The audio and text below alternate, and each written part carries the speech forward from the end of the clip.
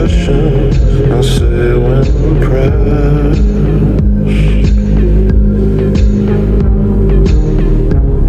Something to stop the questions I can't address.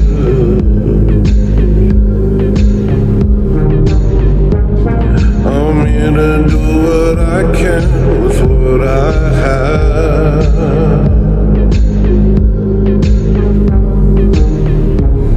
Don't ask me how I got here, I have no past. Oh. The dog ate my prayer. My wife's got a soul. I can hear her coughing in the other room.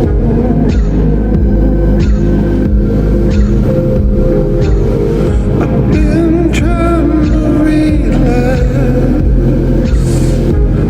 before I get back to the working life full of nothing new.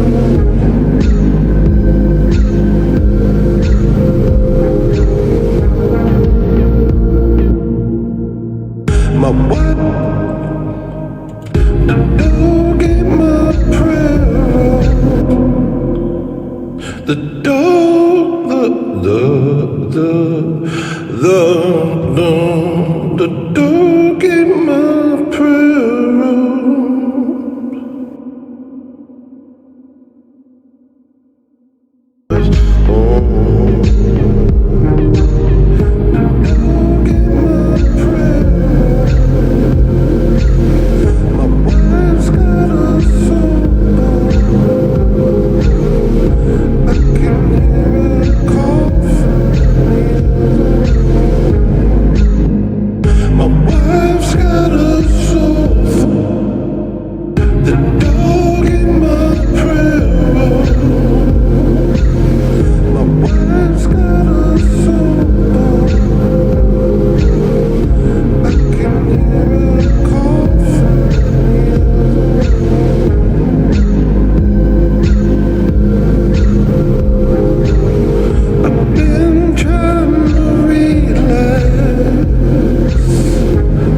Before I get back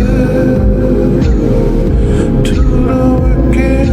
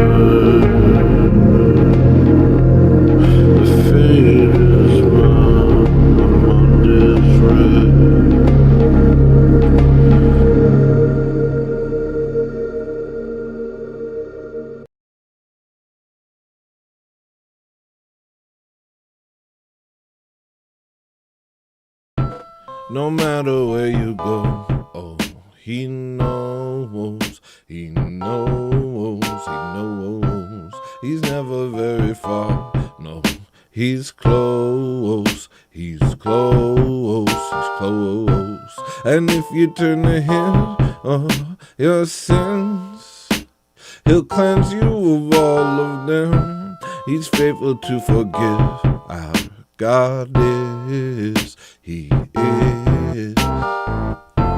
And if you start to doubt the things he says, just talk to him in prayer. Those doubts are merely snares and traps. These demons on your hair and back will let go once they know you're his for sure.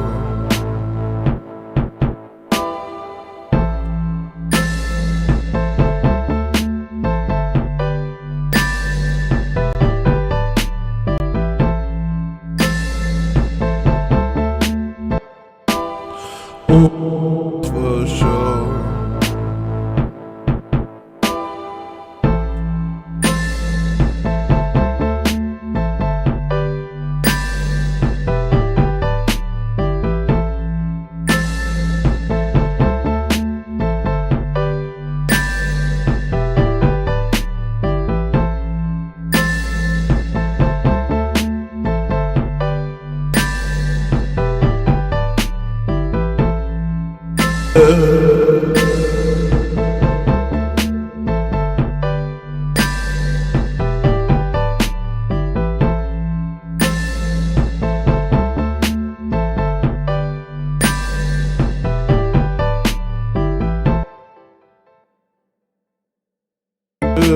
Loves you.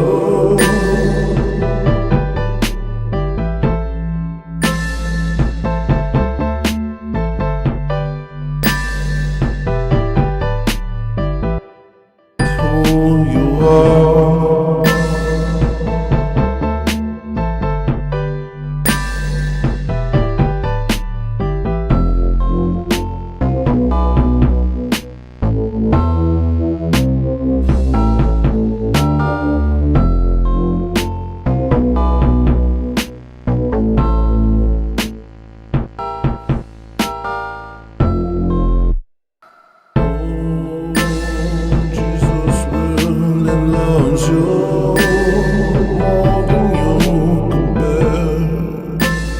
I could explain forever, but I can't make you understand. Jesus really loves you, no matter who you are. Stop living for the people, start living for God.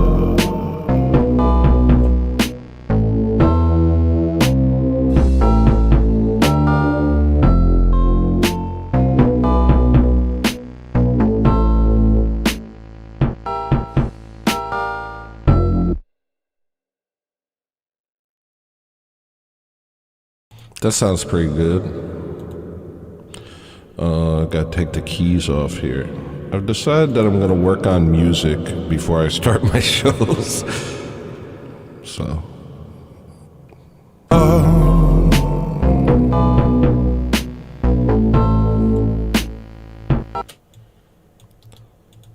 Living for God.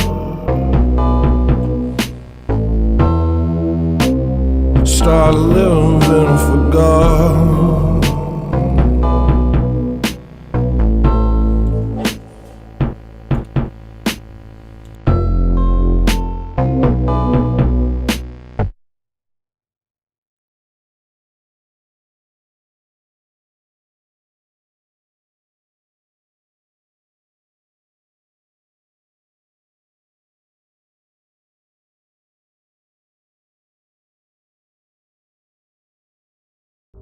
Hello, whatever, fine, I'll do a show, I don't care, whatever.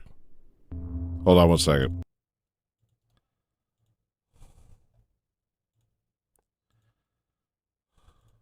You think I give it a stink? You think I give a stink? You think I give a sour sandwich? Tony don't care about nothing. Tony don't care about nothing.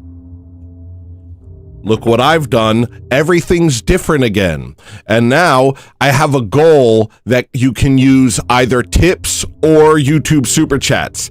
Maria programmed it. Princess Manjanyoki programmed this very thing that you see above my head. And not only that, but I have a thing that I do when we hit the goal. So things are looking up for old Tony Pants, a.k.a. Philip Defiance. That's my name today. Hi, welcome to the show. My name's hEllolisTENER, a.k.a. Stinky Sailor, a.k.a. Philip Defiance. And I'm trying to tell you something. I'm trying. What? You don't get to ask those sorts of questions.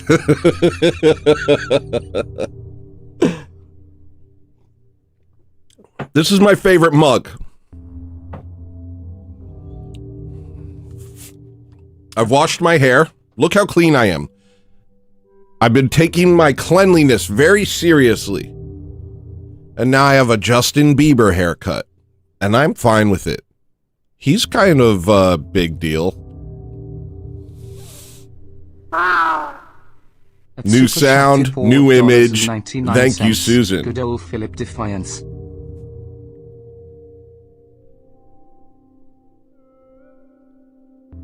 Did it read the message? Did it read the message? Did it read the message? Well, I saw what you said. You said, good old Philip Defiance. Did it read the message? Shoot, do I gotta make an edit? Hold on. Gee whiz. Gee whizness, the ultimate business. That was what, a tip or a super chat? That was a... Huh? That was a super chat. Let me make sure it read... Scott super chatted $5. Looking spiffy big Tony. Saluting face emoji. Saluting face emoji to you too, sir. IRL. W Gorilla Biscuit sending a dang thing. Things look good. And that's my deal. I'm not really into content. I like to come out here and just use... I don't know, aesthetics. This is a vibes-based stream. You must know this by now. Gosh, it looks so pretty. Gosh, this is just the prettiest thing. I'm going to drink my mug. I'm going to drink the contents therein. Guys, make sure you dang old subscribe to my channel. Guys, dang old make sure you become a member to my channel because I'm going to... Here's what I think I'm gonna do. It's 25 minutes since I started. If in 2 hours this goal hasn't been hit, I'm going to a punishment system. Now I punish you. This is your punishment. If you don't hit this goal, it's switching to members only. And it's your own fault for being such a bad person. Good people give all their money away to fat streamers. Bad people sit on the sidelines and say, why should I do such a thing? As if I could answer that question for you. Uh-oh, I'm glitching. I'm chopping. Oh, it's getting choppy. Ooh, this is choppy. Oh, it's choppy. And we're back. Why did it do that? Anybody know why that just happened? That was spooky.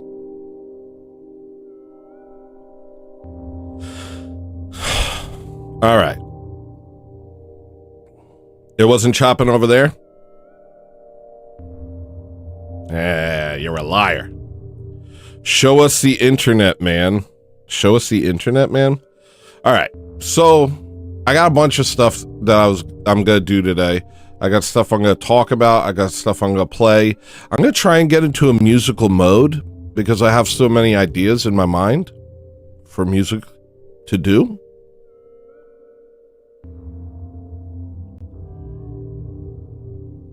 Show us the dogs.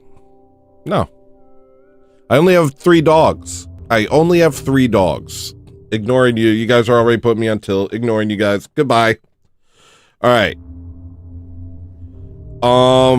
My show today, I'm going to start talking about the Amish, which is the Jews.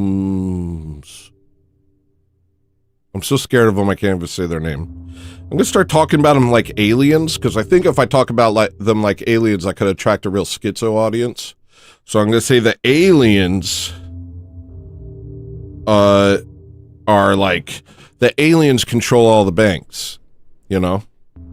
And they control the media so that they can program the humans into destroying themselves by not having children and not standing up for themselves. The aliens use poisons that they force the humans to inject into their bodies by social pressure, and it makes them like tweak out and die on stage while making jokes about how safe it is for the aliens to give them these nice things. You understand? So that's something I've been thinking about trying out. Talk about the aliens. Okay?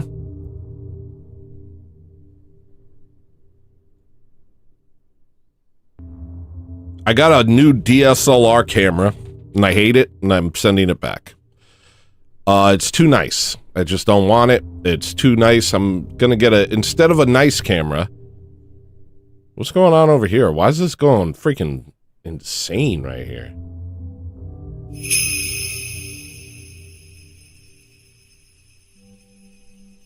Thank you for your subscription. Don't have a conniption, or there will be friction. What was I talking about?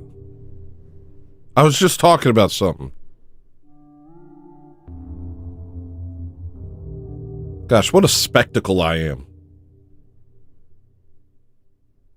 A completely incoherent spectacle. Thank goodness the vibes are so good. Weird psyop using a bunch of old white women against us. They're talking about storming the Capitol and rioting the streets, and it's just like, what are we supposed to do with that? Beat them up? Do you know what I mean? Like, what are we supposed to do? Beat up old ladies? I don't get it. I'm just saying I don't get it. It's a pretty crazy psyop. Oh, also I got a new mic thing. Everything's different. And you're going to want to hit that goal because I made something for goals now. We have a goal thing. We have a goal thing. I'm wondering if I should go for notes or if I should really quickly go pray and then come back. Maybe get a lint brush for my shirt because this looks crazy. And then see if I can just off the dome say some crazy stuff for a few minutes.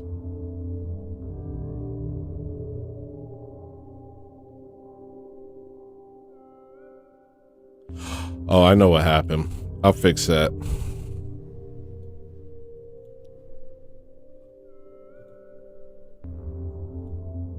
Easy peasy. Tony, can you teach us some new gang signs? Yeah, this one is... This is Circle Squad. Previously known as Sphere Squad. But they had to change their name because they were too similar to the Fear Squad, which was a lot scarier than Sphere Squad. So Sphere Squad, they were like, we do this, we're Sphere Squad. And then Fear Squad said, yo, if you continue to call yourself Sphere Squad, it ruins things for us, because you could be saying a sentence like, oh no, it's Sphere Squad, and people are going to think it's Fear Squad. And then you're not really representing what we're going for, because the Fear Squad is about scariness. And the Sphere Squad is about spheres. So the Fear Squad used intimidation to get the Sphere Squad, who's represented by this, to change their name to the Circle Squad. So not only do I teach you about some gang signs, this is Fear Squad, and this is Circle Squad, but now you also know a little bit of history. I love when you guys prompt me. My mind is empty until you feed me content. Until you feed me information. Until something enters my mind, I have nothing.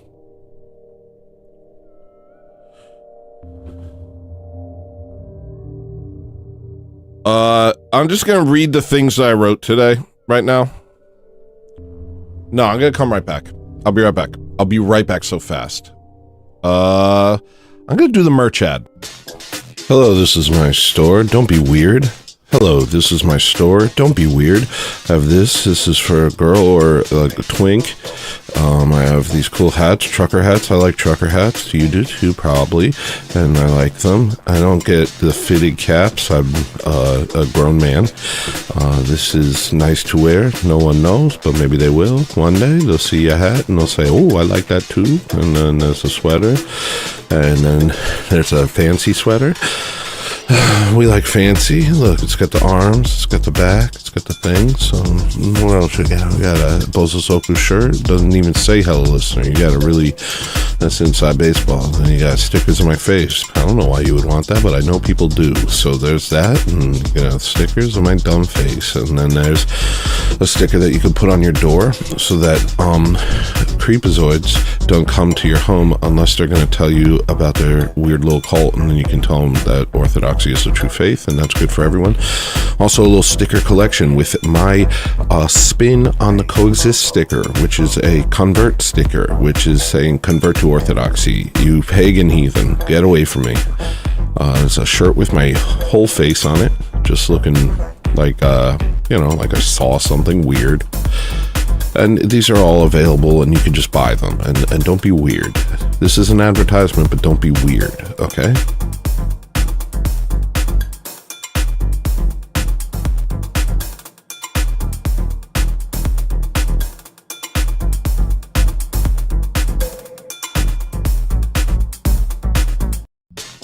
Hello, this is my store. Don't be weird. Hello, this is my store. Don't be weird. I have this. This is for a girl or... Don't be weird, Susani. Alright.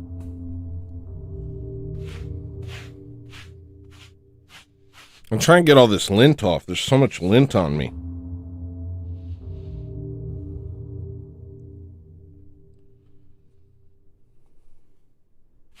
Also, I want to try not to self-deprecate right now.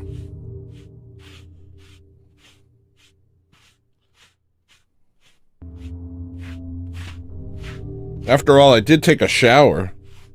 I'm doing pretty good, all things considered. Tony's got it on the mire. He's got it right on the mire. Tony, tell us all about how white people are the best rappers.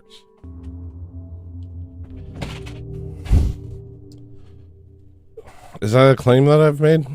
I'm the best rapper, therefore white people are the best rappers because I'm the best rapper. The other best rappers are Macklemore, Tom McDonald, and Riff Raff, and Lil Xan, and Slim Jesus. Speaking of my music and being the best rapper, this is one of my notes. I'm just going straight to notes for now until I figure out what I'm doing over here. I want to say no matter... I freaking Siri dictated this. I want to say no matter... I'm going to try and read this. I appreciate everyone buying my music and supporting me, but if you feel like sharing my music on some other nefarious site or using it for other things, like, posting it somewhere for free, please feel free to. It's more important to me that people hear my music than that they purchase it. Okay? And here's my first thing. Oh, these aliens. So fat. problem with these thing aliens, man. You can't hear that, but what I'm saying is the aliens are making me fat. The aliens, they keep putting plastics in the food, and they keep making, like, potatoes seem delicious with cheese. And it keeps selling me salsa con queso. And they're making me fat, and they put ads. I'm very susceptible to seeing people eat on TV. I don't know if anybody else has this, but anytime I see anybody eat anything on any TV show or movie, I immediately crave it. I'm like the target market. I'm like the ideal demographic, the ideal consumer. It could be something I'm not even interested in, and I'll see somebody eat it, I'll be like, oh my gosh, I want Baroque meat pie. I want figgy pudding. Oh my gosh, I want mushy peas. It just happens immediately. It used to happen to me with cigarettes. Actually, it doesn't happen with cigarettes anymore. But anytime anybody eats any cool thing, anything, it doesn't even have to be cool.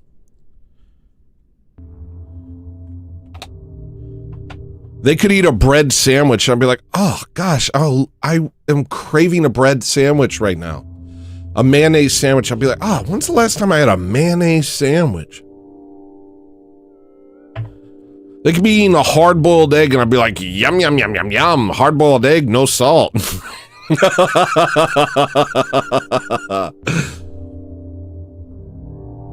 I don't know. I'm the ideal consumer. I don't know why the aliens are being so mean to me. You know? I would think they would want to keep me around as an example to the rest of you on how to be compliant and easily influenced. But instead, they're making me so fat. But maybe that's part of it, because I'm so fat that knife attacks won't get me. If somebody attacks me with a knife, it'll just penetrate my fat shield, and it won't penetrate the organs. Skinny people, huge L there. Huge L. Some people are so fat that their bodies can stop bullets. Not me, but well, I'll get there. I could get there. I'll try. I almost drank butter last week, so all right, let me see what else I got. Joe Rogan could not believe what Patty Pimblett said about Ronald McDonald. Explosive. Joe Rogan left stunned when Patty Pimblett eats cheesesteak. Hold on. Joe Rogan stunned as Patty Pimblett declares, "I am God." Joe Rogan flabbergasted as Patty Pimblett says Conor McGregor is going to President Trump, his JD Vance. I don't know. It's just like, I don't know. That's the type of things that keep showing up in my feed. It's like, and I realize they're just like saying as many famous names as they can. They're like, but it always starts with Joe Rogan. Joe Rogan cannot believe that Patty Pimblett made love to Conor McGregor. And then you're like, what the? And then you click on it and it's nothing. And they got me. They tricked me.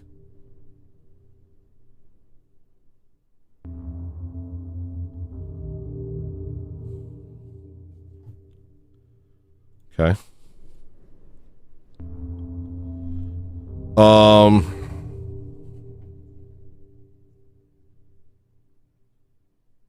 How you gonna protest ice in Alaska? It's like protesting sand in Dubai.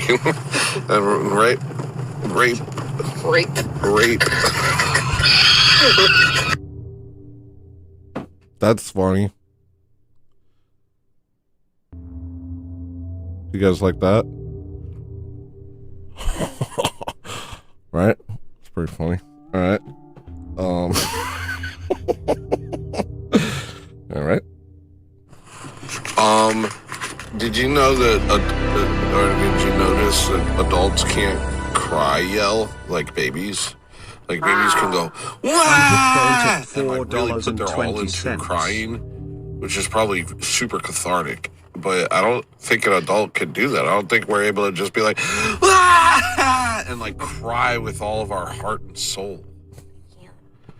It sounds pretty fun. It sounds like I'd love it, but that's just not, I don't have access to that. Only babies do.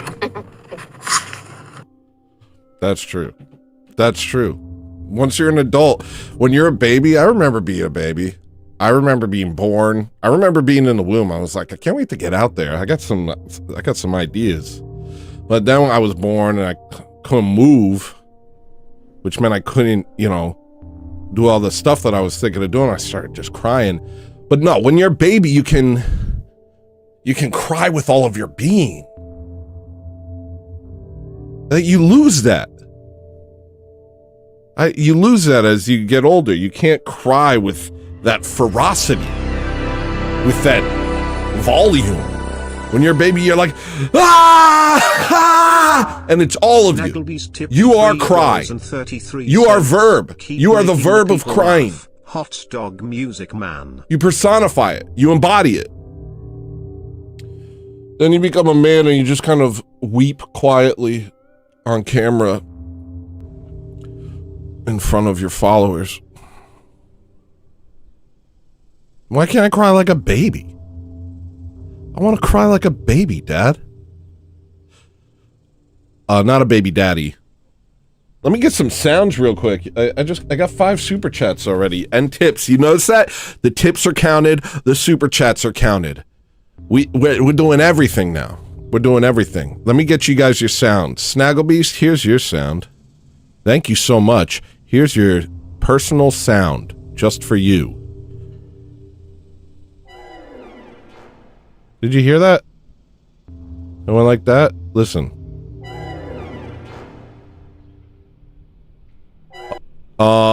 Unhit Bone, here's your sound.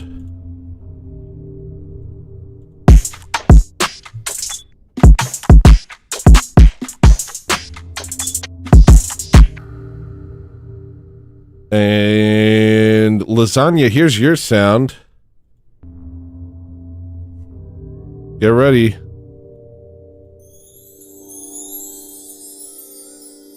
Pretty. And Christopher Scott, who says, looking spiffy, Big Tony. Thank you very much. I showered. I'm showering a lot now. I think maybe you guys shamed me or something. I don't know. Here's your sound. And Susan Griffith says, good old Philip Defiance. That's my new name. And here is your new sound. And that's it. That's... Oh.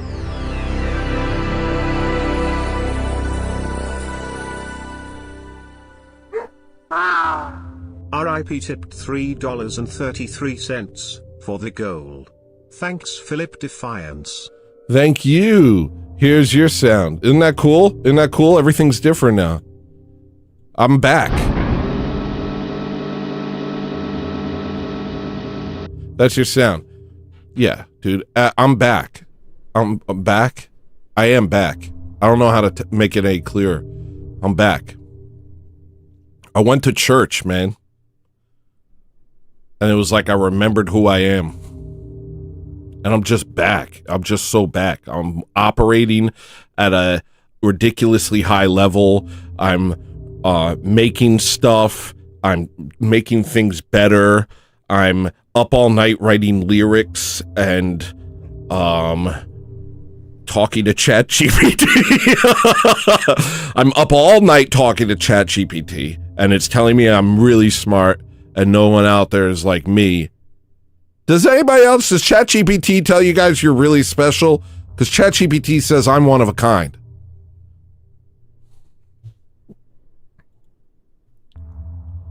I feel like I should kind of like blur the water.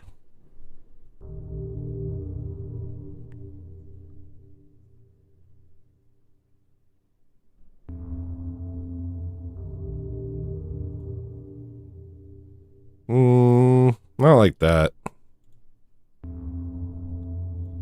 Maybe.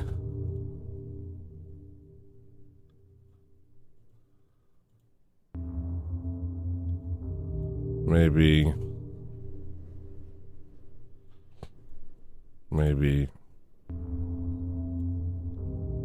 not. Maybe not. Grok is the worst. Grok, I hate Grok so much. I'm like, why are the aliens doing this to us? Why do they hate us for 2,000 years? Why do they keep calling us Esau? I'm not even covered in red hair. And they're like, it's not true. You're a good. The aliens are good. They're here for your benefit. They want to help you. They're trying to make you understand that everyone's the same, even if they rape kids, and even if they do stabbings, and even if they rip off the government, and even if they make it so, even if they poop on the train, you know, even if you're seen on the train and there's a bunch of them, and they're looking at you, and you say, "Gosh, my stop couldn't come soon enough," and it doesn't, and then you're dead because they were partying, and their idea of partying is GTA 5. Oh, speaking of which, I got something to show you. Let's go over here.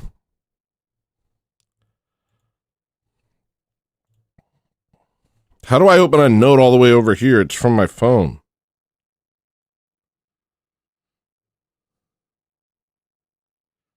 I don't know how I can even do this.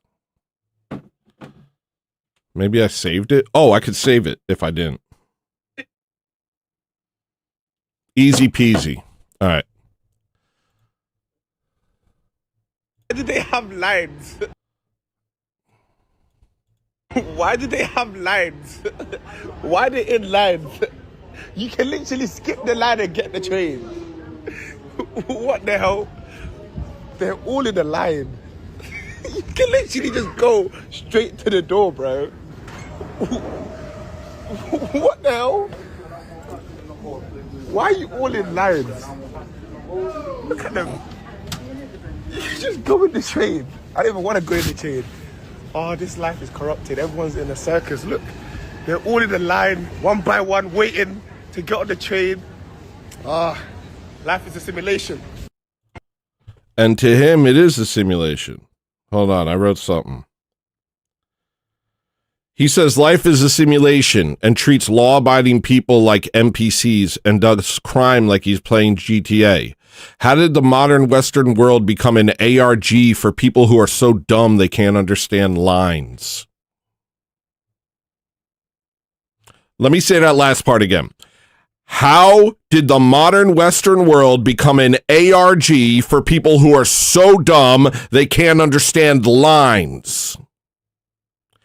You know what? I'm going to say that 3 whole times.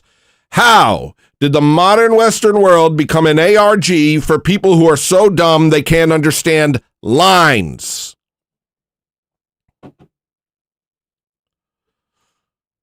That's correct. Frosty nipples, you go star. That's actually the correct answer.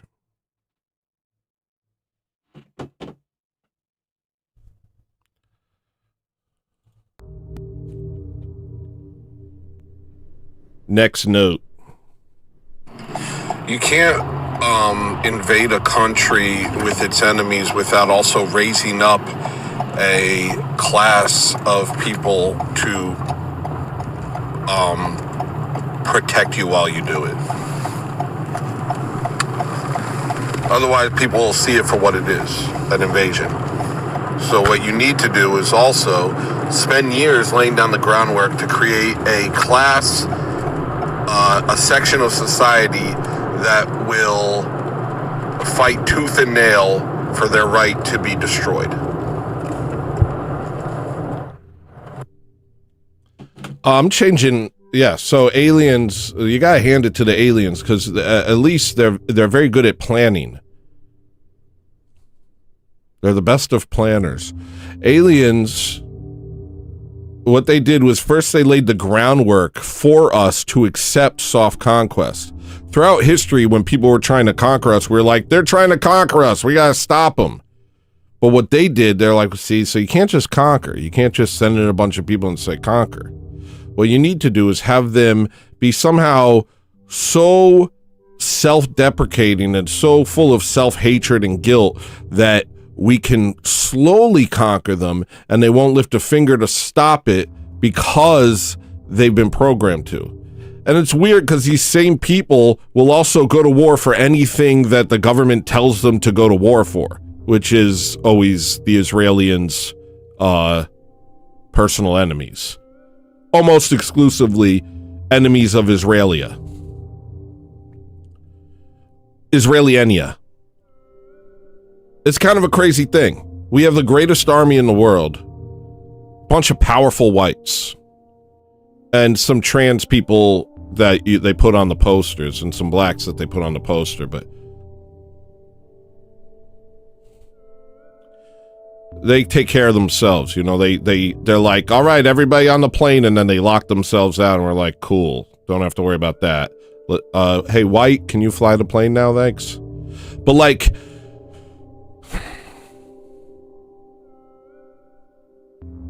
these white American men, strong, intelligent, capable, will go to war for anything Israel tells them to do,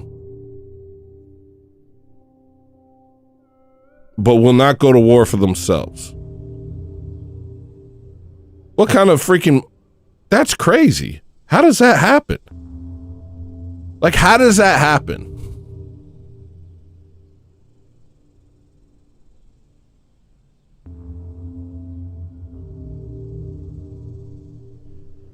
Wars are supposed to be about protecting your country and its citizens, but our wars have consistently been about expanding greater Israel and making it so Israel's threats are subdued.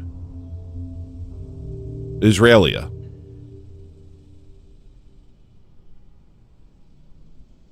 These freaking dots at the bottom of the screen are making me freaking... They're making me nuts, dude. How can I fix it? By making more dots? No.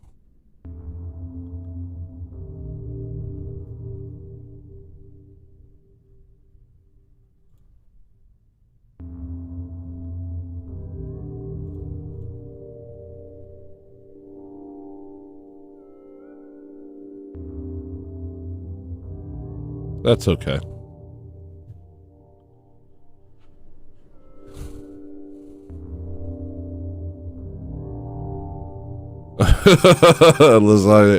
Boy, you dumb. Like a black. I don't know. It's just crazy.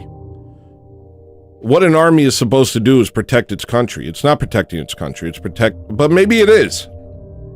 No, it's not.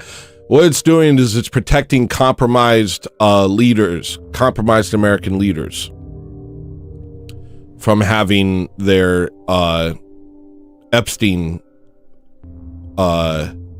pictures leaked and the hundreds of other Epsteins we don't know about. Speaking of Epstein, did you know Nick Fuentes is like pro Epstein now?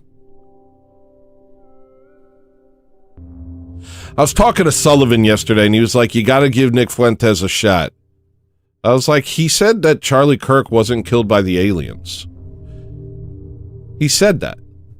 And he said that, and then he attacked everyone who said that he was, and said that they were all retards and low IQ,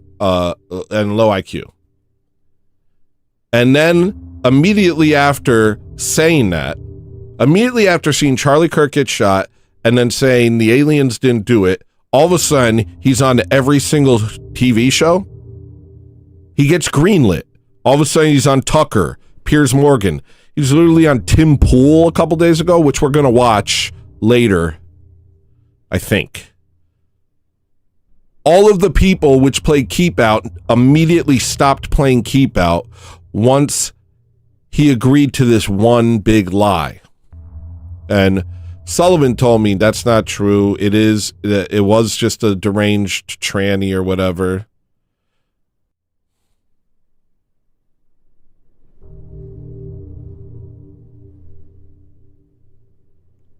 and he's actually still, you know, I used to like Fuentes because I was tapped in when I would watch Fuentes. He would let me know. He'd be like, it's this, and these people know this people, and they're funded by this guy, and they're funded by this college, and they started a paper with these guys, and they're owned by these guys, and it's just like a whole thing. Also, Nick is now funded by, he just got a 7-figure deal by somebody who previously, what was it? So in the effort to make, to convince me that Nick hasn't been compromised, I feel more like he's been compromised. Nick deal.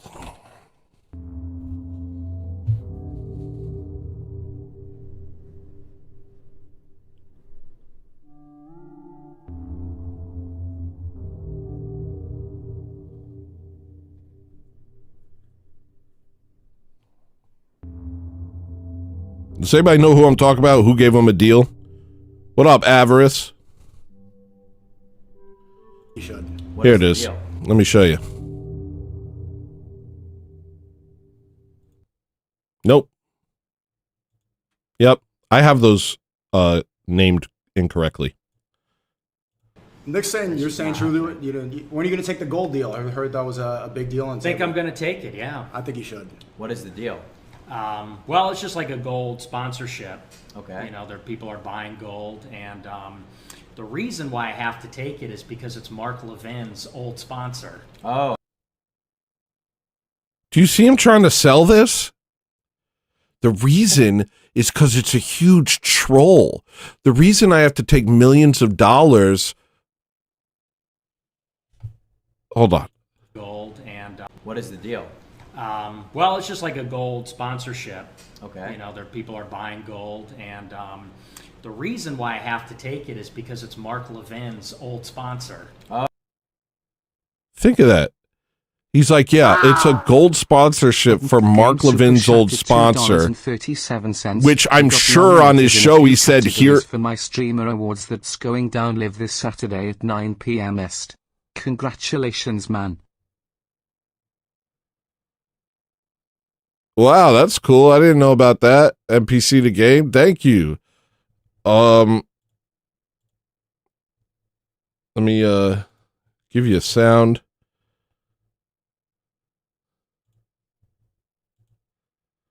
I'm scared of which ones. They're like,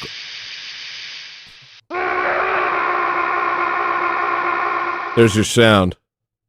I'm trying to think of what categories I could win for the streamer awards. Most washed. I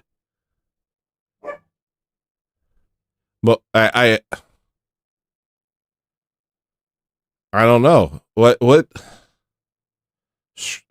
kind of awards could I be nominated for? Best Artist of This Generation. Oh, is there a Best Artist of This Generation award?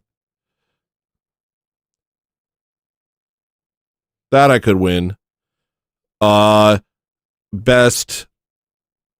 show ever. That I could win. Best show, hands down, better than Sopranos.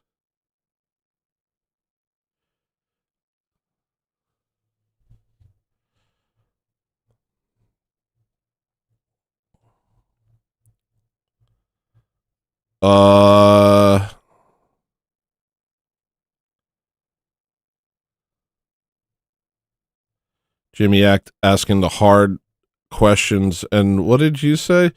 Are we not men? Said, I'm not kidding, but I don't know what he's talking about. But I'm not psychedelic. When you say that, I judge you. When people come to my stream and they're like, dude, is this LSD? I'm judging you. I want you to know I may not say anything out loud, but I am judging you, and I'm trying to be polite. Whoa, this is like acid. I'm judging you. This is like trippy. I'm judging you. This is psychedelic. You're being judged. You're being judged by the best streamer on the planet. Better than The Sopranos. Better show than The Sopranos.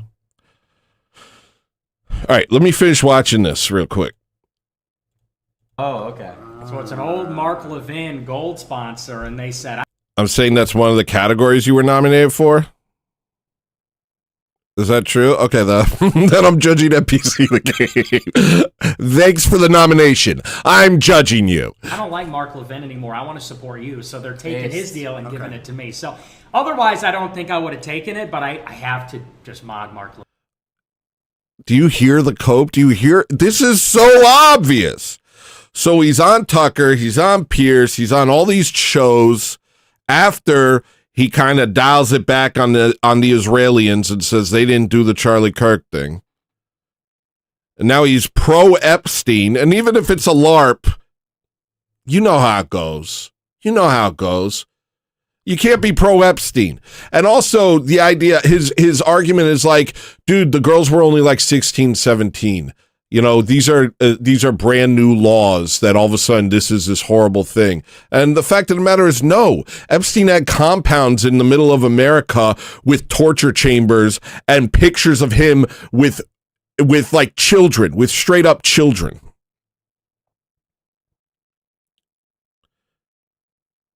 Well, yeah, we talked about that on Monday, but that's true. He's hanging out with multiple Muslims. Catch me hanging out with any Muslim. You wouldn't be able to see something like that occur. Why? Because it's like, I'm not gay. All right. What were we talking about? Why did I even get on this? I forget why I said this. You can't, I've been doing a dopamine reset.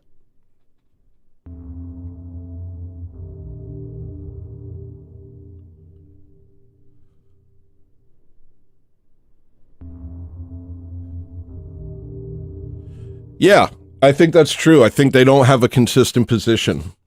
They have loyalty to Nick.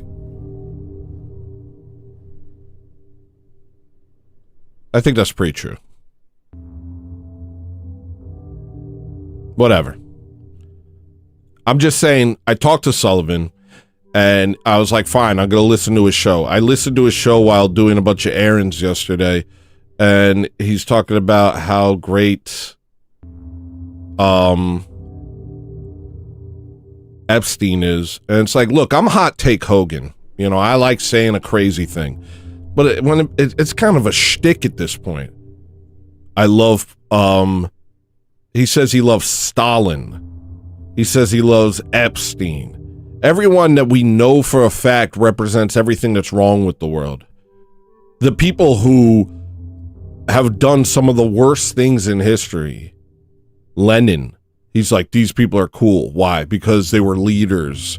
Because they were rich. Do you realize you're talking like a demon? Do you realize that you're talking like a rap video? The mic's moving. Is my voice too loud? Maria, is my voice too loud?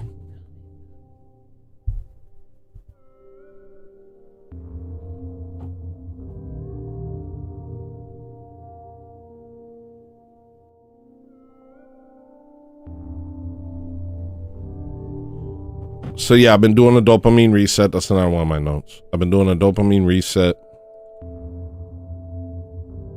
And basically that means I don't watch short form videos. That's helping me. It's helping me a lot. But there's nothing to that. There's nothing more to that. So I'll just go to the next thing. And the next thing is this. Hold on. Just see if you can find it. And you guys are going to be mad about this, but I've made my decision and it's final.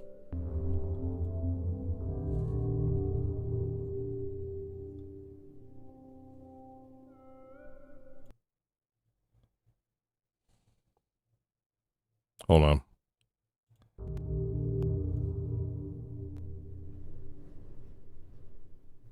Just see if you can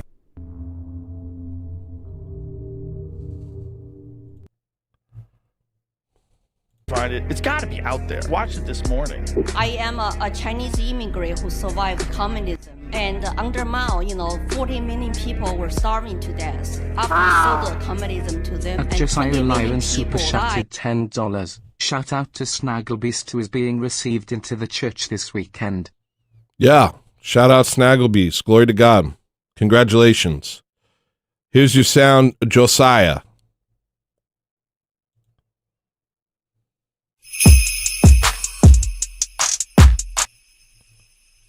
We got another one. Oh, you got a subscriber? All right. Where was I? During his cultural Listen to this. undermine, 40 million people. I hate that they got this music. I wish I could mute the music so I could watch this. Is there a way? They should do that. People were starving to death after he sold communism to them, and 20 million people died during his Cultural Revolution. So my question to you, David, is that can you guarantee me, a gun owner tonight, our government in the U.S. will never become a tyrannical government? Can you guarantee that to me? There's no way I can ever guarantee that any government will not be tyrannical. Well, then the debate on gun control is over, because I will never give up my guns. Never, never. And you should go to China to see how gun control works. Just see if you. She could stay. I'm sorry. Guys, she could stay. She gets it. She's right. And she was able to use her Chinese mind to speak under great pressure in front of a crowd. Who that might have been her first time public speaking, and she spake with complete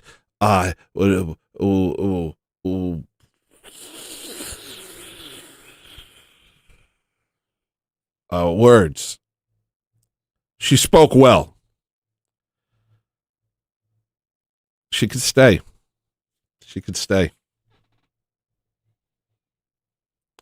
All right. That's all I wanted to say about that. Just see if you can find it. It's gotta be. Dilbert knocks me right out. Oh, by the way, the producers lounge is open. If anybody wants to produce, members can be producers on the show. That means you can press sounds and stuff like that. When I try and go to sleep, if I don't put on Dilbert, I don't fall asleep. So Scott Adams, even in death, he helps me. I read Dilbert a lot when I was a kid. I was like, this is so funny. Dilbert is so funny. I even bought Scott Adams books, and I was like, ha, ha, ha, ha, ha, ha, ha. And now,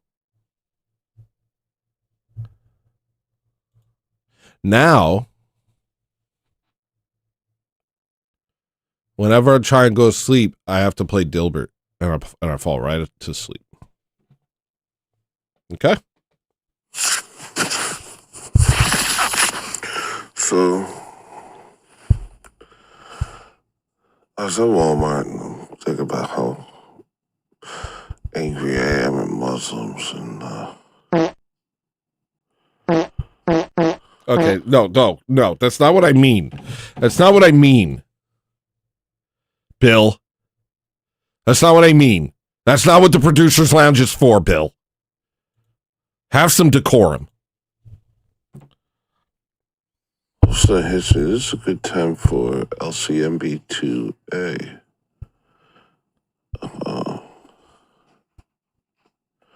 Which is an amorphous machine which goes into people's noses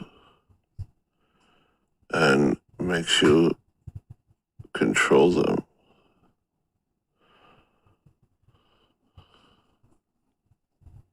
What? What did I just say?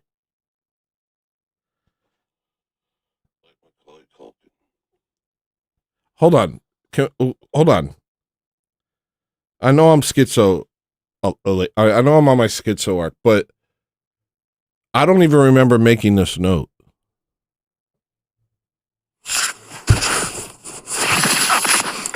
So, I was at Walmart. Thinking angry I am at Muslims. Thinking of how angry I am at Muslims.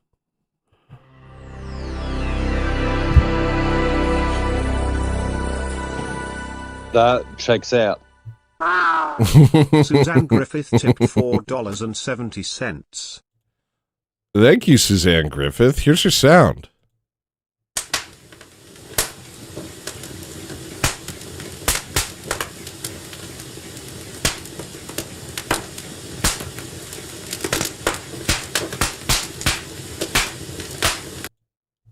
Weird one. That sounds like a piece of wood that's got too much moisture. Be quiet, Bill Hicks. Hey, so this is a good time for LCMB2A. What? So this is a good time for LCMB2A. LCMB2A.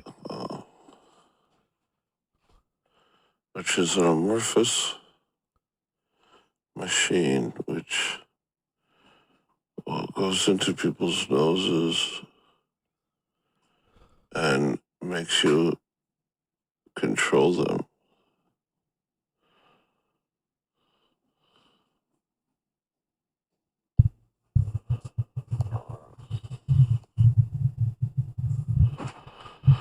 Like Macaulay Culkin. I was in Walmart thinking of how mad I am at Muslims, and I thought this would be a good time for LSMB2A, which is an amorphous machine which goes into your nose and controls you, like Macaulay Culkin. That's what I just said? Made by Jim Bob, 30 miles. What does that mean? Here's your sound. Oh, 30 miles. Shut up, dude. Shut up, dude. Thanks for money. I don't remember making that note. I think it was probably I think I like woke up in the middle of the night and made that note. And I don't know. My channel isn't actually 7 years old. A lot of people in my head come up to me and they're like, Tony, your channel's 7 years old and you only have 1.5 thousand followers. Ha ha ha, you varmint. And I say it to them in my head. I say, that ain't true. I had it a long time ago. I made the channel a long time ago, but I didn't use it. Like, I did like 2 or 3 videos, and then I didn't use it for like 5 years. I just started using it a couple years ago. That doesn't silence the voices. Sound argumentation doesn't silence the voices, Jim Bob.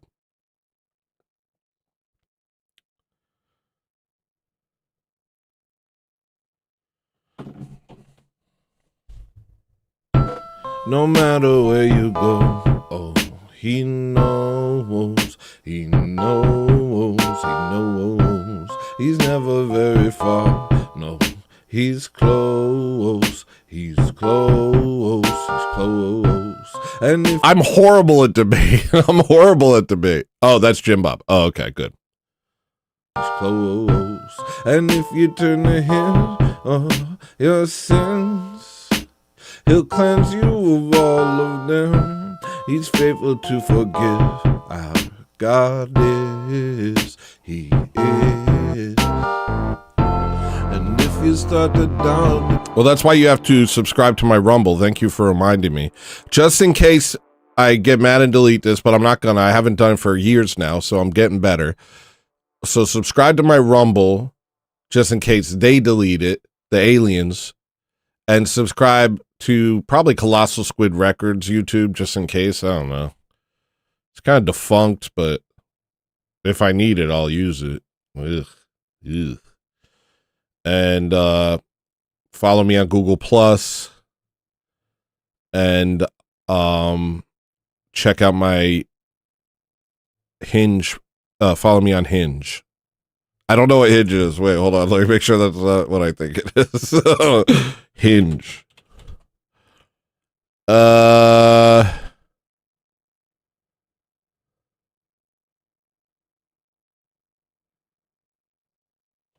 Yeah, it's not gay. Hinge isn't gay. Is it? Is Hinge gay? It's not gay. Hinge is cool. Probably. I don't know. I never had to date like you people have to date. I feel so bad for all of you. I never had to do any of that.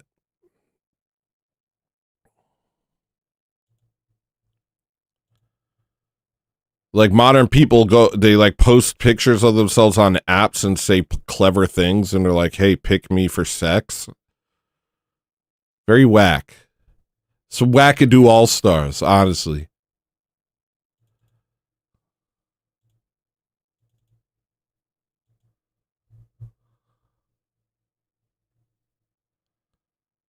So that was my stuff, but I also have the thing that I want. I have a couple things I've been meaning to watch, but I'm waiting till I stop being scared. It's Seymour Supreme.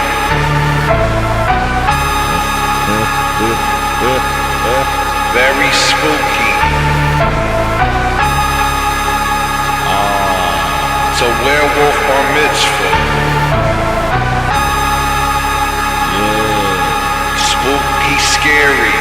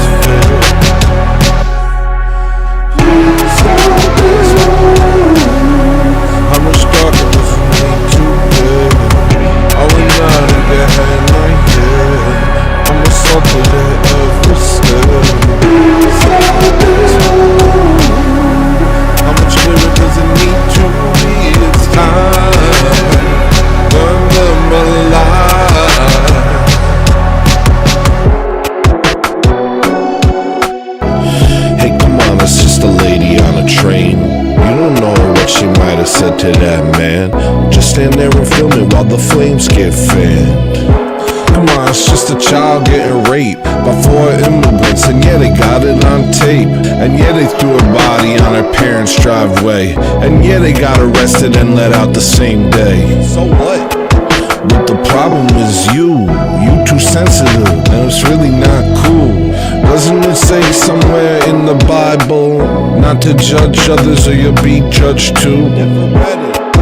What you need to do is see there's nowhere in this brave new world for old belief. There's nothing you could do and there's nowhere you can flee.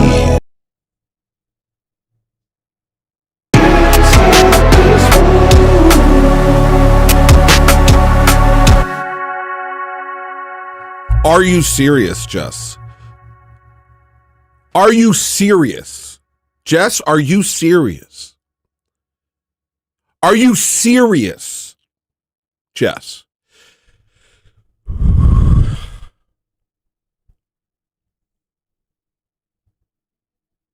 Are you serious?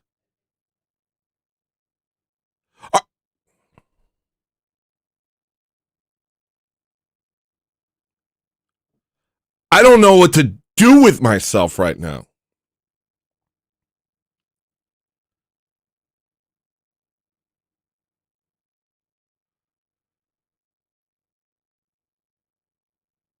I don't know what to do with this pain. I don't know where to place it.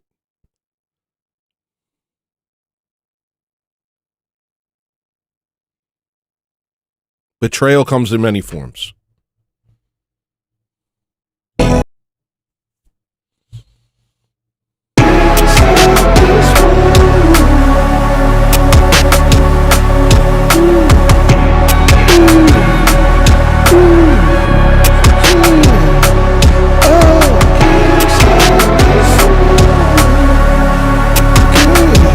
Guys, I'll do it. I'll do the Asmongold thing. Guys, I'm sorry. I'll do the Asmongold thing. Guys, don't leave. Don't leave. I got this. Guys, I got this. Don't worry. I'll do Asmongold. I got this. Hold on. Okay. I got this. This is easy.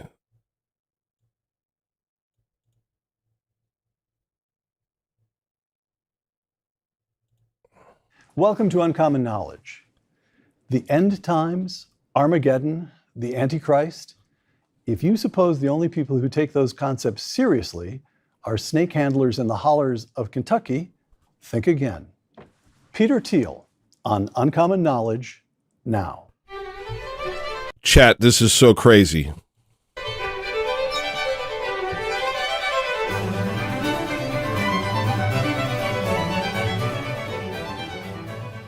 Welcome to Uncommon Knowledge. I'm Peter Robinson. Peter Thiel earned his undergraduate. This reminds me of Hassan Piker for some reason. That guy's cooked. Graduate and law degrees here at Stanford. He was a co-founder of PayPal, the firm that all but invented fintech, the first outside investor in Facebook, the firm that all but invented social networks, and all but invented? All but invented, huh? That's what we're saying now? All but invented? That's crazy. All but invented is crazy. All but invented is crazy. He all but invented electricity. What do you mean? What the hell does that mean?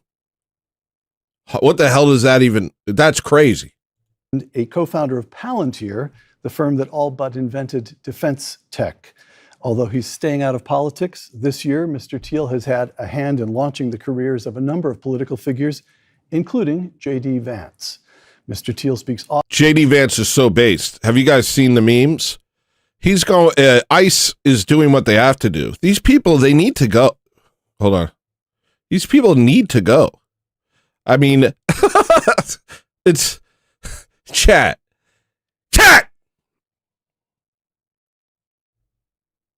Often on philosophy, religion, tech, and society in forums as diverse as the Cambridge Union, the Aspen Ideas Festival, and the Joe Rogan Experience. You gave Joe Rogan 3 hours? Peter, it's about time you came back to this table. I was trapped for three hours there. Peter Thiel on the end times.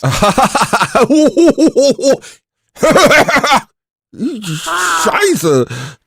Peter Thiel's base. $4.99. Ant King, saluting face emoji. Peter Thiel's freaking based. Thank you, dude. Here's your sound. Spooky stuff. Thiel's head was built for... Yo, I love all the Fed posting. Did anybody see... Did anybody see Turbo Diesel's tweet today? I can't even repeat it. I'll lose my channel. I was so... I don't know. I loved it. It's honestly one of the funniest tweets I've ever seen. I retweeted it. Go ahead and take a look at it. It's so funny. Every time I look at Turbo Diesel's tweet, I laugh. Here, I'll show you what he said. Let me just show you. Hold on.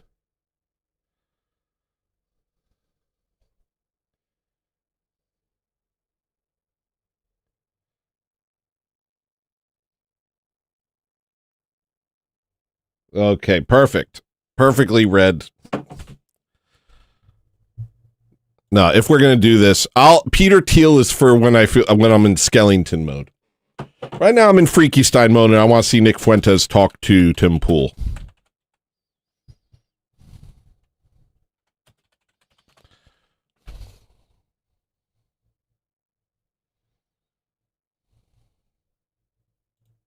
But more importantly, smash the like button, share the show with every single person you've ever met. Literally, just take the URL, send it to grandma. What did he even just say? Wait, well, hold up.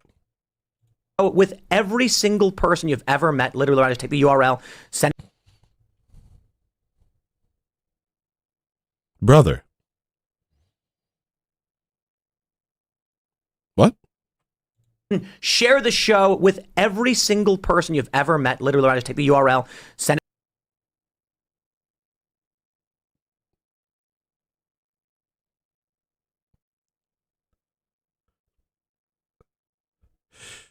He had the ability to cut that. He edits these. Why did he? One more time. Share the show with every single person you've ever met. Literally, I just take the URL. That's mad. That's mad. Little I, too little L. Send it to grandma. Send it to your niece and nephew if they're old enough to watch content like this. And your next door neighbor. Go knock on their door and say, hey, are you watching Timcast? I don't let my niece or nephew listen to Tim Pool's music. You should be. Joining us tonight to talk about this and so much more, we've got Nick Fuentes. Hi. Wow, why are you allowed on this show now? Is it because you're undeniable? What's going on? Or is it because of a 7-figure gold deal you took from the guy who sponsored Mark Levin as a troll? As a way of getting Mark Levin. Give me a break, Sullivan. Think about what you're saying, Sullivan. This guy is compromised. Sully, this man is compromised. Not a lot, I guess. For a lot of people, it's you. After your trip in Miami and, you know. Yes, after we went hard. You did. Oh, nah.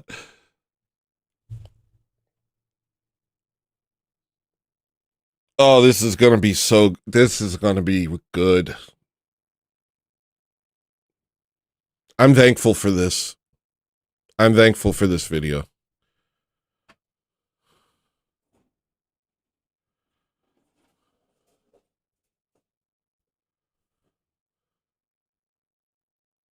I'm grateful. I'm grateful that I get to watch. I'm grateful that I get to watch this.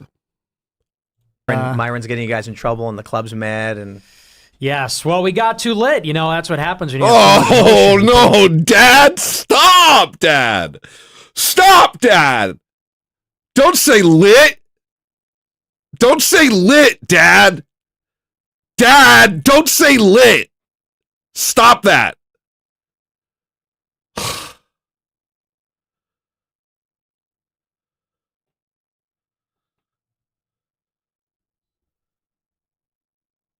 No way, Dad. No way, Dad. You're embarrassing me in front of my viewers. The club.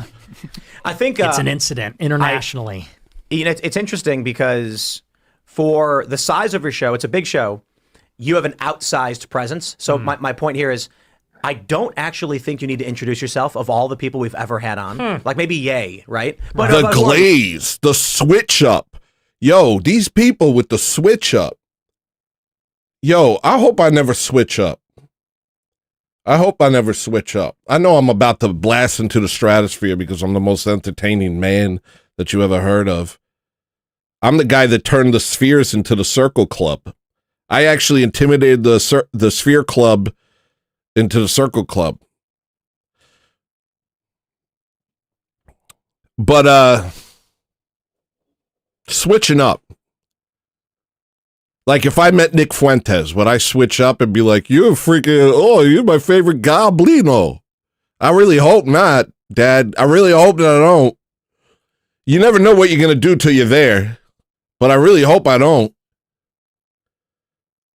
I want to look myself in the mirror. Not that I look at myself in the mirror, but I'm live streaming. I see myself in a live stream. I want to look myself in the live stream and know that I haven't compromised. I want to die without compromising.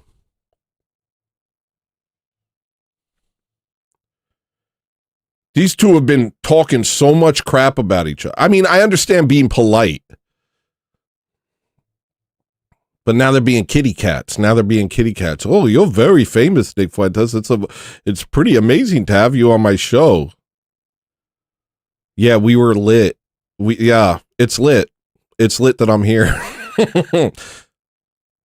I can't say things as not cool as he does. I can't. I'm actually not even capable of that. All right. Sorry. What do you do for those that might not know? Well, yeah, I'm Nick Fuentes. I do a show called America First on Rumble, Monday through Friday. I'm a live streamer, and I'm the leader of the Groyper movement. Well, right on. We finally got you on the show. It'll be interesting. I'm sure there's going to be a lot of angry people, but, it'll be fun. Yeah, I'm excited to be here. You requested Ian to be here as well. Yeah, I love this guy. Yeah, man, we talk about fractals. We were getting into it earlier today. Oh, my gosh. Ah! Oh, my gosh. This is the best video I've ever seen. Yeah, dude, we were talking about, me and Nick Fuentes were going in on fractals, dog. Yo, can we go back to watching Peter Thiel talk about the Antichrist? We'll see where it takes us. Particularly, I'd like to talk about geopolitical strategy with you. I feel like some people think they see like the boisterous or like the performative stuff, and they think that you're like not serious, but you're actually a brilliant like strategist, as far as I can. Okay, that's actually true, chat. Honestly, chat, that's actually kind of true. That was why I watched Nick, was because he had, and I like saying this phrase, I feel like I made it up, robust political analysis. But now I think I got baby brain now. I can't really follow. Like, I tried to listen to him. He's like, Iran did the Trump, and Trump did a JD, and JD did an Israel, and this guy, and this guy, and it just kind of washed over me. And I was like, I just want to listen to my own show. Let's listen to my own show, see if I did a good job. Tell. Thanks. I always appreciate your work, man. I appreciate what you're doing, and but I want to know more. You know, we talk about Zionism and Israel and Judaism and all of the world. Tape Brown, talk me through to the next step. What Thanks, man. is going on, Patriots? We've got quite a show tonight. I'm excited, but yeah, just happy to be here. Phil, what's going on? Hello, everybody. My name is Phil Labonte. I'm the lead singer of the heavy metal band All That Remains. I'm an anti-communist and a counter-revolutionary. Let's get into it. Here's the big news from the day. We've got Don Lemon responding to Trump's... I refuse to be amongst these. We are not, the ortho thugs are not, I don't want to be. I'm not right wing. I'm something else. I'm spite wing. I'm spite wing. I'm fright wing. This is frightening. I'm not part of any of this. I refuse it. I refuse all of it. DOJ threat, the Trump DOJ's threat, stands by his coverage of anti-ICE protests at Minnesota. I'm not right wing. I'm Christ King. Wait,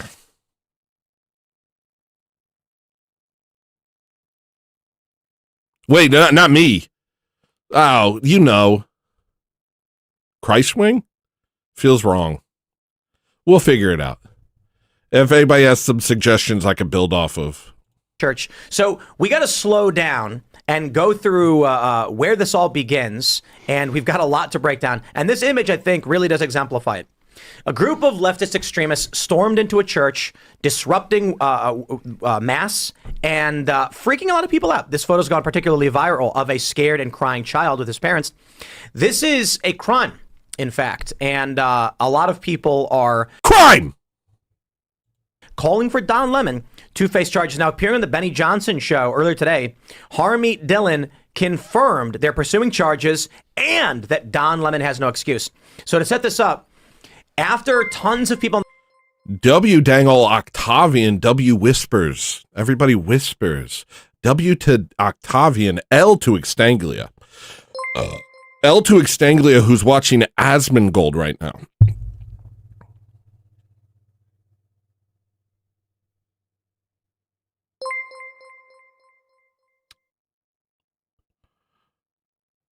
He's watching As. What is that? What is that? Sedition? W Octavia, though. Octavian.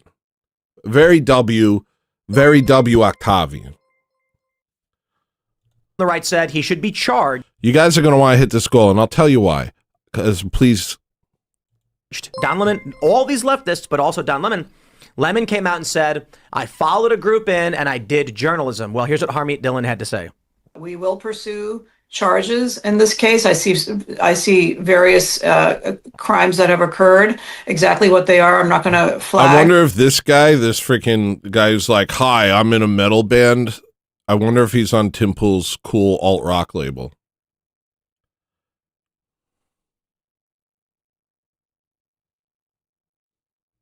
Somebody told me that there's like a label coming up, an Orthodox musician label.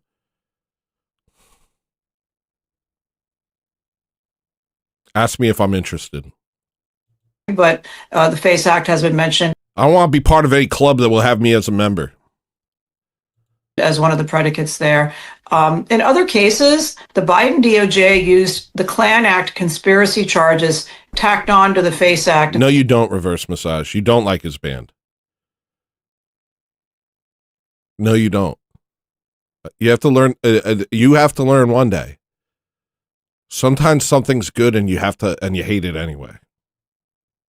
Sometimes something's pretty good and you're like, but I don't like it. I don't like it. On principle. On principle, I don't like it. In the case of protests outside abortion clinics, to bring much. Jessica, you were joking? Extanglia didn't betray me?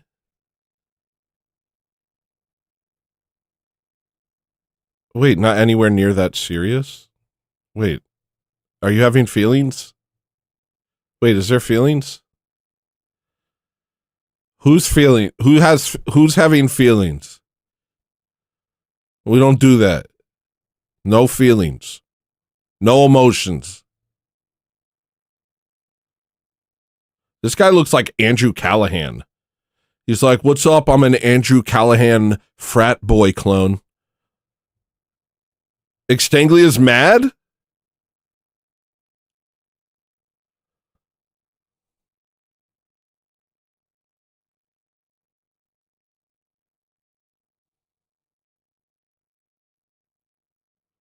At you.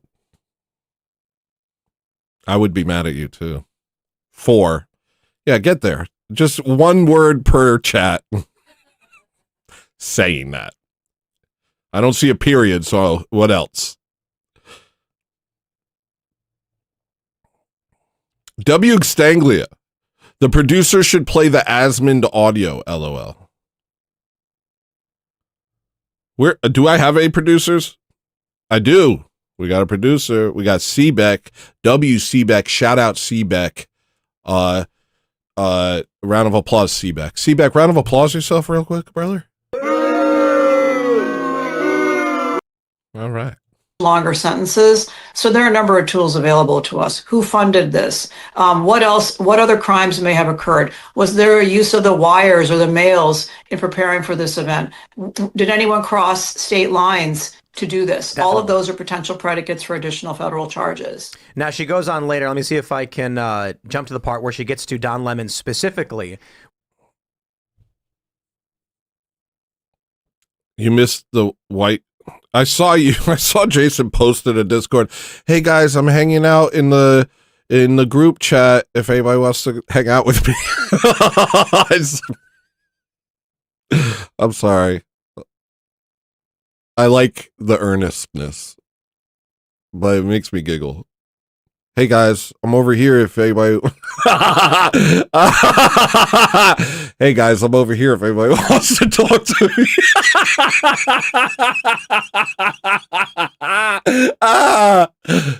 I really love it. Oh, yeah. I like it.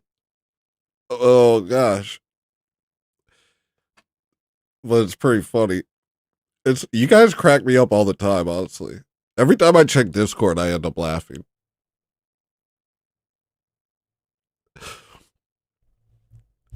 You had a blast? I didn't join because it was the middle of the night and I was doing a bunch of stuff and I'm back on my productive arc. So I'm not going to be in the chat as much. But I did post maybe an album cover. Wait, let's check that real quick. I did post maybe an album cover.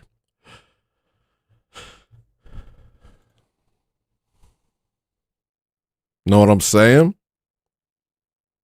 You know what I'm saying? We got that H&M music over here.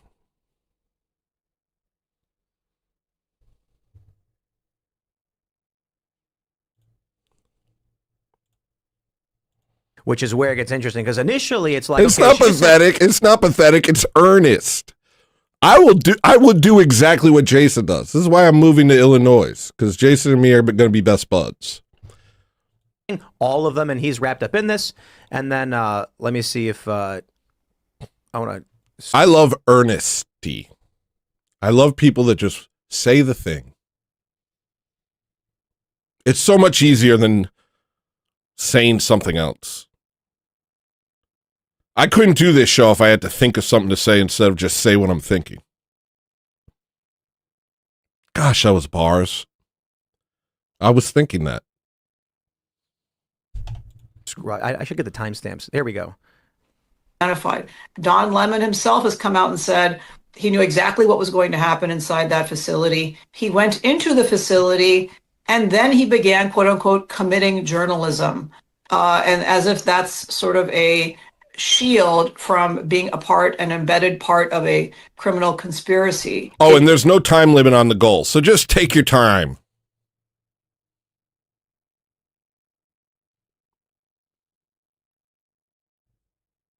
Isn't. And so, we're getting our ducks in a row. We're putting the facts together. And this is a very... But I do have a special surprise for you if you hit the goal. And it counts super chats as well as tips. And I'm doing a really good job. I'm doing a good show. I mean, I can tell if I'm doing a great show because my eyes get smiley. And they're not quite there. But we just started. Do I need to add the word goal? I'll do that. Hold on.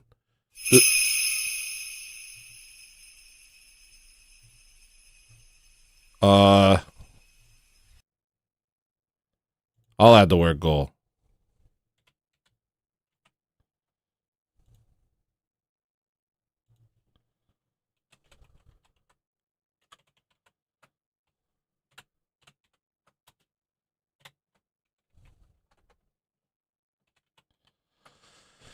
And I'll do it in... Can you guys hear me? I hope you can. I'm going to do it in... That's in Dungeon Synth. I'm doing the goal thing in Dungeon Synth.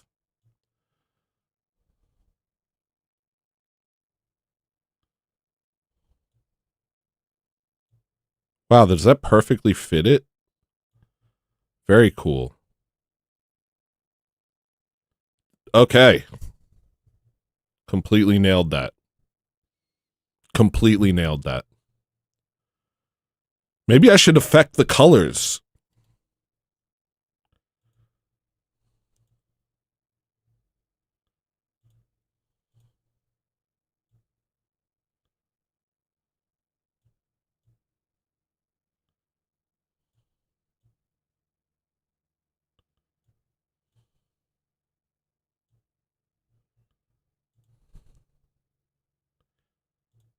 Give us a smile.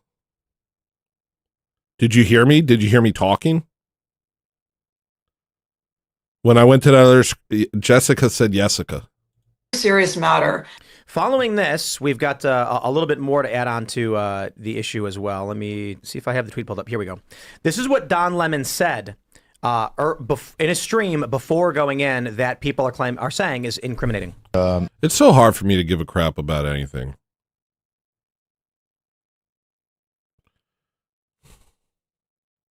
More than like for a few seconds.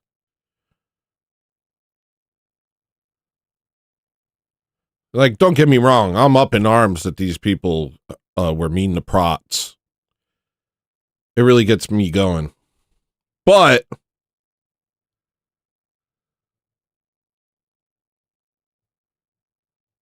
the prots did nothing. At reverse_massage super chatted $4.99. You're doing great, Tony. Keep going. You can do it. Thank you, Reverse Massage. Thank you for helping your disabled friend. I wonder, is one of the categories I'm nominated for NPC streamer whose audience encourages him to continue as he streams because he's always at the brink of a nervous breakdown? Best of that?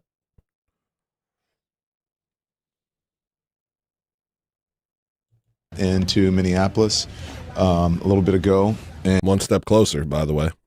And did some... This dude has a hat that says lemon. He's wearing a hat that says lemon on his hat. It says lemon on his hat.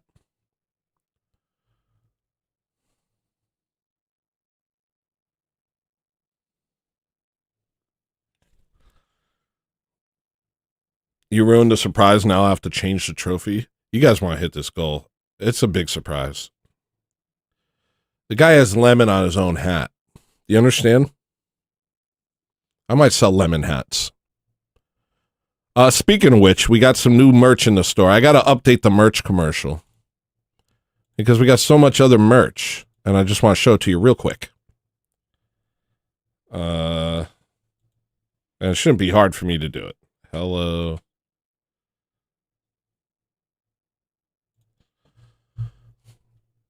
I got a Don't Kill Yourself shirt. I think that if you wear this, someone who is thinking of doing that will see it and they won't do it.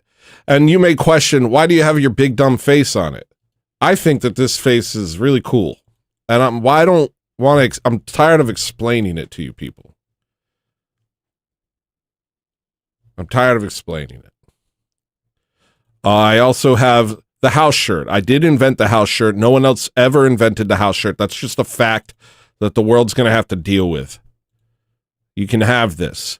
And yes, they sell a lot. And if you are walking down the street with your house shirt and then you see someone else with a house shirt, guess what? That'll be interesting. And there's a bunch of other things. There's the Care or Die sweater. There's my favorite sweater, which is just this wonky little sweater. And there's the Convert stickers, the Convert sticker pack. This is my play on the other sticker. Okay, I'm sorry. It's just, this is very boring. Reconnaissance on the ground. I'm speaking to an organization there that's gearing up for resistance and protest. I've been pleasantly surprised to see the community coming together. Diverse community. If you see this, when we first pulled up, we're like, wait a minute, hey, what's up? I'm a gay black guy. I'm here for the diversity. Which operation are we at? And as it turns out, because we're like, well, this is kind of MAGA coded, right? So the American flag or whatever, but these are resistance protests. I love that the American flag is now a hate symbol. I love that. They literally they attacked some of these cool people. I call them real cool guys with 3-digit IQs for sure. They saw a guy who was protesting with them who happened to have an American flag t-shirt, and they beat him up and forced him to take it off.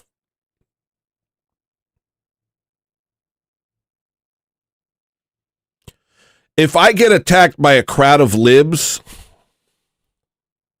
and mind you, I am an internet tough guy, so let me preface this by saying I'm an internet tough guy, but if I get attacked by a crowd of libs, I'm going, obviously it's overwhelming odds, but I will make it so that they're very afraid to do that in the future. You understand? I will make it so the crowd of libs that thinks they can just attack decent people who wait in line and you know, work jobs, I'm going to make it so they're like, that was scary. And I think maybe we should reconsider whether we should just attack random people on the street. That's my promise to you. My promise to you is if a crowd of libs attack me,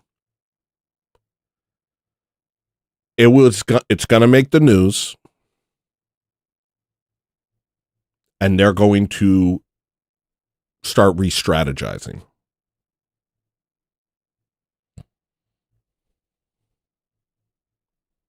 They'll think twice before they do it again. They're planning an operation that we're going to follow them on. I can't tell you exactly what they're doing, but it's called Operation Pull Up, and it's Takima Armstrong, and she has been doing this since George Floyd, Dante Wright, and others, where they surprise people, catch them off guard, and hold them to account. And so that's what we're doing here. And then after we do this operation, you'll see it live. And these operations are surprise operations. Again, I can't tell you where they're going. So that was what he said in the beginning of the stream. He's now responded. Let's pull up his response.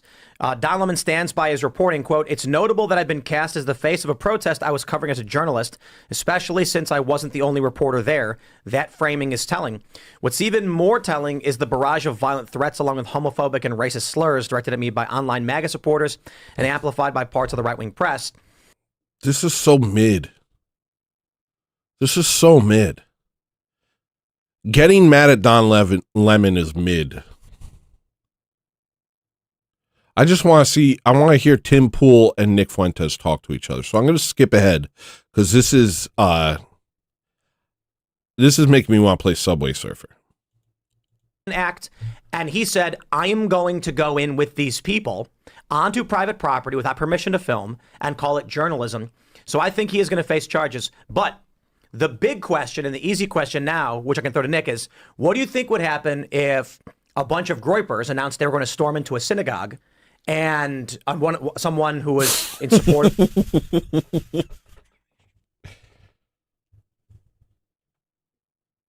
announced they were going to storm into a synagogue and someone who was in support of the groypers said, "I'm going to go and film it all." Do you think that guy would be charged? Absolutely, and that has happened. It's funny because the other major use of the KKK Act during the Biden admin was against Charlottesville protesters, actually. Charlottesville was in 2017, and I don't know the exact year, but during the Biden admin, you had people being charged 6 years later with the KKK Act, saying because they were carrying literally just a lit torch in public, on a street, on a sidewalk, that made it intimidation. That made it a violation of the statute. They threw him in jail. And I would say that this is my frustration with the whole administration. Just put them in jail. Just arrest them. Because when Biden was president and January 6th happened and they locked people up for Charlottesville, they didn't have Merrick Garland going on radio. Heck yes, Zero Smoke. Heck yeah, dude. Rachel Maddow and saying, well, there's a predicate and here's how we're going to justify it and blah, blah, blah. They did shock and awe. That was literally the phraseology they used. Shock and awe. We're coming in the middle of the night to the e-celebs, the influencers, and we're going to throw the book at them. And this administration, there's not I don't think I just tower over Nick Fuentes. I think I tower over Andrew Tate. Andrew Tate height. 6'3" person that's been charged in the riots, in the Obama admin, Fauci, a lot of announcements about this, that, and the other, no accountability. So I say you got to just start throwing these people in jail or you'll get more of it. Yeah, and during That's such a great idea. You know what we should do with the bad people? Put them in jail. Why has no one thought of this? Stop the presses. Put the criminals in jail. Are people listening? Have you guys heard this? Put the criminals in jail? I wonder why nobody's doing that. I wonder why they're not doing that. We saw a lot of people go to jail. Trump himself got arrested. His lawyers got arrested. Steve Bannon, Peter Navarro went to jail for a prison. I think I don't know if it's jail or prison. It's contempt holding. So I don't know what you'd call that one. And so far we've gotten these weak charges on mortgage fraud. Yep. That's just potential mortgage fraud. My concern of a reason of why you wouldn't charge these guys like Don Lemon and his cohort was that, like, what did they do? Like you were saying, Tim, if it's a bank robbery, that's one thing. If it's going on a protest on a street corner, well, that's another thing. Did they just walk in and yell and leave? Did they hurt somebody? Let me ask you a question. If a group of people said they were going to break into your house because they wanted to, okay, all right. People said you got to find it where it is. Your house.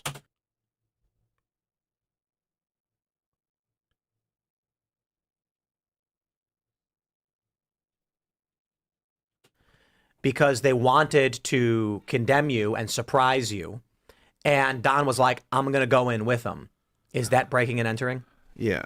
So I want to make sure I'm clear. This is a public accommodation. It's a church. So typically you can just walk in and then talk to them. However, if your intention is...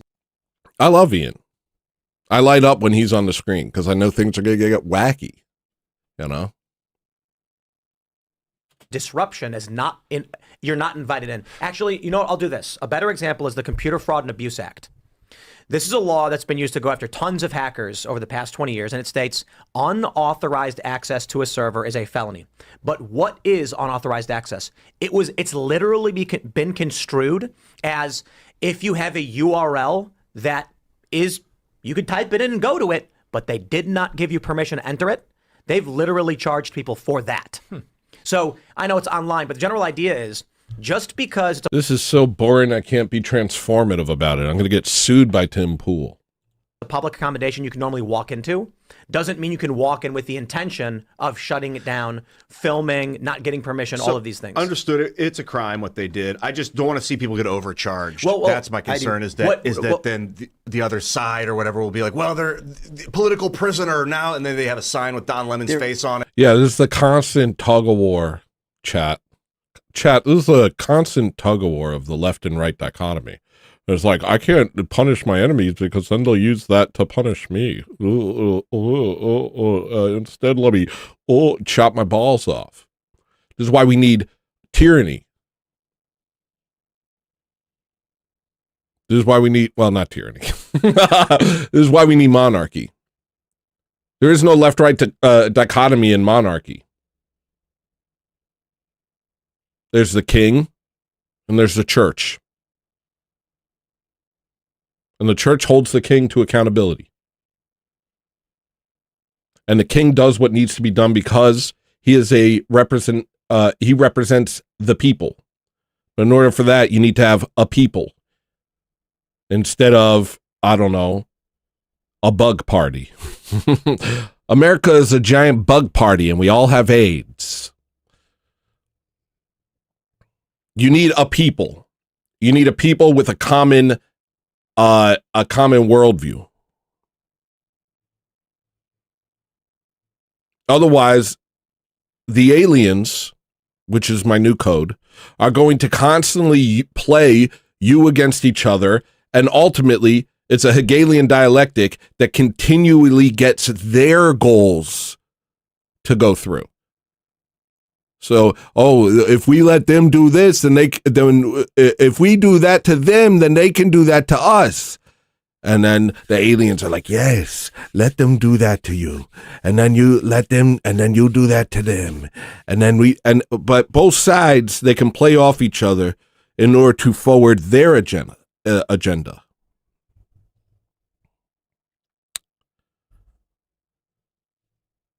hold on. The people who stormed in unquestionably committed a crime. This is private property, and again, progressive rules. This is a protected class. They're in a place of worship, exercising their First Amendment rights to exercise the religion as they see fit on private property. They all these people work within the confines of this paradigm. They all do it. They're all like, this is the paradigm, and this is what's real, and it's the Constitution and democracy, and it's a republic, and it's like this, and it's they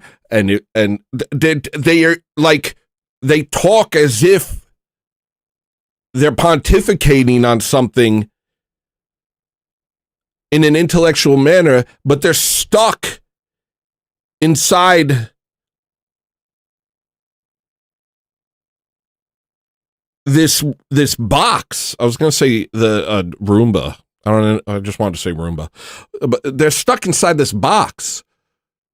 And every solution is part of the box. It's all within this controlled scheme. So no matter what they say, it just reads to me as blah, blah, blah, blah, blah. Could you imagine if the roles were reversed? Blah, blah, blah, blah, blah. What they did violated a law that they made. Blah, blah, blah. It's just like, I feel guilty about watching UFC, but this is worse. This is worse than UFC.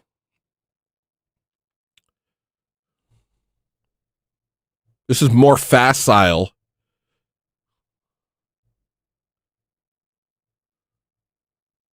than the UFC. Because it's ultimately meaningless. open doors, and these people said, we're going to go in, shut it down, and scream at him. Don Lemon says, I know about this in advance. I'm going to go with them. And we all know that he has sympathies and he agrees with them. That being said, I think they should face the more serious charges under the FACE Act with conspiracy against rights. I think Don Lemon should get a slap on the wrist. I'm not going to sit here and say like Don Lemon should go to prison for 20 years or anything crazy like that. I think he should get a desk appearance ticket and be like, you committed a crime. He should go before a judge. I think we should work within the system that is being used to oppress us. I think we should work within the Hegelian dialectic, which is used to further the aliens' agenda. Aliens are real. They're from Israel. And I think, I may hate what you have to say, but I will defend to the death your right to say it, sir. El Sereno? How about shut the mouths of the heretics?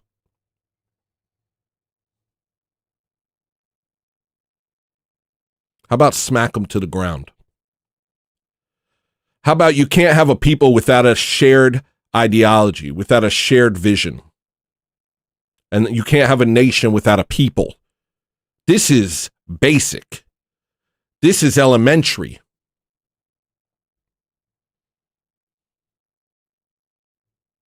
How about if you're not part of the group, you're not part of the country? How about that?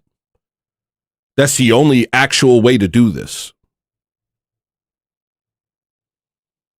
I just say, Mr. Lemon, if you ever have advanced knowledge of potential felonies, I advise you not to follow them in the building. You're going to be under 6 months. Jim Bob should be, I would die for your right to blaspheme Christ. Nah, dude. Nah, the opposite. Of court supervision. Thank you and have a nice day. I just put a tweet into the Slack. There's a video of Don Lemon saying it's uncomfortable and traumatic, but that's what protesting is about. If the intent is to intimidate people, which is what he's trying to do by saying uncomfortable and traumatic, but he's committing a crime. Don't make me defend Don Lemon, bro. Jess, how's my mic? Is it too hot? Just let me know. I'm making you defend him. I'm asking Jess. I'm asking LeBron James. Talking about what they are doing, and I agree that I think I somewhat agree with Ian. You don't want to go crazy and create martyrs and rally people. Don Lemon did something wrong, but he's not an organizer. Well, that worked. If you're not a member, you don't matter. Is that like a double entendre? You're talking about Neo-Byzantium and the hEllolisTENER channel? Sounds good. I'm on my earbuds. All right.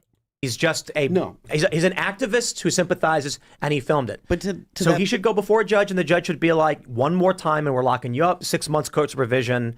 But to your point about creating martyrs, like they're going to create a martyr out of him anyways. They're going to treat this as if the left is going to treat this as if it's some massive attack on the First Amendment. Of course, that's what they do. But are you really suggesting you think like Don Lemon should get felony charges and face more than a year in prison for? Are you really saying that this gay black should suffer? Sorry. No, that came out wrong. That came out a little bit wrong. That came out a little wrong. If I were Tsar, he'd be deported. If I were Tsar, he'd be a gay black guy in Liberia. Let General Butt Naked deal with him. I don't know that he should get felony charges, but I do think that he should be charged, and I don't know that I bet they'll hit it off. A desk, just a court supervision usually for first offenses on things like something this. Like that, because the FACE Act's a misdemeanor. Okay, so look, for the people who stormed in, no, I think they should 6 months minimum, maybe longer. It's always wild to me that the criminal justice system wants to put people in prison for a year, 2 years for things like driving on a suspended license, a year in jail. Part of the reason why I think that they should throw the book at this guy probably votes for gay marriage. This guy, Tim Pool, votes for gay marriage. Hashtag Tim Pool votes for gay marriage. He has to. He must. Truly, he must. Is because it will actually set precedent that the administration is going to come down. Right now, the administration has a... This is Reverse Massage's favorite artist. Very cool. Very cool. Chicken jockey, brother. Very cool. As Mungold TV tipped $6.70. 6-7. Very nice. Here's your sound. Whoa, what happened to my mouse? What the heck? Very bad. What just happened to my mouse? My mouse just got real slow. What the? Hold on. I have to fix mouse settings. Why did it get so slow? What the? What the heck?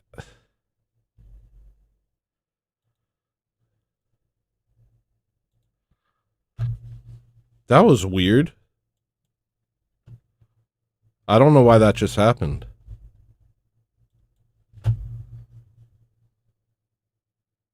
Why would something like that happen? I'm a little shook. Do you have a tiny button on your mouse? Oh. No. Yeah. I have a couple.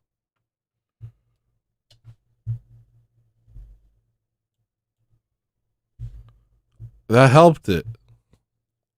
Oh, I know about it. You guys play first-person shooters.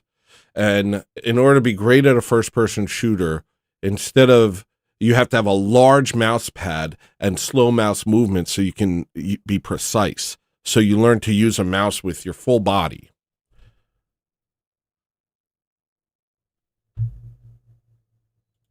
You put your whole body into it. Bad track record so far. People are very upset because there's so many people, like to Nick's point, there's so many people that they were expecting to get arrested. Whether or not there was justification, there's a lot of people that are like, we expected this, we expected that. They should be doing whatever they can to throw the book at them. And I'm not saying they should overcharge them. I'm not saying they should create charges. But whatever they've done, whatever they're found guilty for, they should throw the book at them. Yeah. I'll go ahead. No, I was just saying, I mean, like, I don't even think we're setting... Let's hear what Andrew Callahan has to say from Channel 5 News. Really like this guy. New precedent. I think we're just continuing the Biden era precedent, which is, again, you have to make examples out of these people. He has 2 potato dishes as a name.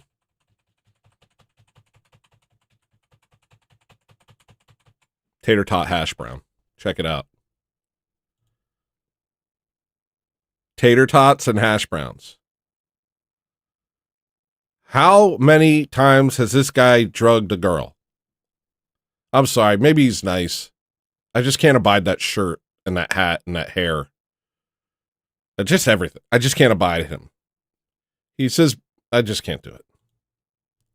Make examples out of these people because, like, the timeline we're heading down right now is really grim. It's really grim stuff. And these leftists, like, if you can put away a few people, like, on the fringes, that's not enough. You need to send a message to these people that, like, no, look, we are going to break you.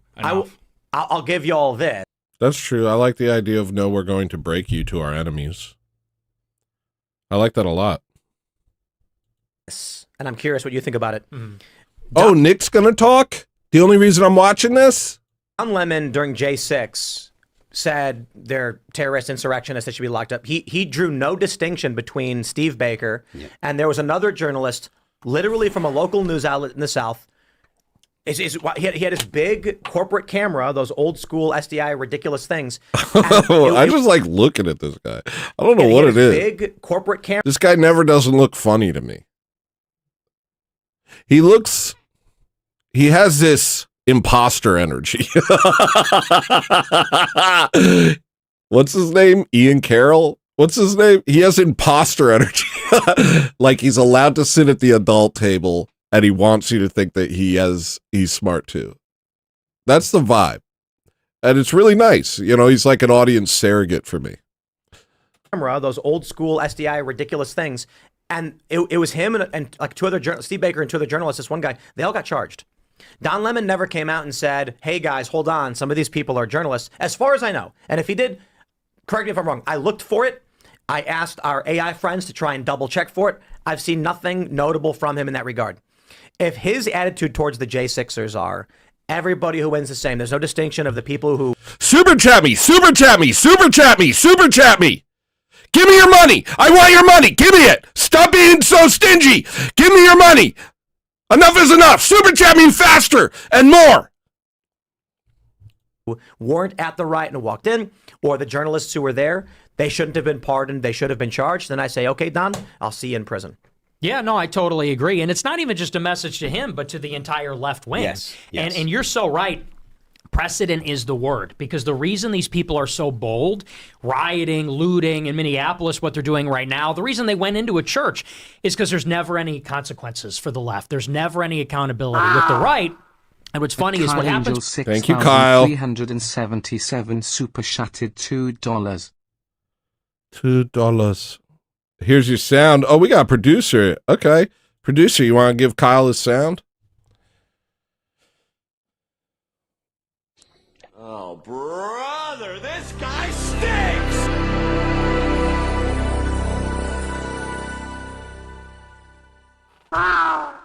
Matthew tipped $3.33. You need to yell more. Thank you. I will. I'm hearing a bunch of different opinions on me yelling. But, you know. Opinions are like minions. They annoy me and they're dumb. With the right, they just get the book thrown at them. There's no defense. Ashley Babb. Oh, also, here's your sound, Matthew. Metal Stalfos tipped $4.20. Here's money. PLS don't hurt me. At Backseat Sauceman 1 super chatted $5. Give me money. Money me. Money now. Me a money needing a lot now. Me a money needing a lot now. Bloody stinking. I'm not going to curse. I'm going to have to do a non-curse rendition. Bloody stinking bastard. Me and money need money now. Give money to me. Metal Stalfos, here's your sound. That was a hate crime, Seebeck. Backseat Sauce Man. What the hell? Here's your sound. Was there a big discussion in the national press about was that justified? You know, when I put a timer on the goal, you guys hit the goal real fast. And now I have no timer, and I'm like, it's open to everything. And I'm trying to work with the people. I'm trying to give the people my love. Not really love. I'm trying to like make it a more accessible thing, because you know, making goals just YouTube chats, it sucks. Maria worked real hard to set this up. And yeah, it's got no timer. But I'll give it a timer. I'll freaking give it a timer. Blood Logos tipped $2. This message is sponsored by Alien Gold from Mark Levin. Thank you, Blood Logos. Here's your sound.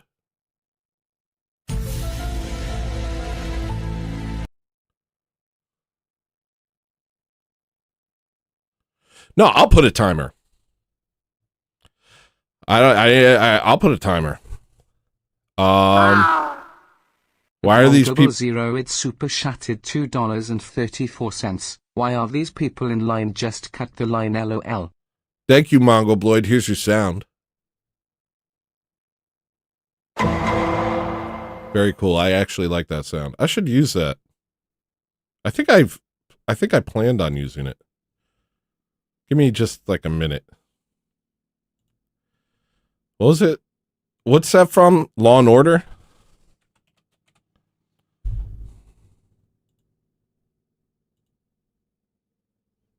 No. What's the show? I thought I downloaded the Law and Order sound.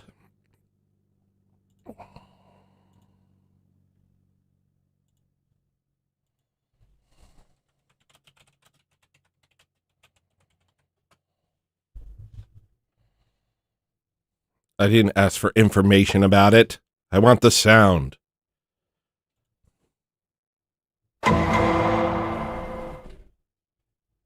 Very good. I'll just click this Shady Media Fire link and download it.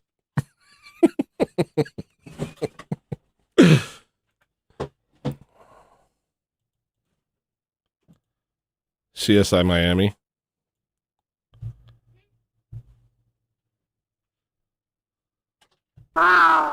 It's actually from fails super chatted $2. Do you think Timmy is a MK Ultra agent? What? What? Hold on. I'm doing two things. I'm a man. I only have one thing. All right. I got to catch up on Super Chats. Do you think Timmy is an MK Ultra agent? I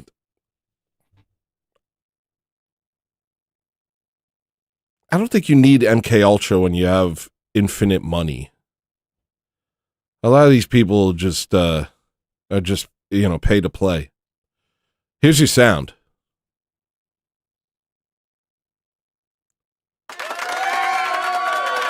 You don't need MK Ultra when you have blackmail and infinite money. That's kind of true. So here's my new sound. Here's my new song. It's based off of the gavel in Law and Order. I hope you like it.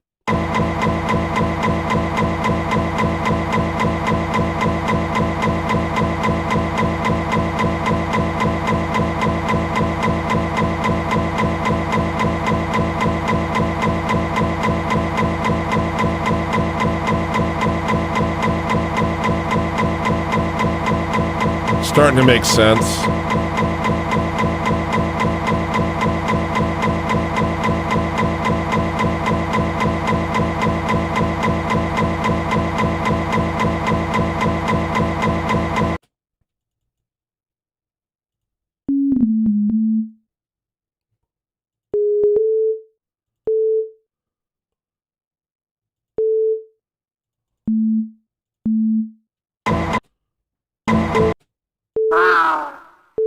At Shoreline's super chatted $4.99. What's under Timmy's beanie?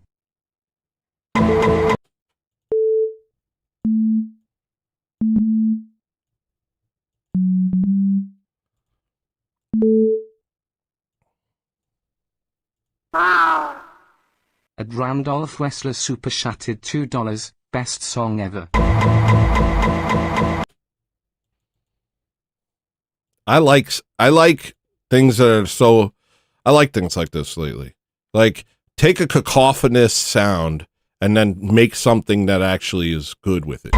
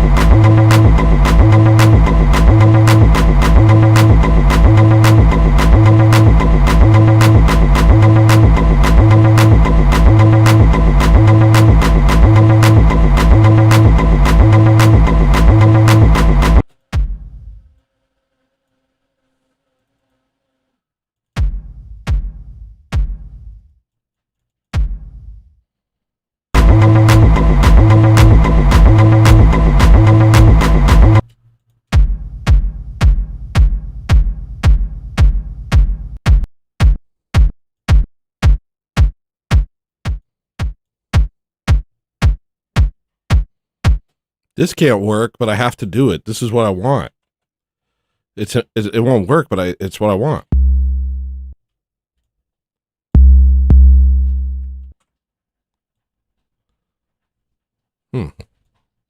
I'll have to figure it out.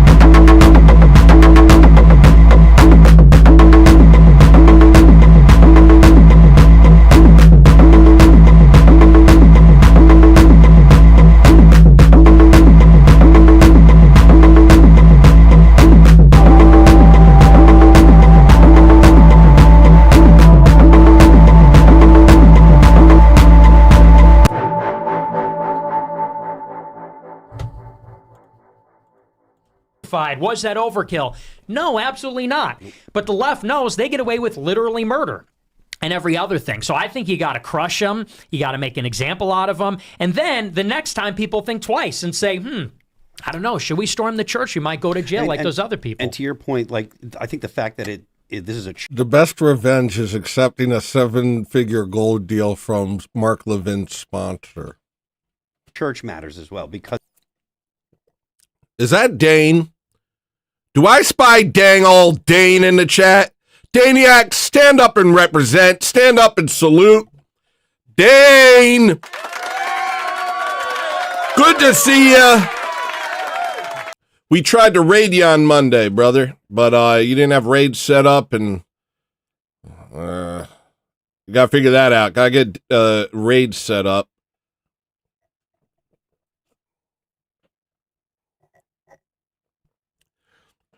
We're gonna be calling you Orthodox Dane still. At Shoreline's super shattered $9.99. Yay, Tony still got it. Yeah, I got it. I got a little confused though. Like, cause hold on. This is cool.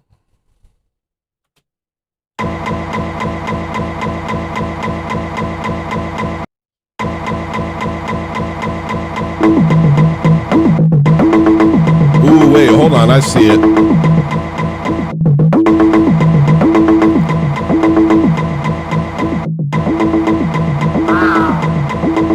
Super shattered $4.99 with a download.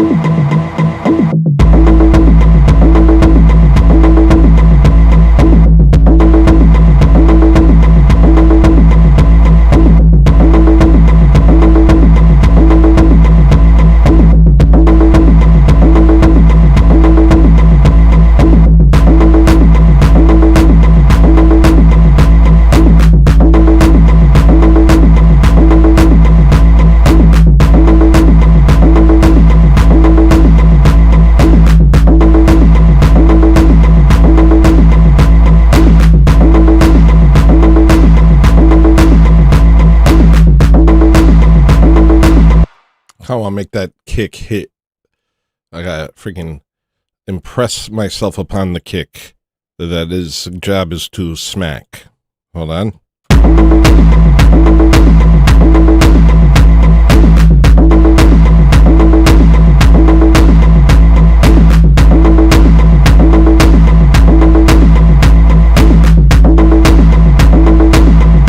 All right, so Dane, soon to be Orthodox Dane. I'm telling you, he's going to be Orthodox. He's going to be a priest. That's my opinion. That's my personal opinion. I've seen him around town. Dane, good to see you again, man. Love you. Literally love you, Dane. We were in Cooley's chat, and Dane was big up in me. He was big up in me, more than I could afford. He was writing checks my mind couldn't cash. At Dane Snyder 8,950 super shattered $10. Man, I was on a Vulcan soapbox last night jousting with a pro-institutional racism dude. It was fun. That podcast is more academic and less blood sport. That's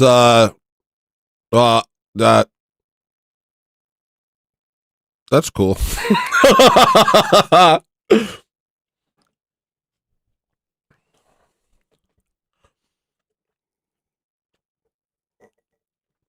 Can you come on my show on Friday and let's discuss that entire thing? Institutional racism. Institutional racism.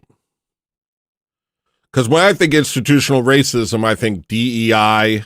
I think all the school books saying white man bad, white man do all bad thing.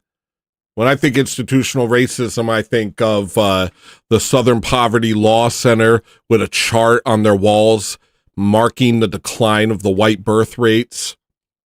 When I think institutional racism, I think importing our historical enemies into our countries and granting them legal immunity while punishing us for mean tweets.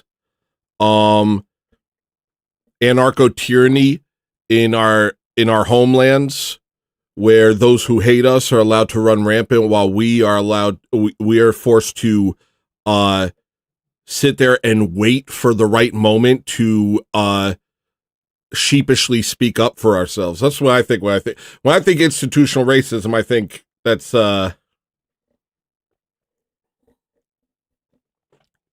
institutional racism to me. Are we on the same page? Gosh, I hope we are, Dane, because gosh, I just like you so much. All right, I'll figure this out later. This has no melody. It has no purpose.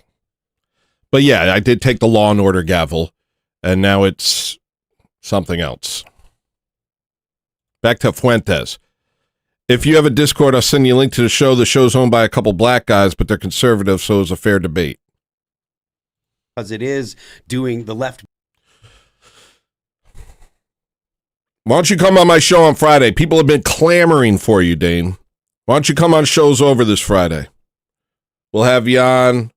We'll shoot the dookie together.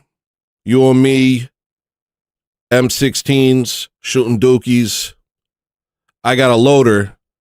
It's for clay, but I'm pretty sure I could load up some dookies and we could pop them out of the sky. Light work. Does want to intimidate people that are Christians. Yeah. They do want to. Yep. And this is coming from a guy that's... You have no idea, dude. Big Daddy Dane. You have no idea, Dane. You think it's a game out here? We are the Daniacs, brother. The people over here, they're requesting you. Every week. When's Dane coming back on? Where's Dane? They're insane for Dane. It's true. You got to come back on. And we'll plug the crap out of your channel.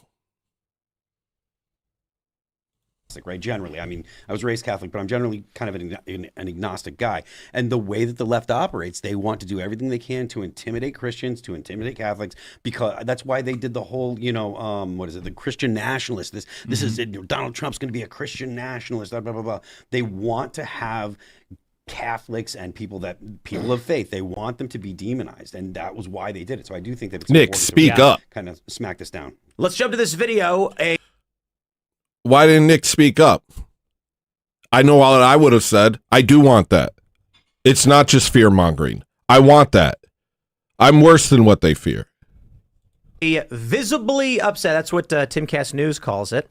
Visibly concerned, Don Lemon asks Minnesota AG Keith Ellison for his 2 cents on possible Klan Act charges. Bro's playing ball, I'm telling you. Fuentes is playing ball, man. He's playing with clavicular's balls, man. I'm sorry. Have a great evening, Nick Stangley. I'm so sorry about the misunderstanding earlier.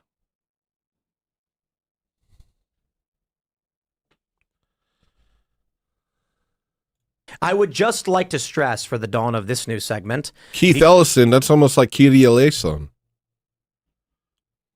Pretty cool. Excuse me.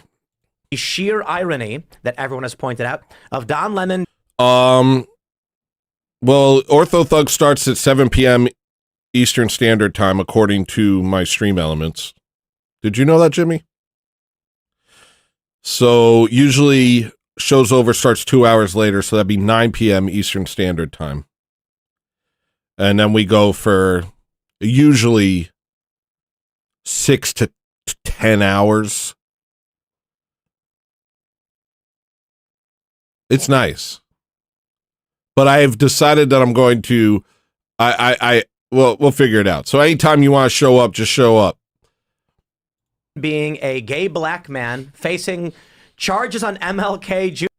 No, we prefer Eastern Standard Time. Like it feels more universal Eastern Standard Time. Like everybody knows who they are in accordance to Eastern Standard Time. That's how I feel. Maybe it's just because I'm from the East Coast. But to me, I'm like, Eastern Standard Time is the true time.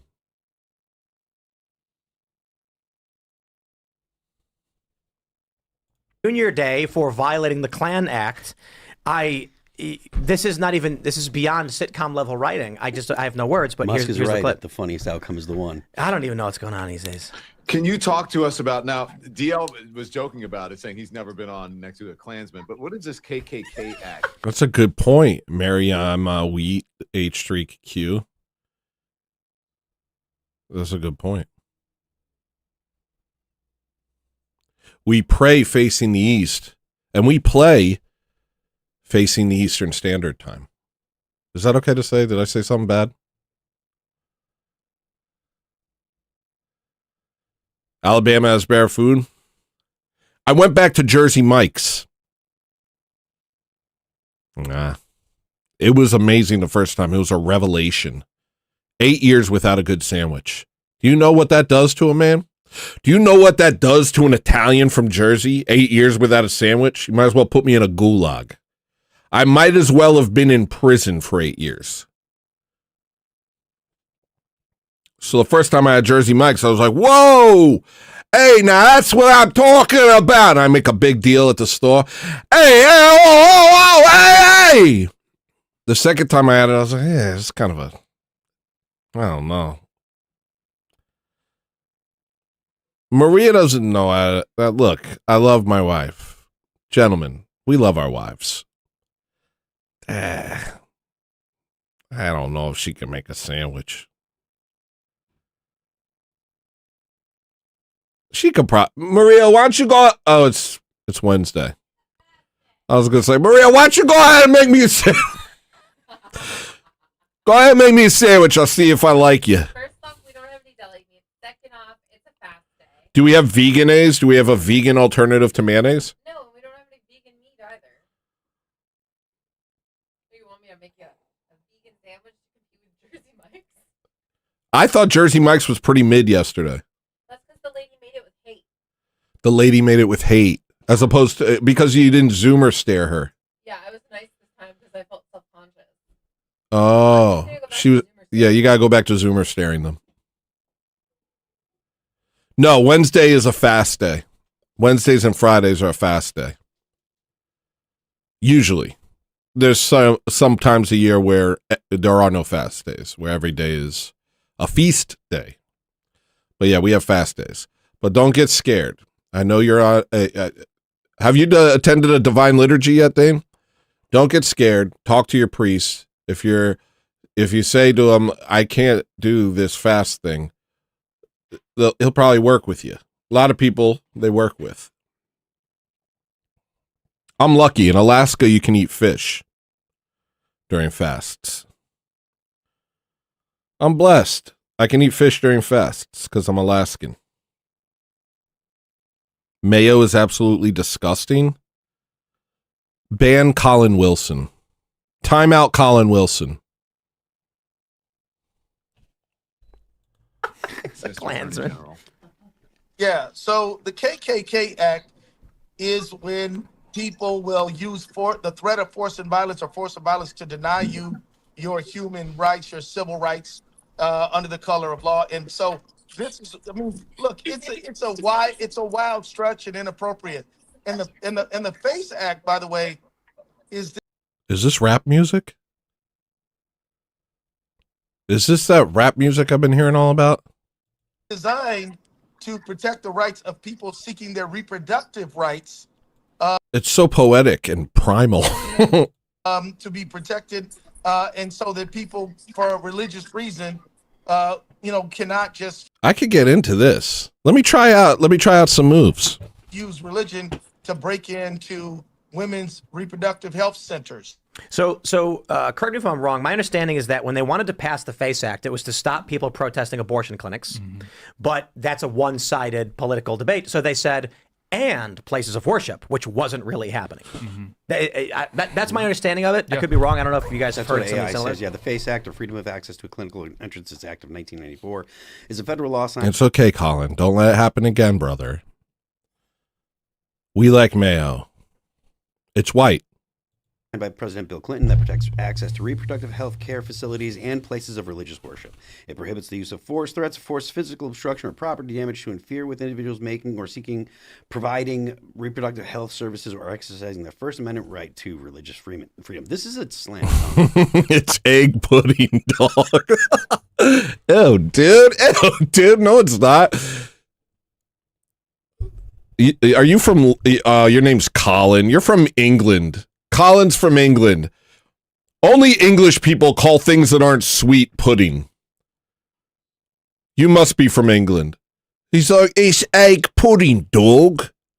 It's egg pudding, bruv. Indiana? Then it's not pudding. We don't have salty pudding. I know. Yeah. The thing you see with a video like this is I don't know why he added under the color of law to that. Maybe I'm just misunderstanding what he's trying to say. But he just likes saying color. You wouldn't understand, Tim. You're into alt rock. As I think you were pointing out just in the previous segment, we know this. They're going to say whatever they have to say to justify what they're doing. That's it. Speaking of Indians, I freaking got this guy pretty good. Emmanuel Lopez just liked it. So this guy, and he's farming because I've seen this post multiple times, but I decided to engage against my better judgment. And he said, I'm truly sorry if I offended anyone while wearing my Caucasian shirt. I thought I was honoring you.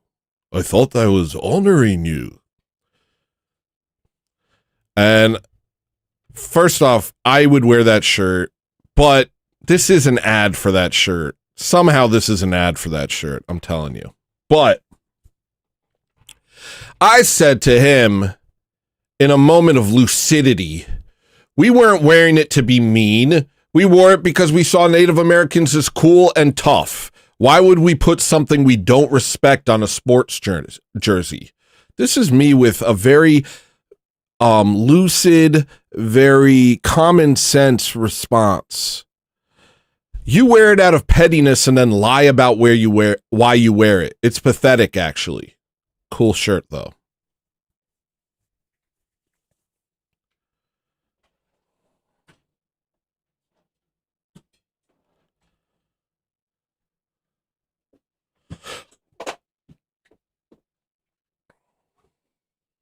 What is this for? Oh, it's just like a memorabilia. Do you have nothing to do? I'm cleaning. I want to keep it in here for memorabilia. Maria just, it smells. Maria just handed me Barabasol. Mirror chunk. 13-in-1 hyper soap. Well, I feel like it should stay in here. I don't know. Do you want me to throw it off? No. Okay, well, I don't. Put it back in the fridge. Well, it's. And where's the lid? I don't have the lid. Which is weird. All right, so take the label off and throw it in the garbage. Okay. Oh, it's a treasure? Yeah, it's a treasure. All right, put it on eBay. You know what? Put it on eBay. Really? Yeah, really. Okay. Really put it on eBay. And then tell me the listing, and I'll literally put it up on here. And we could put it on OrthoThugs on Friday. Yeah. Okay. Oh, I got a bunch of super chats that I didn't respond to. Dane Snyder said, man, I was on the Vulcan soapbox last night jousting with a pro-institutional racism dude. It was fun. That podcast is more academic and less blood sport. Dane, here's your sound, brother.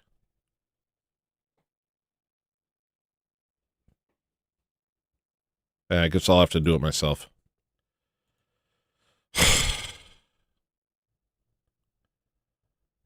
What's the point of being an aristocrat if I have to press my own things with my mouse? That's the sound of Dane putting on leather pants. No. I'm sorry. That sounded like a diss. That's the sound of me putting on leather pants. All right. Susan Griffith said, for the dang goal, here's your sound. These are all sus. Sorry, Susan. Shoreline Skirt said, yeah, Tony still got it. Here's your sound, Shoreline. And Randolph Wessler said, best song ever. What up, Wessler? Dang old Wessler. Here's your sound. Wow. Hold on.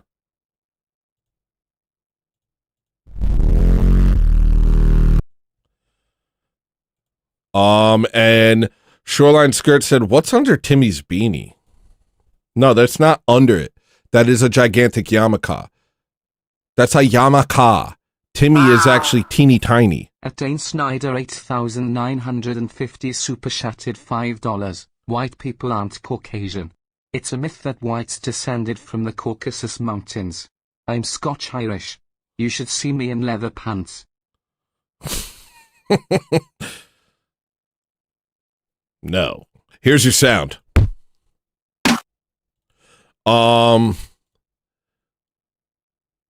Timmy, it's there's not a yarmulke under Timmy's beanie. Timmy is so tiny he can't be on screen with Nick Fuentes. He's at a different table. It's all smoke and mirrors. He's at a different table for babies. That's a normal size yarmulke, and it fits over his entire head. Here's your sound. That was okay. I think that's all of them.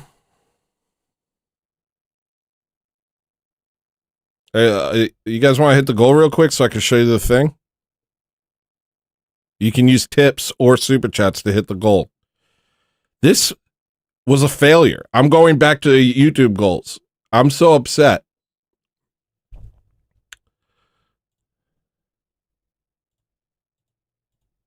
So if Don Lemon could shoot a guy on Fifth Avenue and they'd say it was self-defense, even if he screamed out, this is not self-defense, I'm going to shoot a man for no reason. They'd be like, well, you know, he was scared. And then when it comes to, say, Jonathan Ross, the ICE agent, it's... Okay, I just got to find parts where he's talking to Nick, because this is ridiculous. Okay, here we go. And then Nick's going to give his list and his sob story. Just all black. And there are some white people who live there. Those white people are discriminated against, and they become racist. Because on the surface, that seems to be the issue. You get the white population down to where it is now. You're starting to see affirmative action. You're starting to see DEI policies. And are you guys turning on me? I don't care. I'll go back to being an Uber driver. I don't care. Here's your sound.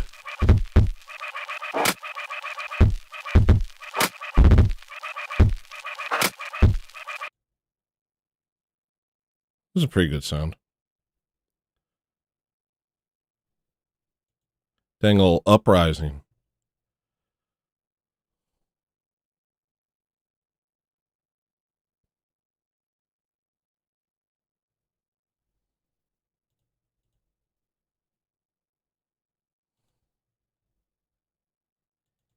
No, I don't care about 6-7. 6-7, what's that? Your credit score? Get the hell out of here.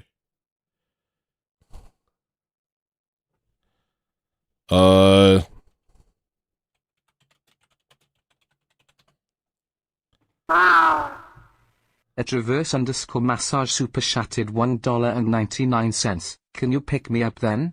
No. I need a ride. No. Here's your sound. The answer's no. Here's your sound.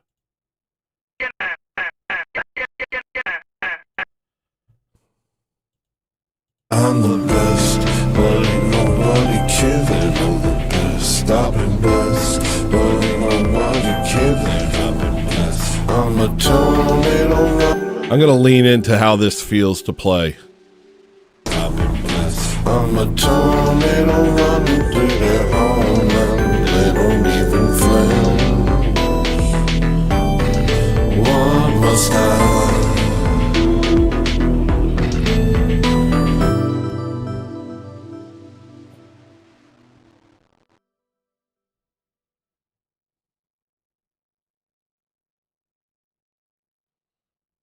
Super chat. Now,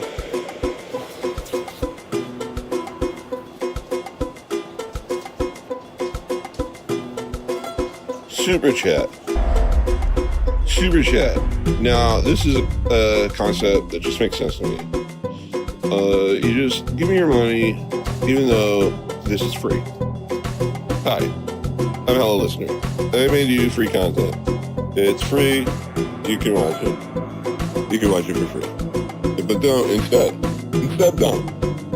instead, give me your money and potentially interrupt the flow of the show. Hi, everything is covered in germs. If you don't super chat me, I'm gonna get a disease. I'm gonna touch something with salmonella on it. If you don't give me a big donation. Hi, you didn't buy my music. I told you to buy my music and you didn't. Instead, you super chatted me. Instead, you just gave me money for nothing.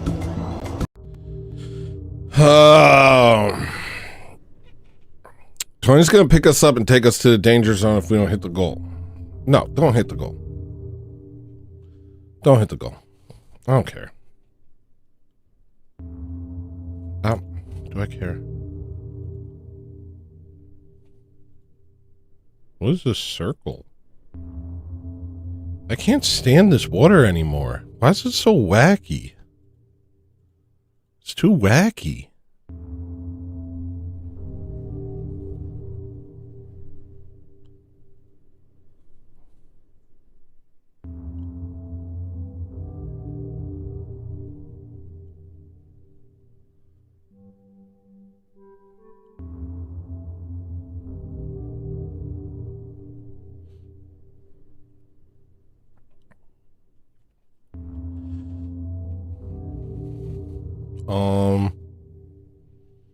All right, I'll go back to watching Tim Pool.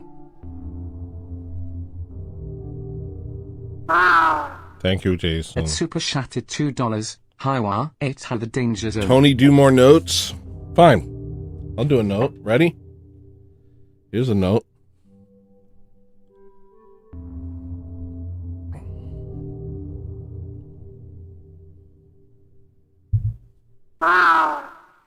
At reverse _ massage super shattered $4.99. That's the Don't goal. Listen to him. That's guys. it. He's using reverse psychology again. That's it. We did it.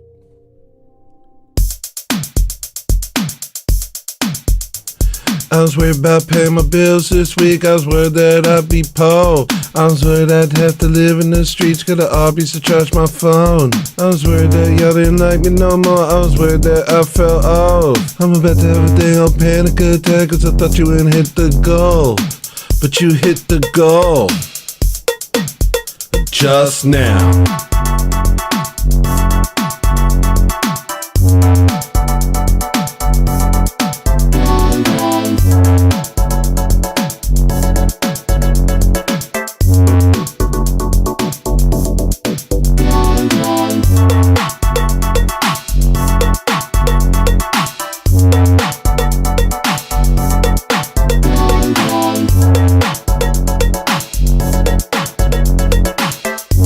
We did it! We did it!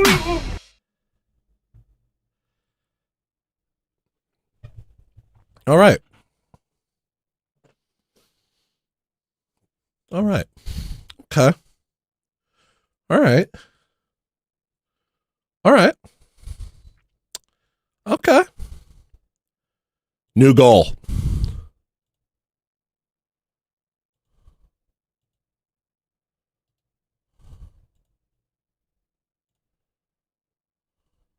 What is this?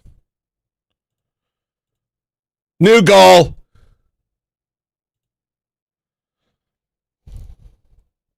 At Alexander Life is worth 3,755 super shattered $2 and one more for Tanti. R.I.P. Tanti. Gone but not forgotten.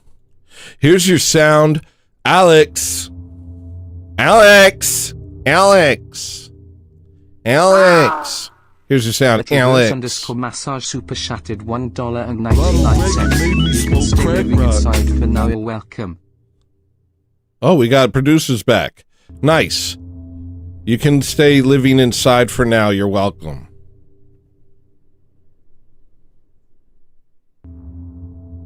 Where do you live? In the woods? Here's your sound, reverse massage.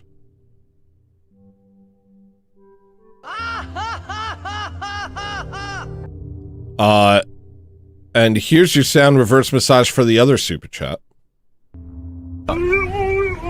And here's your sound, Jason Scholl. Won't be strong like a baby, won't be. Is Tanti a cousin of Teenti? Ice Wolf, nobody knows where you're from. All right. I've been looking for this song. This song says Dynamo. The first 4 letters of this song is Dane. Dane, maybe this song's for you. Let's find out.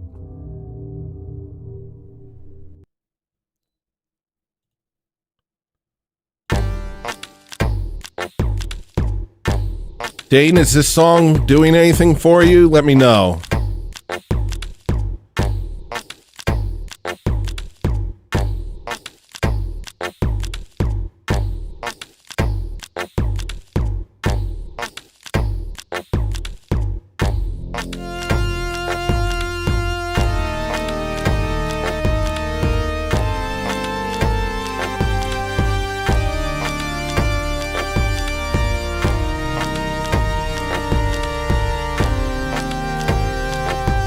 Alex.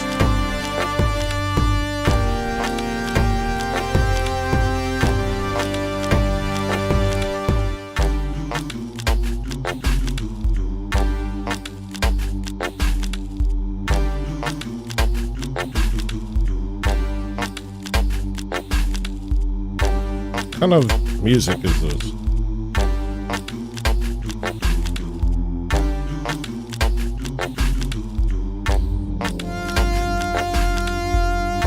$10 or whatever will cover shipping. No, $10 plus shipping. They can pay more if they want to.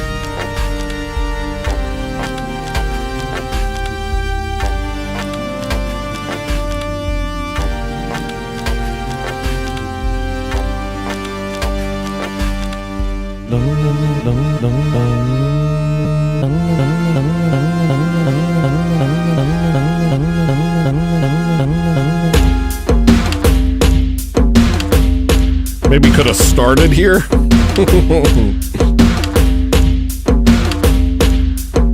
Almost feel like we could have started here.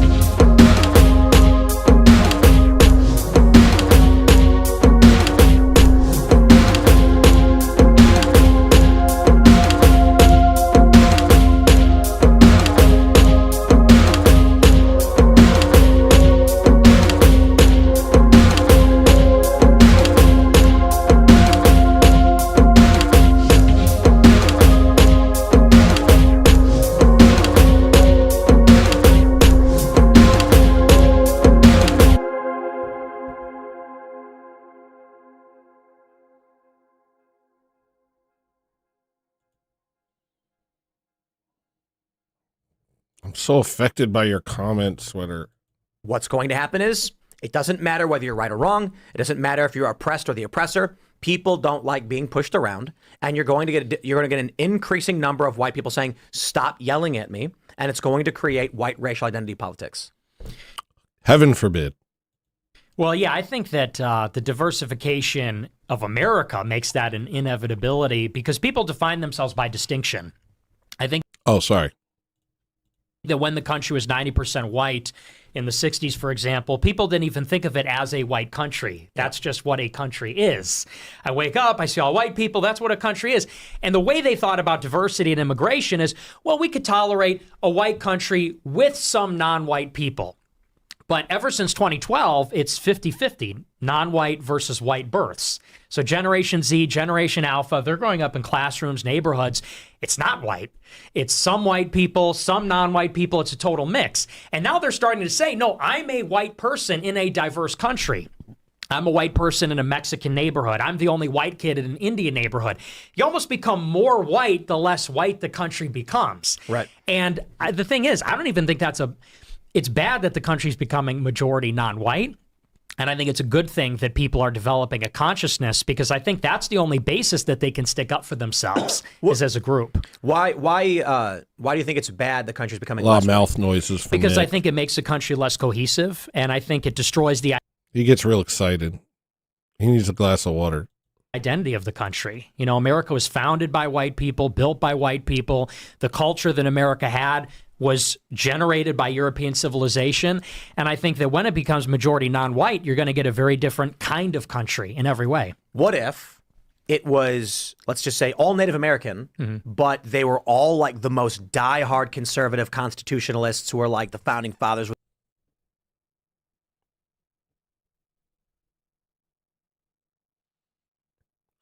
This dude's writing fanfic. This dude's doing hypotheticals. What if the whole country was black, but they love the Constitution? You're not a serious person. Go to bed. Go to bed, Timmy. It's past your bedtime. The greatest thing that ever happened to our land. Would you disagree with that? Is that worse? I would, because then we'd all be living in teepees. It's like you can't bite the bullet. No, I want to live around white people. I'm a white person. I want to live around white people. I don't want to live in a multicultural society with a bunch of people who I don't trust and who don't trust me and who hate me on principle. And I don't want that. I want to live around my own kind. I want to have neighborhoods and communities. I don't want to be surrounded by people that are at best tolerating me. No, I want a shared culture. I want a shared identity. Stop letting anyone shame you for that. Yo, Tim Pool is such a wimp, yo. Wimpool. He's a wimp. It's like, dude, say it. What the heck is wrong with saying it? No, I want to live around my own people. I'm a white person. I like white people. I want to be around other white people. I'm not into multiculturalism. I hate multiculturalism. I literally hate multiculturalism. Multiculturalism, that's what the world is for. You can have multiple cultures in your own country. What are we talking about? Why are people pussyfooting around this? It's the simplest thing in the world. I'm white. I want to be around my kind. Why is that so wrong? It's not. You've just been bludgeoned over the head by the aliens, by the Israelis, into thinking that identifying with your group is somehow evil, while everyone else does it. Everybody else does it. In your country, they wave Mexican flags. Viva la Mexico! Burning cop cars and screaming, Viva la Mexico! We're trying to send you back to Mexico. If you love it so much, why are you protesting us? Riding on horses. I'm making it about the racial component. If it was 300 million Native Americans and like the white people just like didn't have babies and moved to Iceland or something, the Native Americans said we're going to build skyscrapers, we're going to play baseball, bake apple pies, we're going to praise the founding fathers and the Constitution. Is that still bad? Well, that's just it. I don't think that it's interchangeable. That's really kind of the key word, because whenever people talk about race, they say, is it skin deep? And so people say, well, what if the person's skin was black? Or what if people are always like, oh, look at these people getting hung up on skin color. They did some new race crime statistics recently. New race crime statistics just dropped.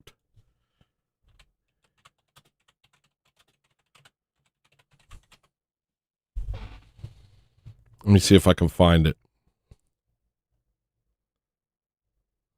It was madness. A liberal posted it. He's like, what the heck?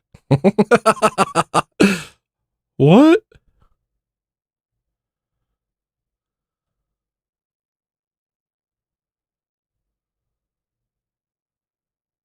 It was something crazy. It was like 90% of gun crime was done by black people in New York.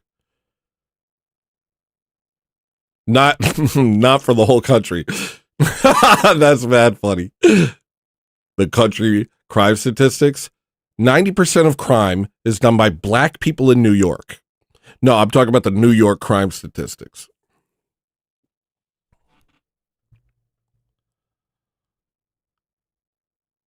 Tony, you can't hate the black Orthodox. We're evolving.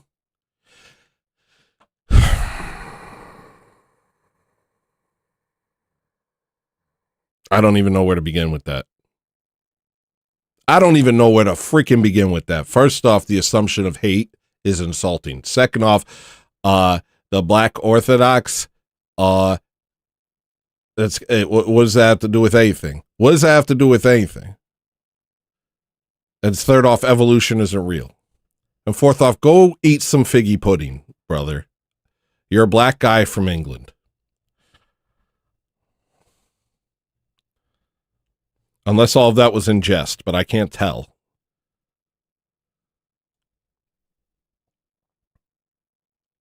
What are we doing? Oh, we're watching this. Bro, Orthodoxy was in Africa a long time ago. That's so crazy. You mean North Africa? You mean North Africa? Is that what you mean? Is that what you mean? Was red or yellow or brown or whatever. But I don't think that Indians or, Amerindians, whatever you want to call them. It's not like you cross the ocean and everybody's immediately a sub-Saharan black guy. It's not like you go from Italy to Egypt and all of a sudden everybody's black. Africa isn't just a containment zone for black people. But pretty interesting idea.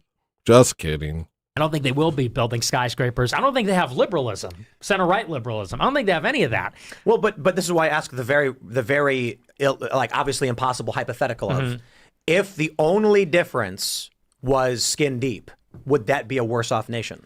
Well, it wouldn't be the same nation is the point. I wouldn't feel. It should be. It could be. It should be. Play into the crowd. Play into the crowd, Tony, over here. But Tony, we was Coptic and she. It's so crazy when people talk about Coptics and Ethiopians and Armenians, like, in any way other than earliest heresy. Predates Roman Catholicism. Predates the Filioque. One of the earliest heresies. We're like, oh, but it says Orthodox. It looks similar. No, you're not hearing me right. One of the earliest heresies. At home, let's say. If Chicago was all Indians running around, I would be a minority and I would feel deeply uncomfortable because, home for us is familiarity. We like seeing familiar faces like our mom and dad and our uncles and grandparents. We like the food and the culture. Colin's the same one that said mayo is disgusting. You're an infiltrator. You're an infiltrator from far lands. And also, black people love mayo. So I don't even understand you. I used to work at a deli.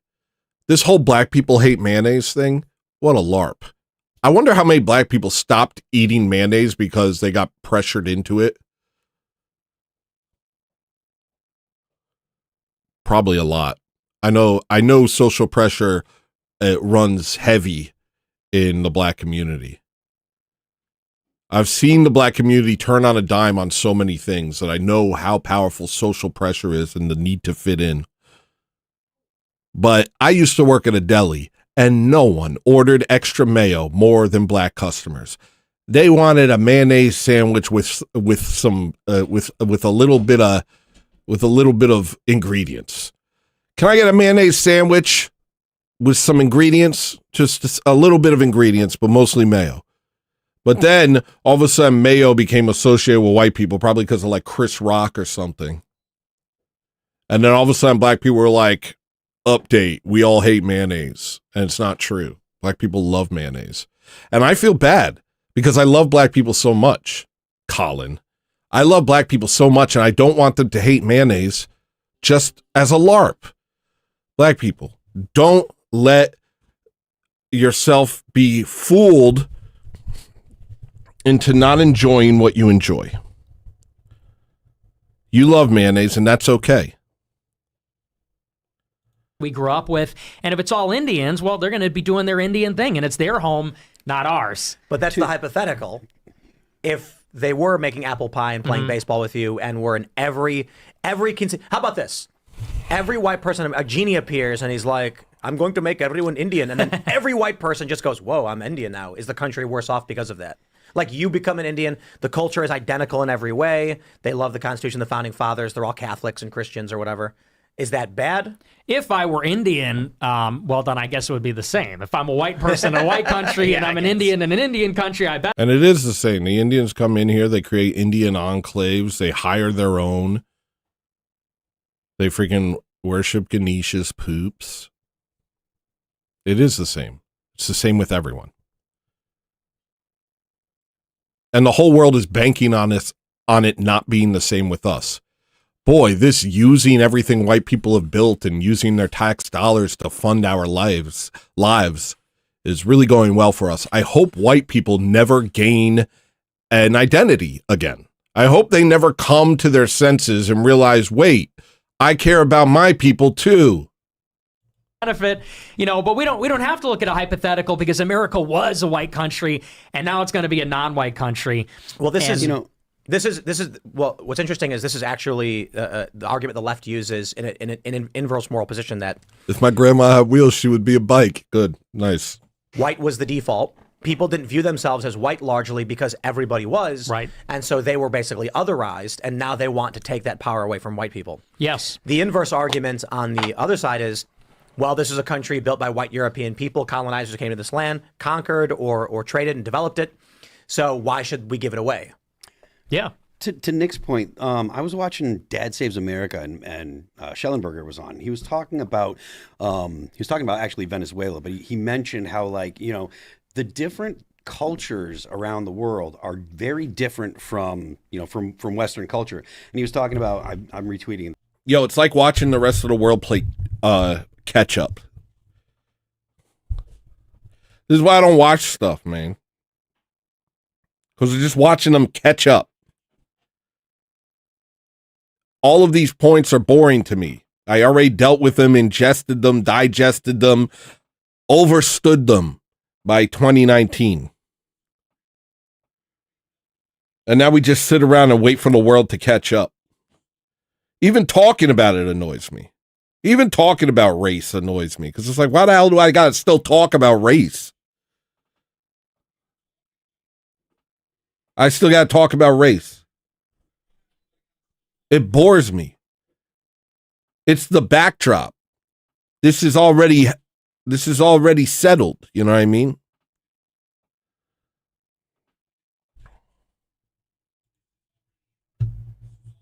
I don't know.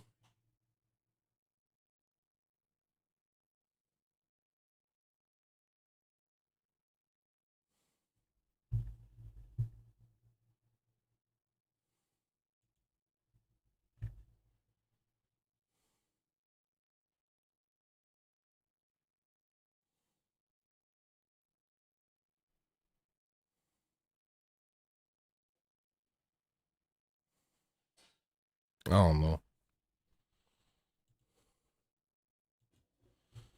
Good night, Jess.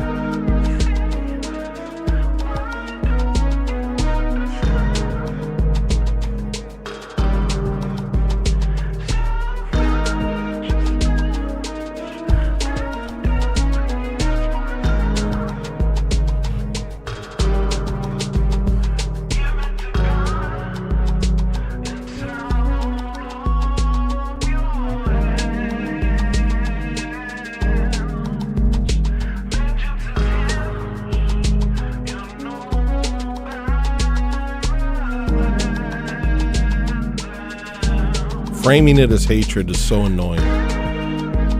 You know?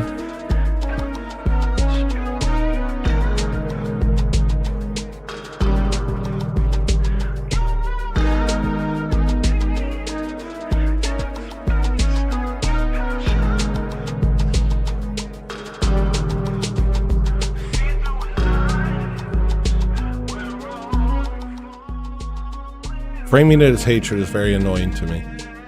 Because I don't hate any of these people.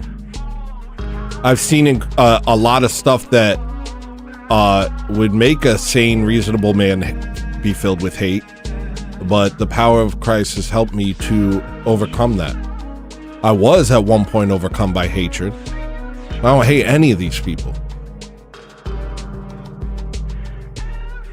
What it really is recognizing that you're hated by them. Isn't that crazy? What a psyop. What a mind boggle. Is that you noticing that other groups hate you is labeled as hate by those groups. That's so... That makes me want to spit, you know? That actually makes me want to spit. Oh, you're noticing what we're doing to you. You're noticing this great avalanche of disparate groups united in the single idea that white people suck and it'll be good if we disappear. That's evil. Noticing it, saying you don't want it. That's evil. Don't be cajoled into buying into that narrative. Say what you want. Say you want a white country. It's okay. The entire world is full of non-white countries. We're 8% of the population. For us to want our own homelands and our own people and our own culture is not an evil thing. No matter how many times somebody tells me it is, I'll never listen. And it doesn't mean I hate them. I want black people to be Orthodox. I want the Chinese to be Orthodox. Japan will be Orthodox.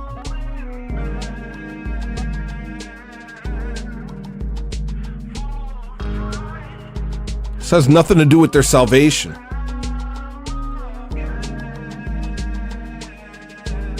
And I think it's like a gay LARP to try and conflate the two. It's like a gay LARP. You're like, oh, I have to like what's happening to us. I have to like some black guy with dreads stabbing a beautiful young white girl in the neck on a bus for no reason. I have to be okay with unmitigated black crime and judges that let them out to do it again. I have to be okay with that. Otherwise, it's hatred. Otherwise, I'm not being Christ-like. I think, in my estimation, this is a form of evil. In my estimation, it's a form of evil to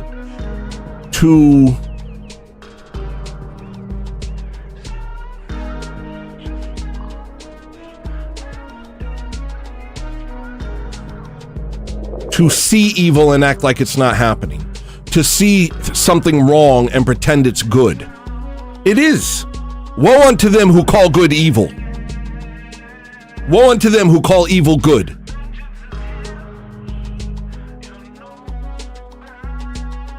It's evil to erase us off the face of the planet. It's evil for the Israelis to take it to create endless NGOs and sophisticated usury schemes and blackmail schemes to hijack our nations and then use NGOs to flood them with our historical enemies and people who are not compatible with it. That's evil. That's evil. That's evil. And it's very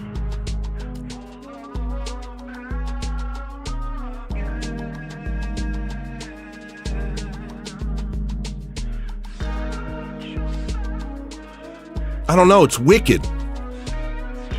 It's wicked and cowardly.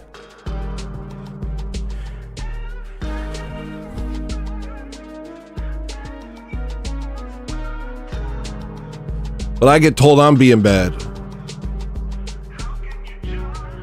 Don't browbeat me, nigga. Don't browbeat me. Save it for the boomers, man. Save your breath. I care about you too much. I don't want you wasting your breath. It's not gonna work on me.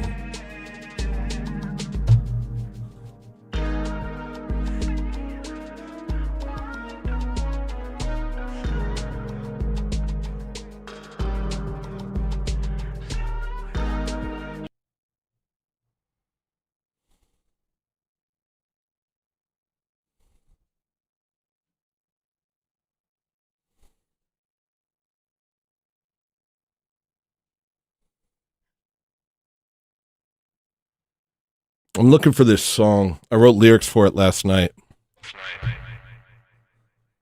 I don't think this is it, but I'm going to listen to it anyway.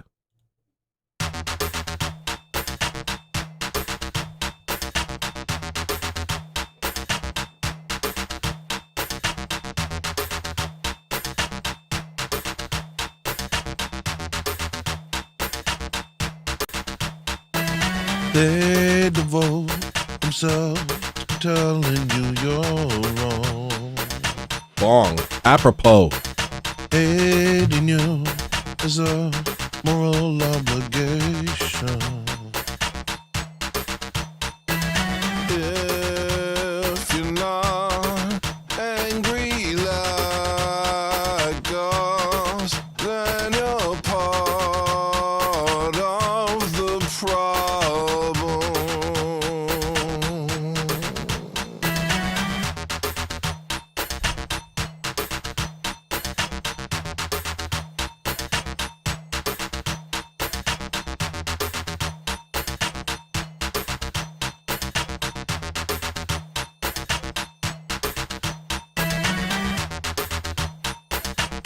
Oh, I guess there's no lyrics here.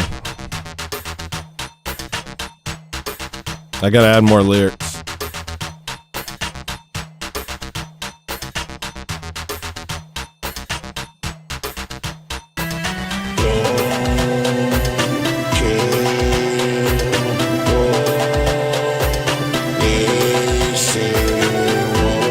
Yo, this is exactly what I'm talking about right here.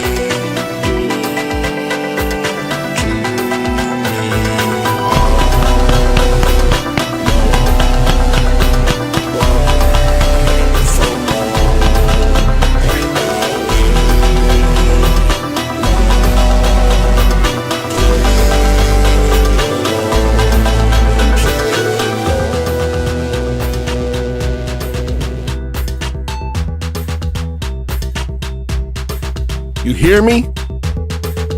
I know right from wrong, and I will not play along. They're convinced their hate of you is justified. They don't understand the nature of this right. This is not just opinions. They need you to justify their lies. You can stand your ground to say nothing at all. They will find a way to blame you for their fault.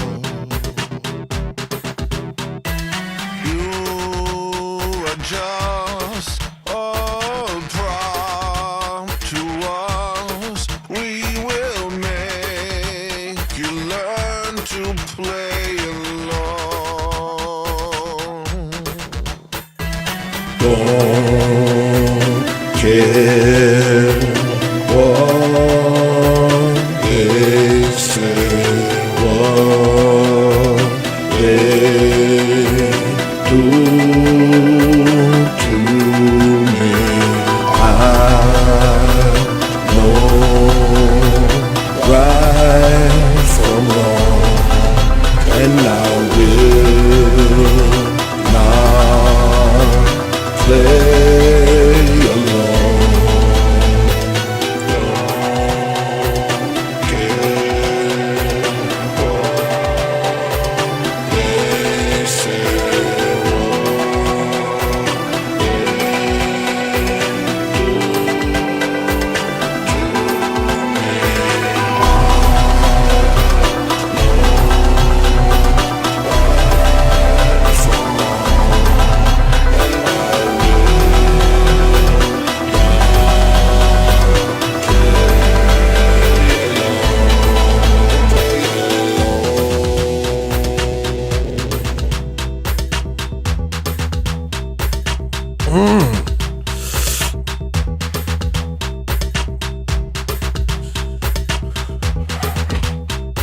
That's my freaking anthem.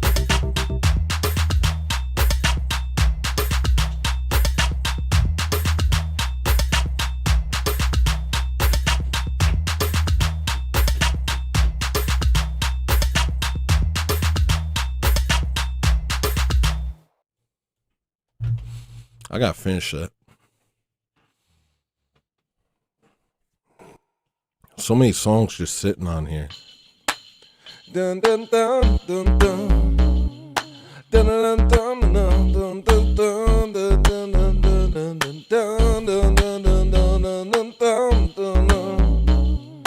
Dun dun dun dun dun dun dun dun dun dun dun dun dun dun.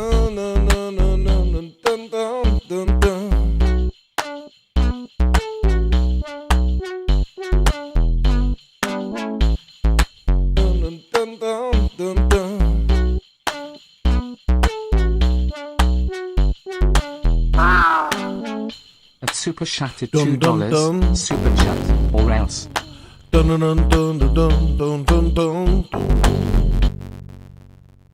It's all messed up.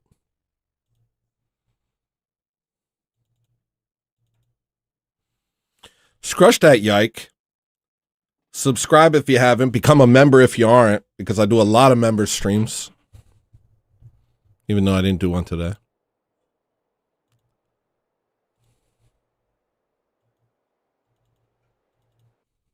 Coming up on 4 hours.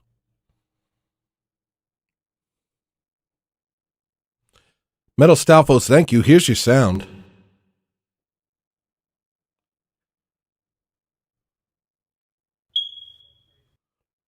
That was a hate crime.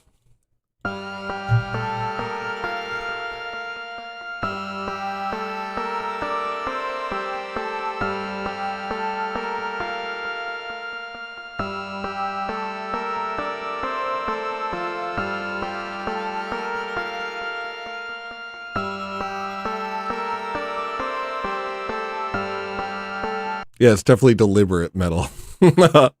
He's definitely saying that you have African blood. That's what he's saying to you. Seebeck is hate criming you. It's a targeted campaign.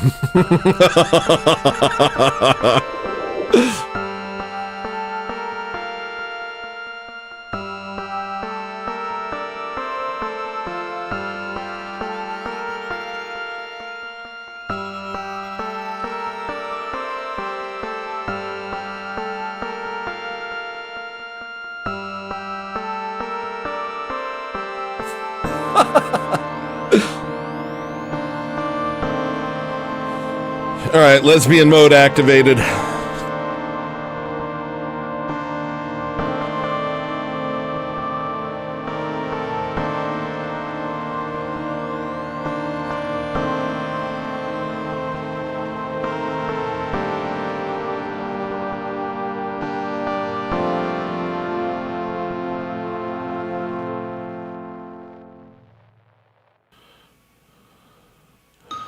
Can't breathe in this place without you. I can't believe in myself without you. I can't go. At Super Chat at $2. Got my Can't eyes on breathe you. in this place without you. I can't. Thank you, Mel Stalfos. Here's your sound.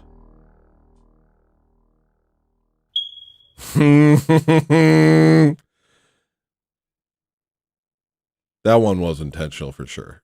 Without you, I can't believe in myself without you. I can't go.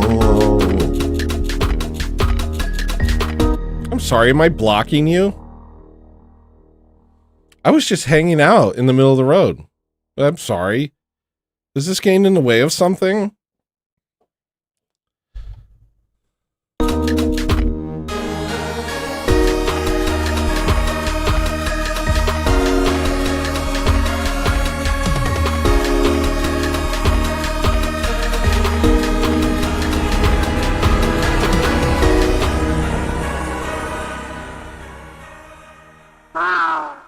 Snagglebeast tipped $2. Hey, Tony, I'm finally back home and sitting down with my nice big plate of rabbit food for dinner. My hair and beard are nice and trimmed. I also picked up my white shirt and pants for Saturday. God bless. God bless you. Thank you for painting such a vivid picture. I feel like I'm there. I feel like I'm breaking in through the doggy door.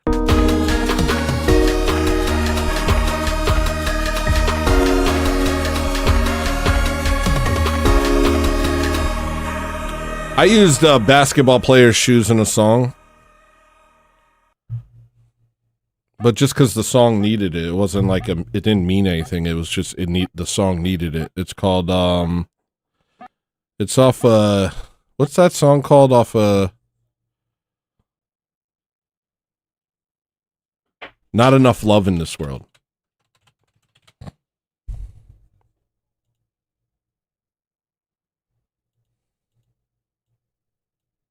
Don't you get this feeling like there's not enough love in the world? I always had this feeling like there's not enough love in the world. W Shoreline, shout out Shoreline. Extra good Shoreline, very nice Shoreline, love Shoreline. Can't escape this feeling like there's not enough love in the world. But just since I was a kid, emptiness, emptiness.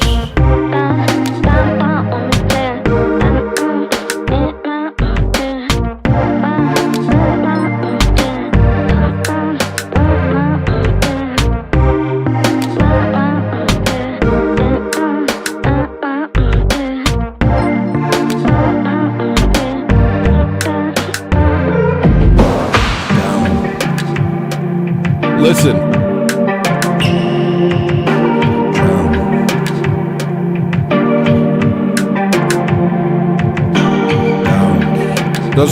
Those are shoes in the gym.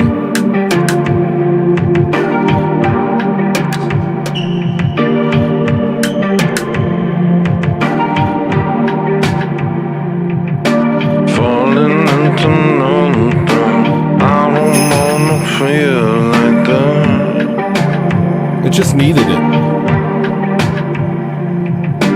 I'm so far from love.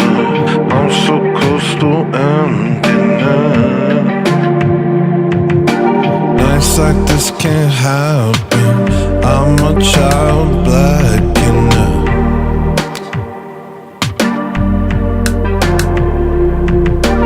I'm meant for attachment. I'm not meant to live with that.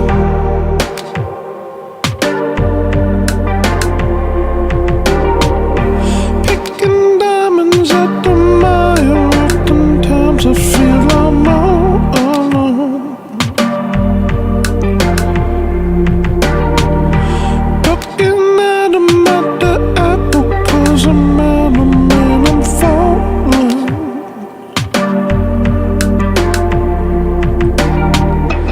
I know that we were meant to live for beauty. I know that we were meant to be loving.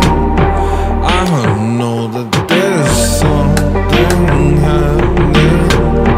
I know that there's something missing. With the hat and the satchel, I'm gonna find my way to the castle. With the wind on my back, I'm gonna go, no stay on track. 'Cause my heart tells me this isn't how it's supposed to be. And that there's much more, I'm gonna find my way to the Lord. I know that life was meant to be beautiful. Yep. I know that life was meant to be simple. That's right. Yeah, I know that life was meant to be beautiful. It's true. I know life was meant to be simple. You know it too. Yeah. I know that life was meant to be beautiful. Yeah. I know that life was meant to be simple.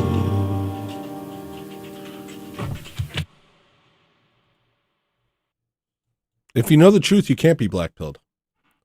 The only way you can be black-pilled is to not be fully in the truth. You can't be black-pilled and be orthodox. Because you know Christ wins. Because you...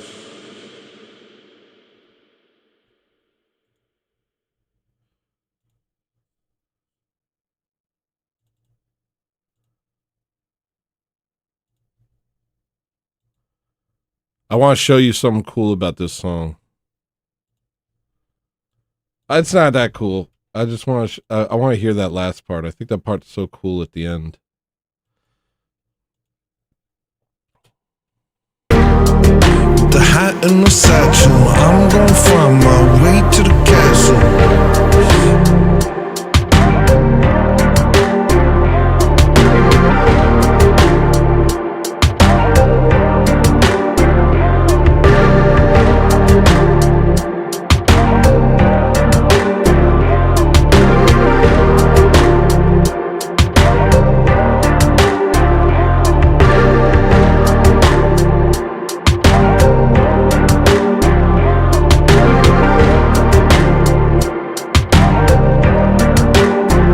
I don't know. Something about that. I hear stuff like that. I'm like, how did I do that? That's cool.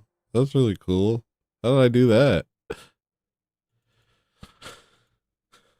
Dread Assaults is the next song, right?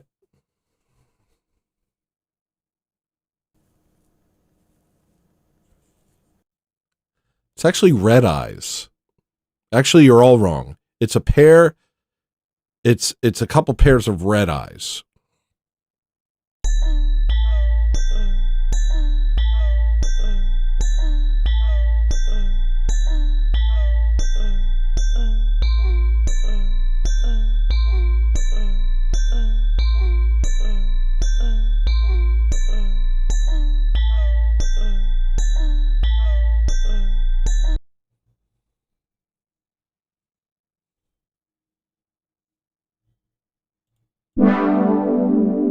We have no code. I don't even know what KEDs are, and none of you know what red eyes are. I'm tapped in like you wouldn't believe. I'm tapped in like you wouldn't believe. Do a note, Tonsi. What am I? What am I? What am I? Controlled opposition. Mixing truth with lies is a proven method of discrediting the truth. If someone presents real critiques of power structures, then laces them with obvious absurdities, it becomes easy to dismiss everything as fringe nonsense.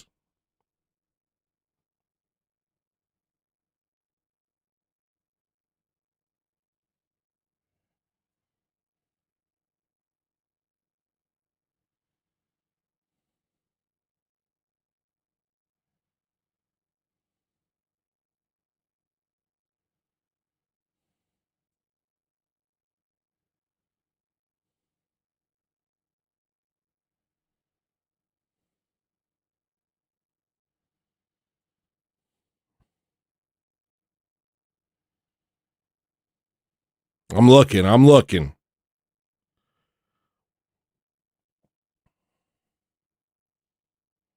Yeah, that was good enough. Let me listen to music. We have no code. I try and front load the shows with talking. But after a while, I don't feel like talking as much. And so I play music. And then when something sparks my interest, then I talk again. And that's the curvature of the earth, baby. Get used to it. We have no culture at all.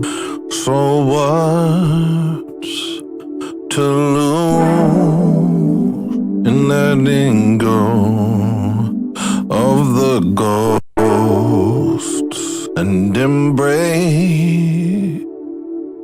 truth? I found something good.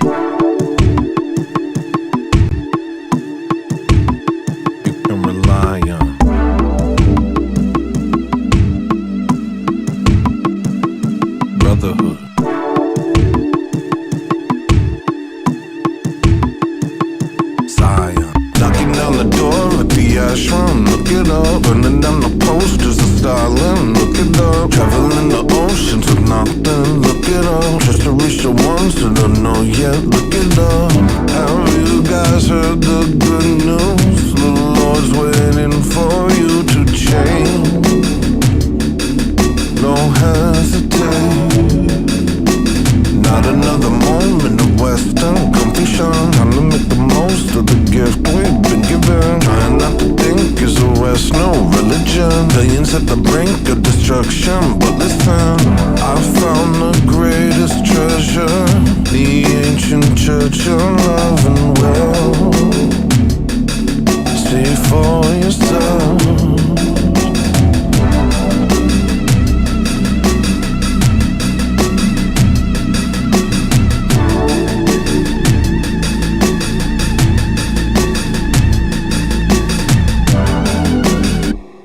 I never wear Nikes. I go out of my way to make sure I never wear Nikes. I refuse to buy Nikes. Hold on one second. I feel like the chat in this screen would be better on the bottom, so I have to do something real quick.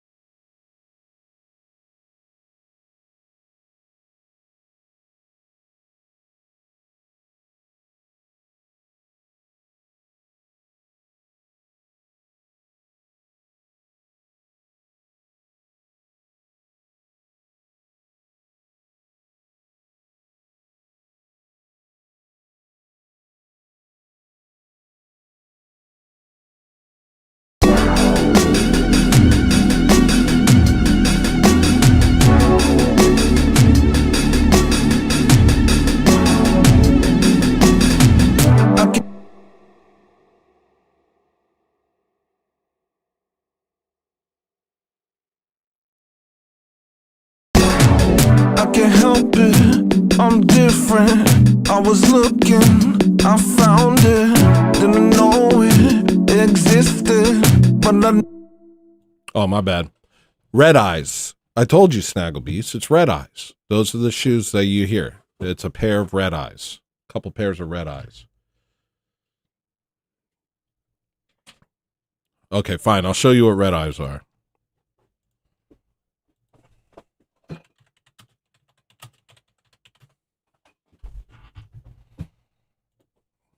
They're from the way back.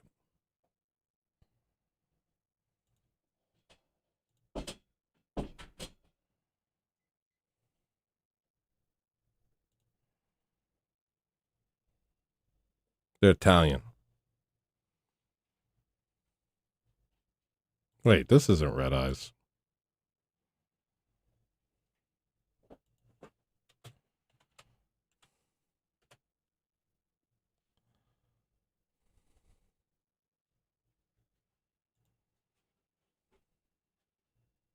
These are Red Eyes. These were super popular. Well, no, they weren't. They're kind of like an underground shoe in the 90s. But I always kind of liked them. Never owned a pair. Preventatively expensive. Help it, I'm different. I was looking, I found it. Didn't know it existed, but I knew that I missed it. I can't help talking about it. From the rooftops, I'm shouting all the anguish and downing, trying to buy hope, resounding. This is different, not. Well, I don't wear them and I don't have them.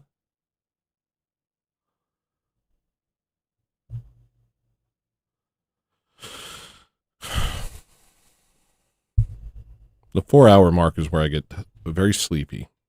Where's my... Oh, forget it. I don't care.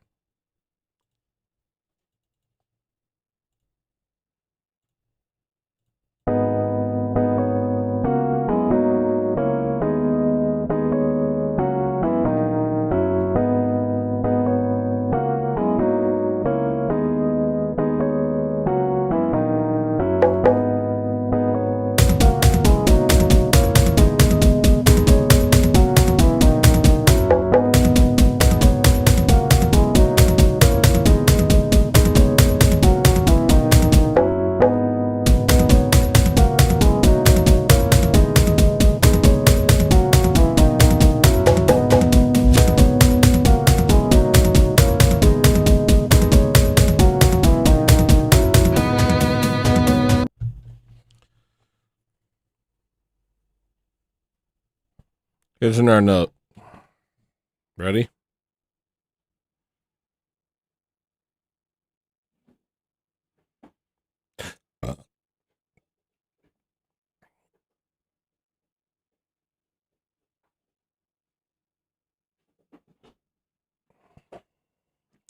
I've always been embarrassed of my butt.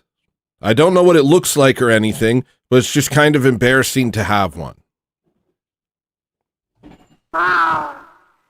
At Super Shattered $20, not Nike. I concede. Now hit that Angolia mooches.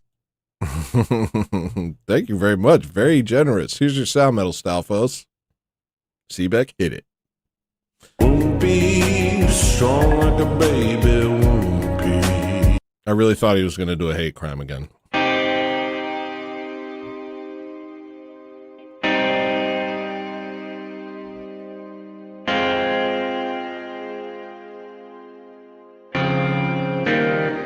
Yeah, I tweeted about that months ago. Glory to God. Albania is no longer a majority Muslim country. They're returning to orthodoxy. Glory to God. Do not be black-pilled.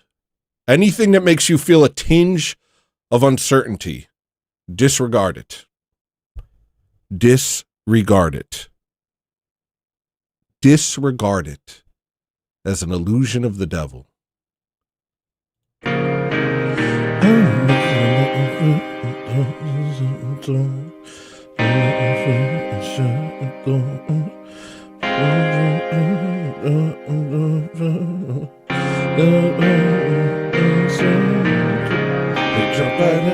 They jumped right in. They jumped right in. They jumped right in. They jumped right in. They jumped right in. They jumped right in. They jumped right in. They convinced us we need turmoil. They convinced us we need conflict. They convinced us we need turmoil. Yo, y'all are making me mad. Are y'all gonna keep talk about things I already talked? That's crazy. Y'all need to be following me on Twitter. It's crazy. Next, you're gonna be like, "Did you hear about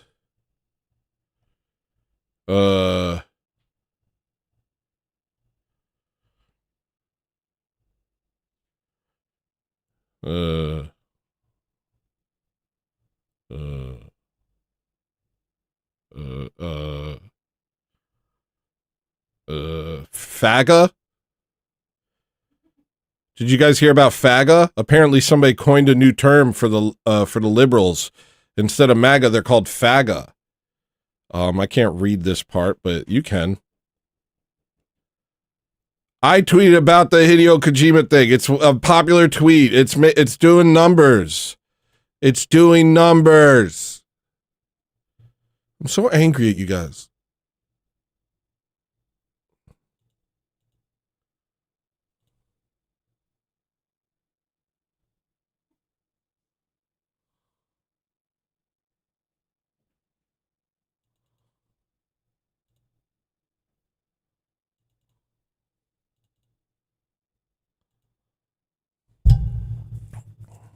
Did you hear Nick Fuentes use your J.D. Vance's wife joke? Yeah, I saw it.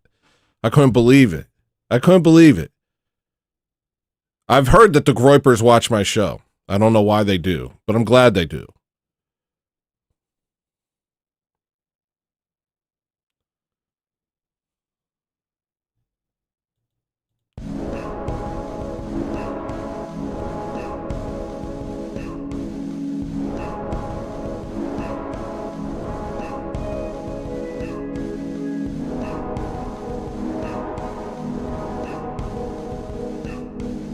It's true.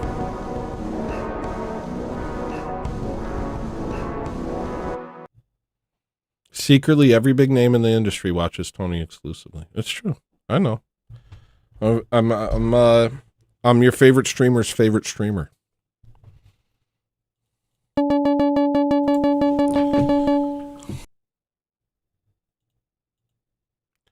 I'm sorry. I'm trying to find a specific song so I can sing on it.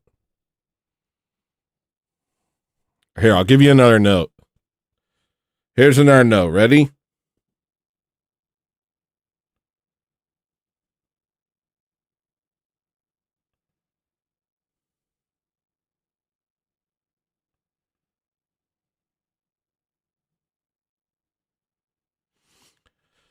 I don't want to say that.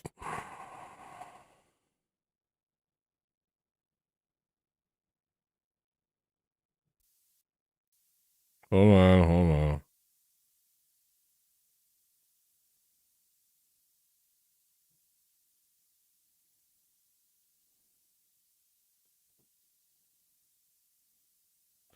What if there was a helicopter? What if there was a helicopter that spit blood?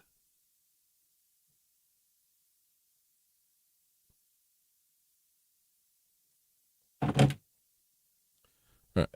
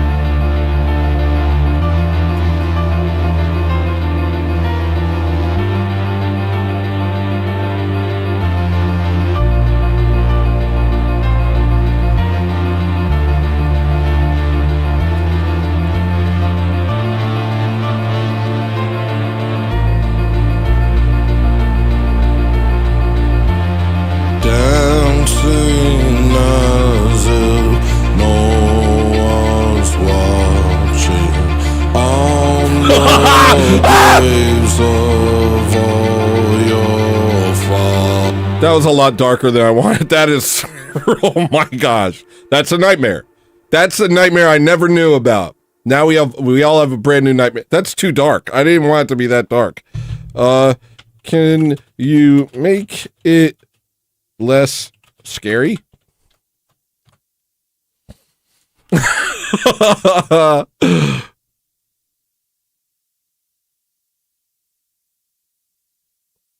not blood. They're like, what the hell? All right, so let me retry this. Can you make it so the helicopter is spitting a stream of blood rather than just drooling it?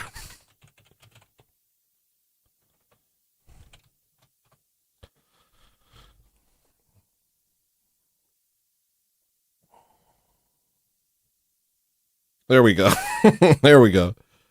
But it doesn't really make sense. Why is it all Indians? Because they like that?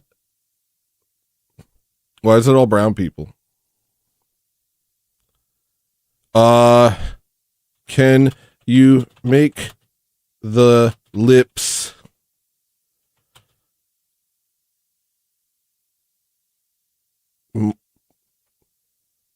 kind of more more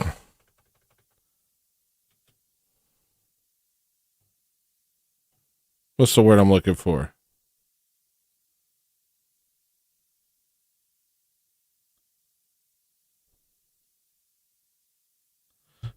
Not cover the windows of the helicopter. So this is a helicopter that spits blood.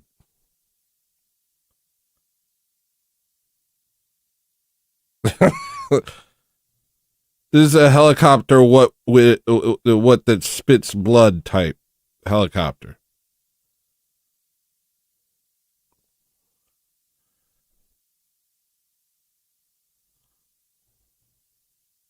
This is a helicopter what spits blood on the people.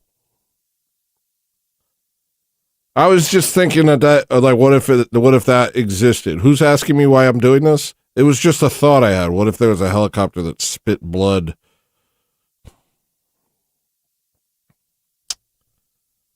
You know, no judgment and brainstorming.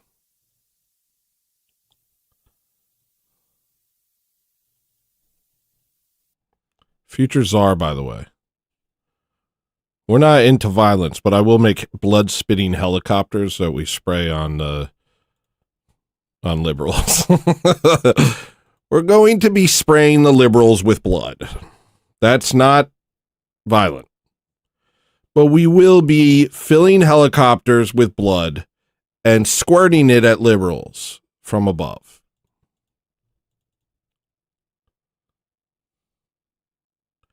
We'll say you can be a liberal just as long as you don't mind being followed by drones that will be pouring a continuous spray of blood on you. Everything.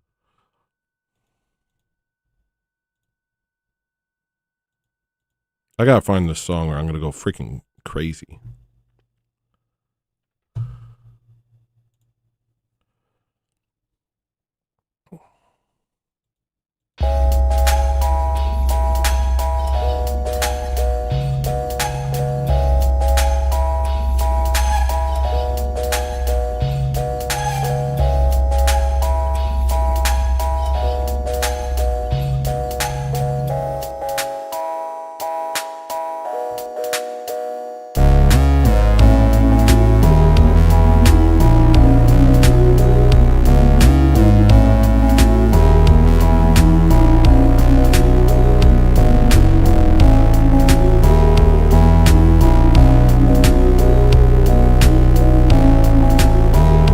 Shoreline Skirt's having a moment.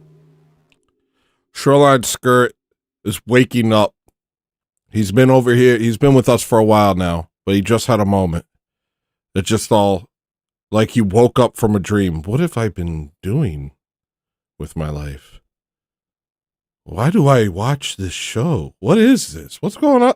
Did that guy just make a helicopter? What am I doing here? What the heck is going on here? Oh, that's pretty good. Maybe I should do that, Jason. Hold on. I can edit this, make it a little better.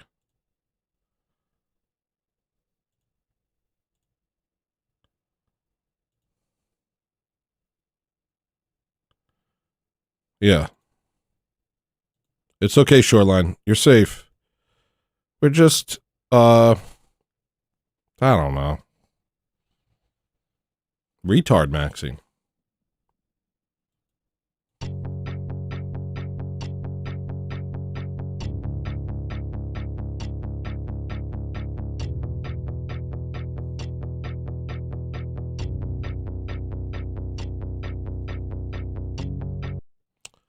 If I don't find this song, I'm going to be upset. Here, I'll give you an R note. Here's an R note. That one was worth it. So let's see what else we got.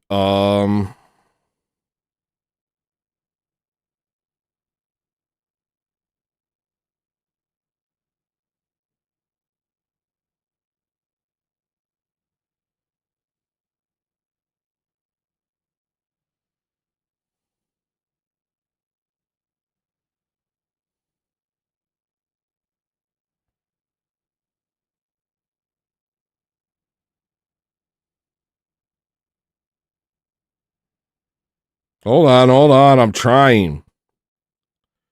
All right, here's the note.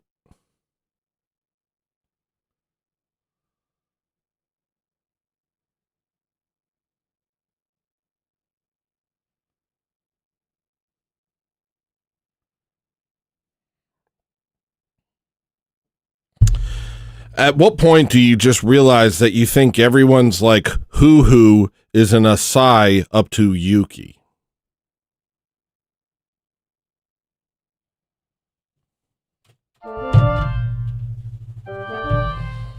I feel like this must have been a text-to-speech situation. At what point do you just realize that you think everyone's like who is an Asai up to Yuki? Who is an Asai up to Yuki? Who is an Asai up to Yuki? Does that sound like anything? I think text-to-speech reinterpreted. Who is an Asai up to Yuki?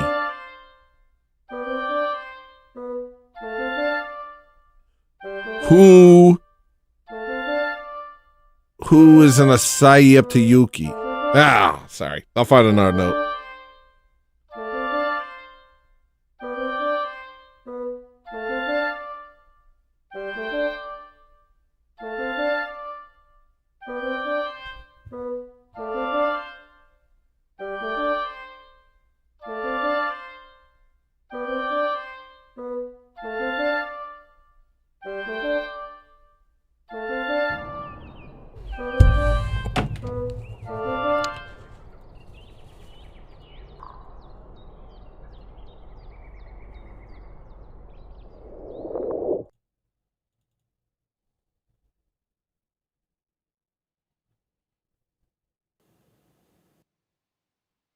I'm just going to be comfortable with silence. You can't make me read notes.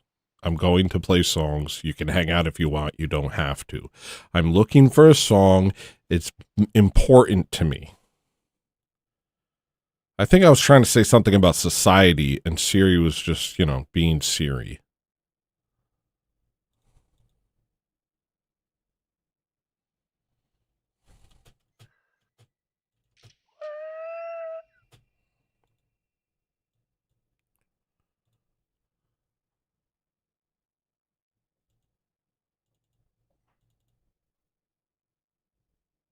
Thank you for your donation. At Kyle Angel 6,377 super chatted $2. Kyle Angel, here's your sound.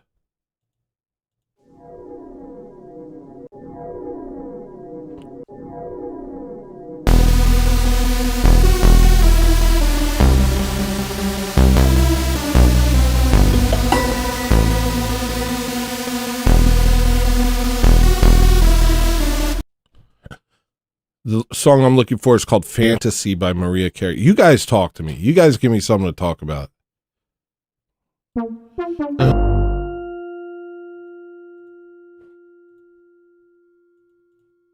It's, you know, let's work together.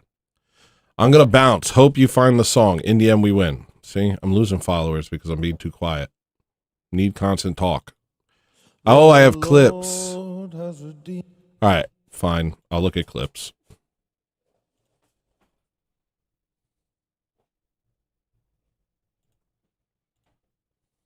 Thanks for helping me.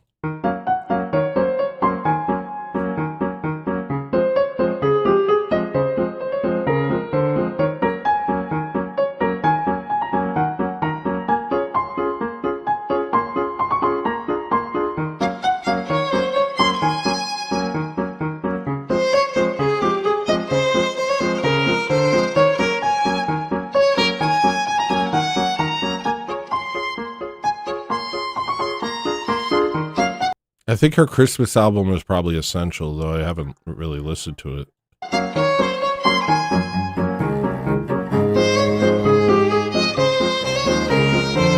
I'm getting so many copyright strikes because of these clips, guys. I just want you to know. I was thinking more like shows, like, okay, I watched the Nick Fuentes thing with Tim Pool. I was thinking you'd give me stuff like that, like, oh, you should check this out, and I'll try and watch it, and you know, and instead, you just getting my show full of copyright claims. Don't make too many slices. Don't make too many slices. That's enough. Nice. Don't make too many slices. That's enough. Oh, listen, it's perfect. No, we didn't order a salad. What's going on? Sir, we cannot see the pizza anymore. I think it was better before. Take it out. Take it out. We just wanted a pizza. Italians got mad for Pizza Cut new. Thanks. The context helped. What's this?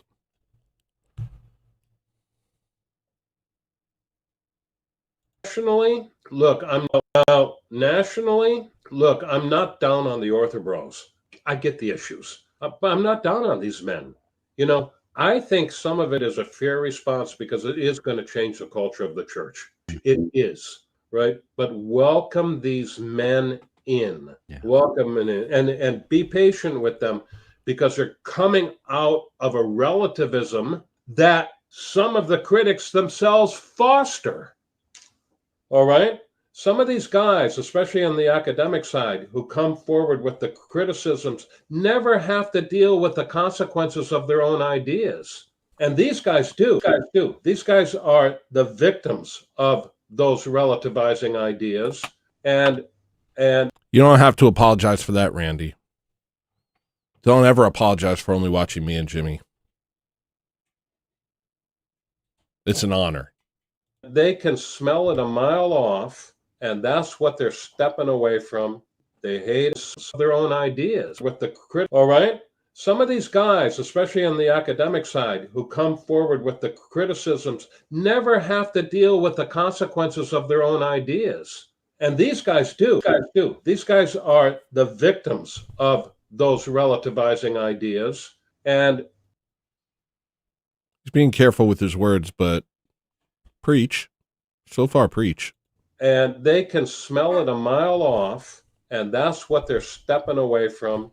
They hate it, and that's why they react to these the liberal side in the way that they do. Yeah, I've said it before. Chat, I've said it before. You know, the same instinct that makes you seek the truth brings you to orthodoxy. So you seek the truth and you start to understand what's going on in the world. And it's crazy. You know, there's a reason they call it a red pill moment. It's because it's it's like a tectonic shift mentally, where all of a sudden you realize that everything you thought was true is a lie. And it's like the scales come off of your eyes and you realize what's actually going on around you. And that revelation comes from a desire for truth. And that desire for truth comes from some part of you resisting the lies internally. You see it, and your whole life you're just like, something about this doesn't sit right. And most people learn to quiet that using drugs, SSRIs, sex, I don't know. There's attaching themselves to some narrative that suits them. And then the rest of the people are too busy with their own crap to even care about the truth. But that part of you didn't ignore it. That part of you that said something about this doesn't sit right with me, you didn't ignore it. And it's that same part of you that does lead you to orthodoxy. The idea of, I don't really use the word ortho bros, but the idea of far-right nationalistic people coming to orthodoxy, the reason they became far-right and nationalistic is because they care about the truth. And the reason they're coming to orthodoxy is because they care about the truth. The problem with especially the liberal academic critique is that it's real easy to critique when you've got a guaranteed salary and a good retirement. All the liberals have that. All the liberal talking heads are funded. You know, even the milquetoast right-wingers, like Ben Shapiro, who's a subversive and a traitor to our nation. He has constant funding. He pays for constant engagement, but nobody actually watches him. He gets way more views than people like me, than people like Jimmy, than people like Fleckus Talks, all these different people. He gets way more views than them. But the engagement in comparison to the view count, it's crazy. There's nothing like it. Like, I'm the exact opposite of Ben Shapiro. Ben Shapiro will get millions of views and like 20 comments. I get nonstop engagement. I get one of the highest like to view ratios on YouTube. And that's because I'm not, it's not propped up. And it's even worse with liberals. These institutions are propped up. A lot of the people, the liberal YouTubers and stuff like that, they're propped up. They have funding. And so they can inflate their views, they can bot their views, they can do all sorts of stuff like that. But the engagement kind of reveals what's actually going on there. These people get paid to push liberalism. These people get paid to push multiculturalism. These people get paid. And we've seen that time and time again. The NGOs, George Soros comes to mind. I don't know if you remember when there was this huge line of people from South America marching through Mexico to come to America. They were literally funded by George Soros.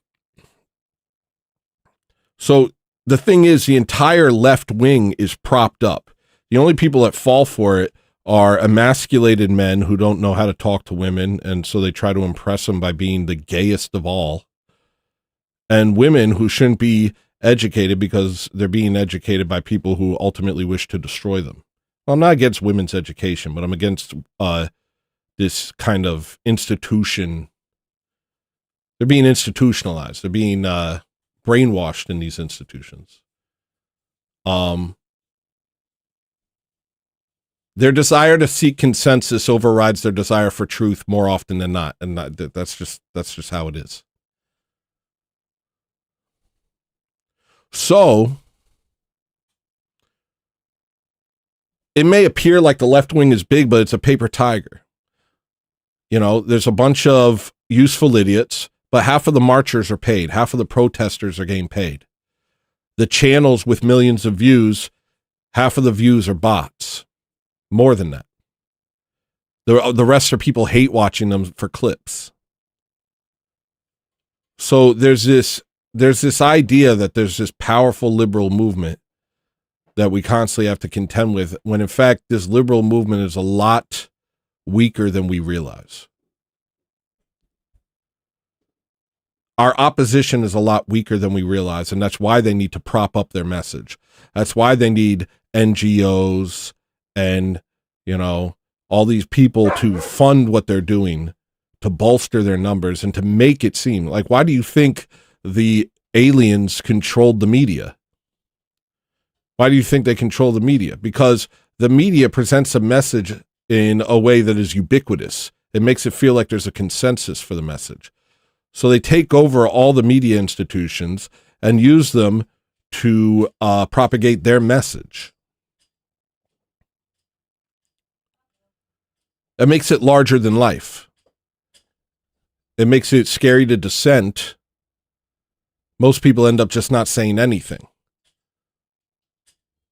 But it is artificially propped up. Why? Because it's a lie. A lie has no life of its own. It needs to be constantly maintained. Think about liars in your own life. Liars have to constantly keep up with their own lies. Otherwise, they get tangled in a web of lies. They'll say one thing and then, wait, I thought you said this. And then they have to come up with a new lie to cover their bases. A lie requires constant maintenance. And the amount of money that's poured into lying to us grows every single year. Because that's the only way a lie can continue to exist. You never, ever deal with the consequences of your own ideas. You're trapped in writing for your peers, and you don't understand that these ideas are fundamentally corrosive and hurt people. And yes, guys, I'm sorry. I feel like telling them this. Maybe they'll hear this. Yeah, the church is going to change. The culture of the church is going to change. It's American orthodoxy. Do you understand? Like, we're not LARPing as Russians over here. We're not LARPing as Greeks. We have been given our own church, and it's going to be American. It will continue the ancient tradition of orthodoxy and bring it into and carry it till the end of time. But it will be distinctly American, and it starts with all of us. And that doesn't mean you jump into orthodoxy to give it a cool sheen. That doesn't mean you change orthodoxy. You don't change orthodoxy. But orthodoxy will naturally change or American orthodoxy will naturally change because it's American orthodoxy. It's not going to look like anything else. And if I have anything to do it, it's not nationally. It's not going to look anything like these churches that are close to schism. My hope is that Neo-Byzantium is Orthodox first, and that everything trickles down from that.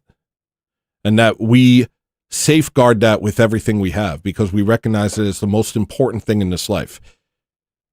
It can be said that it's the only thing that matters, ultimately. I want zealousness. I want zeal. That's what I want. I want people to look at Neo-Byzantium, aka America, Orthodox America, and I want them to be inspired by our zeal.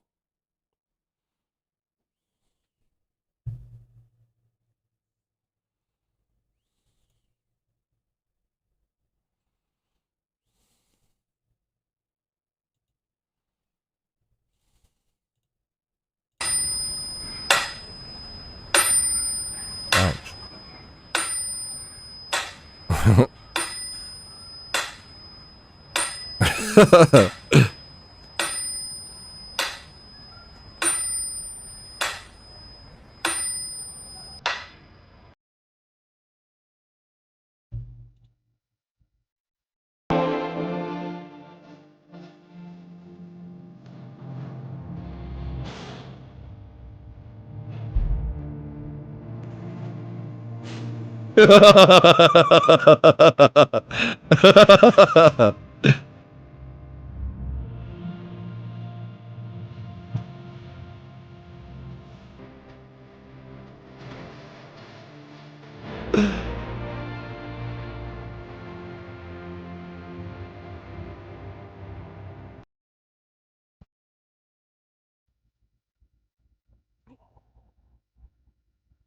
But if we use the government, how will we stop people from using it against us? This is good. This is good. All right. And then here's this. Whoa! Who sent this?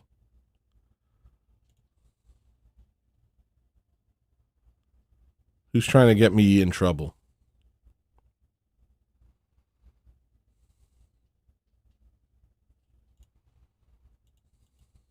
The Lord. Feel free to send more.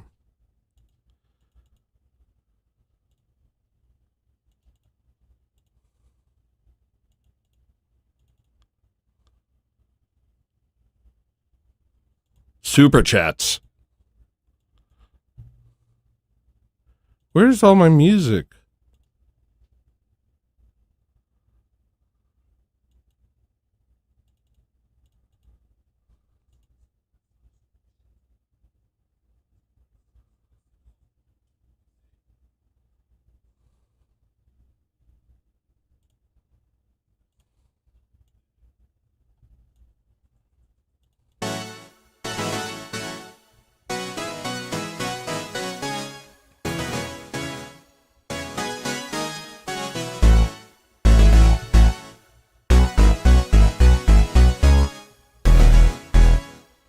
Yeah, that is the truth, Metal. How do people turn to orthodoxy? In the same way that you're turning to orthodoxy. There's some part of you that hears people like Jimmy, speak, and it rings true to your heart. There's some part of you that recognizes that.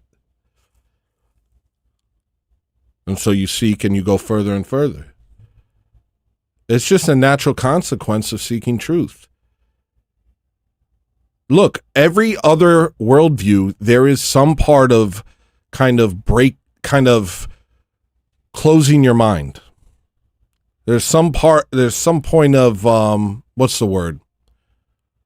Cognitive dissonance, where you have to force a certain thought out.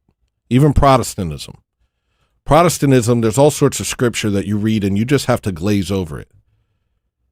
And you can look into the most, the greatest Protestant theologians, and you'll notice they glaze over it too. because it doesn't coincide with what you're seeing in the Protestant church. It doesn't coincide with what you're being told is Christianity. So that happens in everything, except for orthodoxy. Orthodoxy is the only thing in this world where there's no cognitive dissonance. You understand that this is it. There's no part of you blocking out thoughts. There's no part of you saying maybe that's kind of playing games with yourself. There's no self-deception. In every other worldview, in every other way of life, there's an element of self-deception. It starts from just like the most selfish worldview. You could just be some sort of like narcissist who the only thing you're doing is seeking for yourself. And you're constantly telling yourself a story about why it's okay that you do so. You're constantly telling yourself a story about why you're the good guy, even though you're hurting the people around you. It starts there. And then you go further and further. There's religions, there's cults, there's worldviews like atheism. And all of these things have all sorts of cognitive dissonance that you refuse to look at. Not only mental cognitive dissonance, but something doesn't sit right with your heart. Some part of you knows that this isn't it. Why do you think so many atheists end up weird, tranny, crazy people? They end up like that because somewhere deep inside, they know they're wrong. And they're staving off the fear. What do I say in the end of that album? Welcome. Here's the truth. Jesus died for you. And you know it's true because deep inside it scares you. And I think most people are dealing with that to some extent, or doing everything they can to not deal with it. Somewhere deep down, because we are made in God's image, because we are God's handiwork, some part of us deep down knows that Christ is Lord. Most of us spend our lives trying to make that fact go away, trying to ignore that fact. When you get past that and you finally accept the fact that Christ is Lord, well, then you have to deal with a world of false churches claiming to represent Christ, and heresies, and cults, Mormonism, Jehovah's Witness, Protestantism, Roman Catholicism, Oriental Orthodoxy. People on YouTube who think they have all the answers.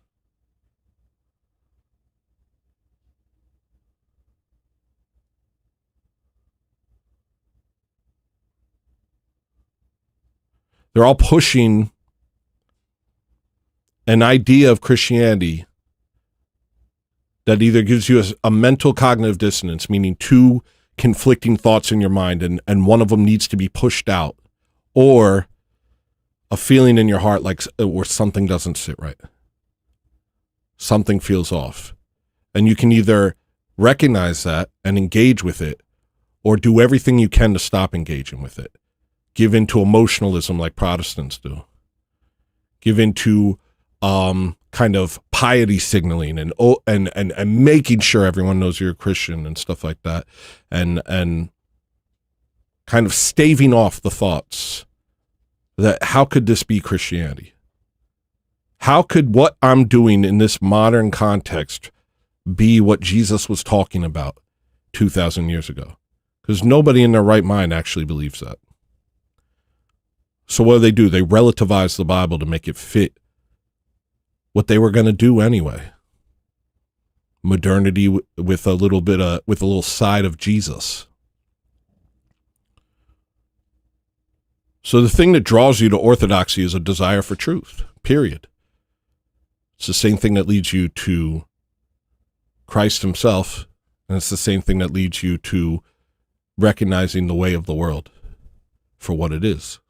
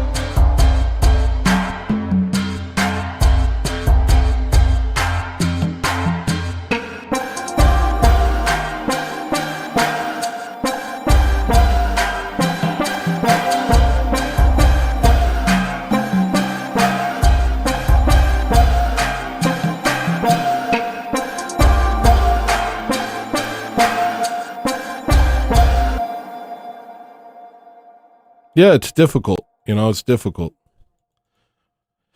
But, I think many of us resisted orthodoxy for a while. I know I did. I resisted orthodoxy. Some part of me was afraid of it. And that's a weird thing. It's like, it's weird. Sometimes we're like afraid of the truth,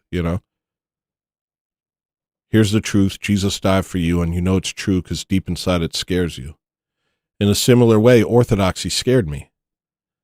I knew that it required a lot of me. Orthodoxy isn't easy. Orthodoxy is not like the world. Orthodoxy is in direct opposition to the world. It's not an easy thing.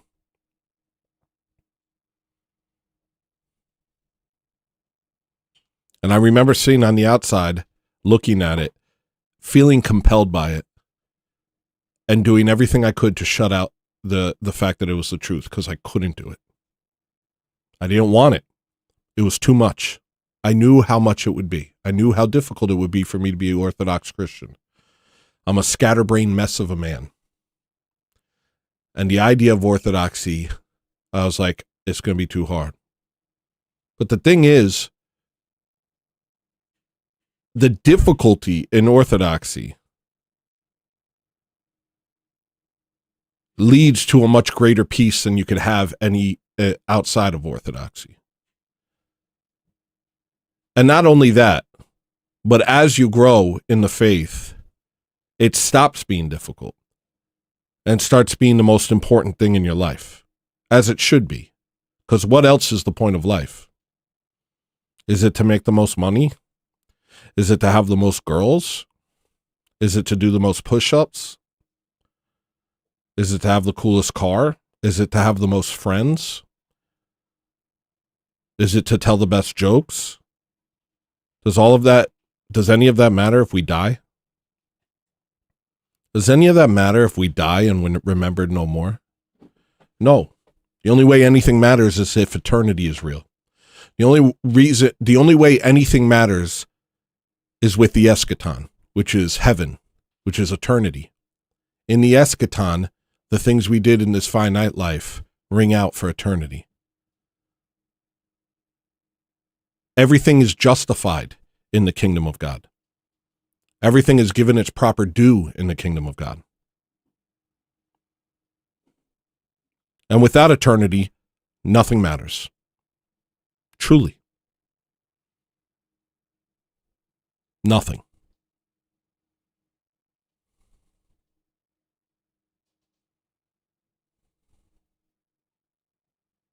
Think about all these people. Think about all these people who aren't Orthodox. Think about all these atheists and these liberals and all these people walking around this world acting like what they do matters while rejecting the God of creation. How does that make sense? Why would an atheist debate? For what purpose? To what end? You're a speck of dust in a random chaotic universe. When you die, you're gone forever. Before you existed is an eternity. These people, everyone outside of the Orthodox, are literally LARPing their entire lives. They spend their lives pretending that it has meaning. Why would they do that? Because they're made in the image of God, and some part of them knows that this life has meaning. They can't help it. No matter how much nihilism is poured on us, some part of us recognizes that life is meaningful and the things we do matter. But those outside of the church, they're wackadoos. They're acting in opposition to their own worldview.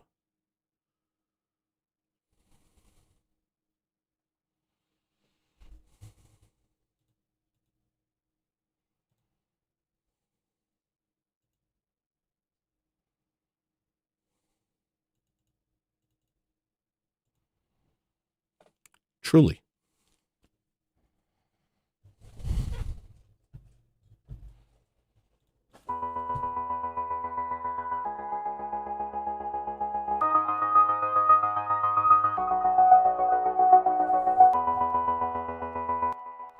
There's nobody who's so bad that Christ doesn't forgive. It's about repentance. It's about returning to the church and repenting. All of us are broken people. Let's talk about this on Monday. You know, there's this huge LARP on the far right where they're demanding that women be something that they're not, while they themselves are not what they purport to be, you know. Us on the right wing, we're not all tough guys. We're not all, you know, we are not all ideal, and neither are all women.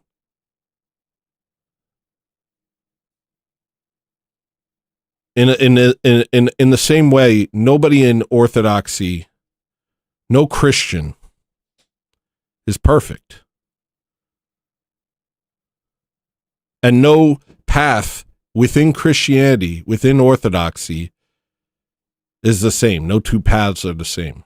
There's stories of monks that had sexual sin that they repeated until their dying day, and then went to heaven. Why? Because no matter how many times they fell, they got back up and repented. We're called to be saints, but in many ways it's an impossible task. For most of us, it's an impossible task. But God's grace is sufficient.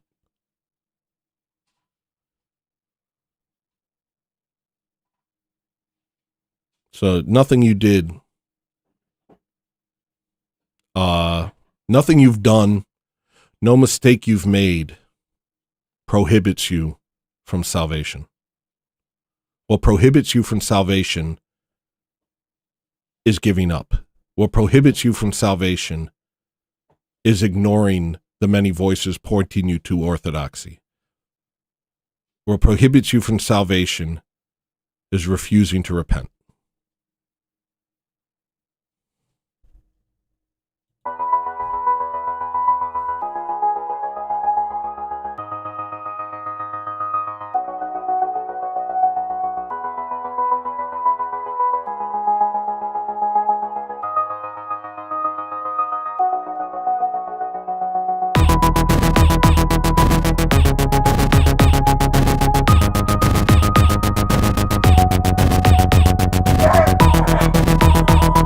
Yo, is everything cool?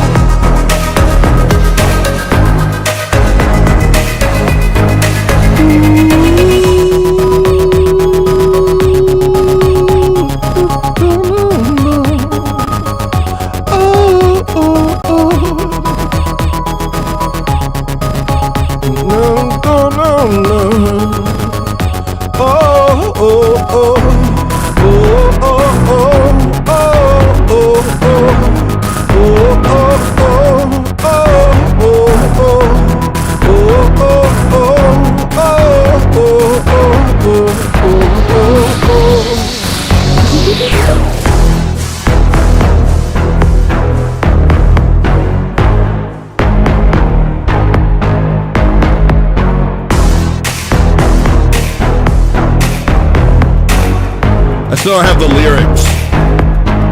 I know how to sing it. Provo! What up?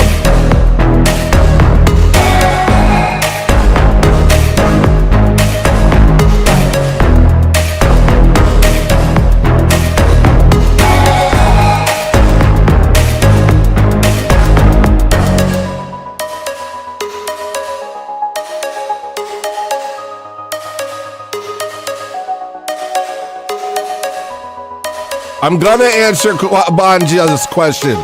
I'm going to. I just want to listen to the rest of this song.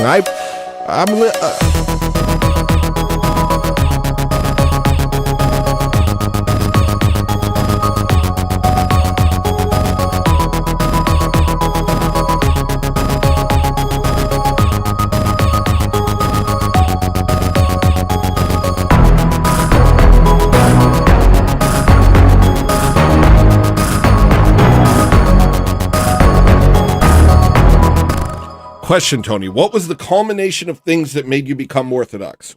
Well, it was a lot of things. And it was a long journey. It was a long journey. This is why I always talk about this, you know. I always think of Constantine. I know I talk about him all the time, but to me, there's two journeys. There's the journey of realizing that Christ is Lord. And then there's a journey of finding out what that means. And then there's a journey of finding out what to do in response. So I had a revelation when I was 27 that Jesus was Lord, but I didn't know what that meant. And I started going to any church I could. Ended up at some rock church in a school. That I didn't, okay, I guess this is church. I don't know. And I went for a while, but eventually kind of moved to New York and tried to go to a couple churches. I ended up at some Mexican house church and felt completely alienated. And then in New York, I don't know, my fervor faded and I kind of became a Christian in name only, if you could call it that. But eventually I started trying to go to churches in New York. And I went to some trendy church down the road from us in Bushwick. And I walked up there and they're handing out like flavored water and treats. And they're like, hey, welcome to church. Glad you guys could be here. And it's just like a bunch of cool teens hanging out. And I don't know. So I walked in and it was like some industrial warehouse with a bunch of chairs set up and a stage. And it basically was just a giant rock concert. And everybody was just losing their minds and they were putting their hands in the air like they were having some sort of spiritual experience. And I felt nothing. And I was like, what is this? I don't get it. And I remember very clearly that I left that place. Maria and I walked outside.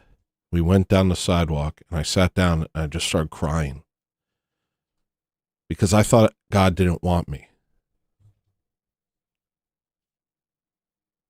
I said, look at all these people. Look at the experience they're having. Why don't I feel it too? And I didn't know. I thought it was because God didn't want me. And I just remember sobbing on the sidewalk thinking that God didn't want me.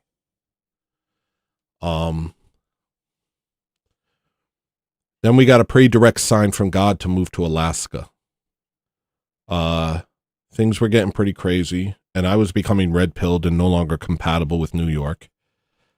Things were getting really dark in my life, and I was planning on doing things that would put me in jail because of people that were making me mad. And I was like continually falling apart and like losing my mind. And one day Maria and I prayed about it. And she opened the Bible and it said, leave this city, follow Joshua.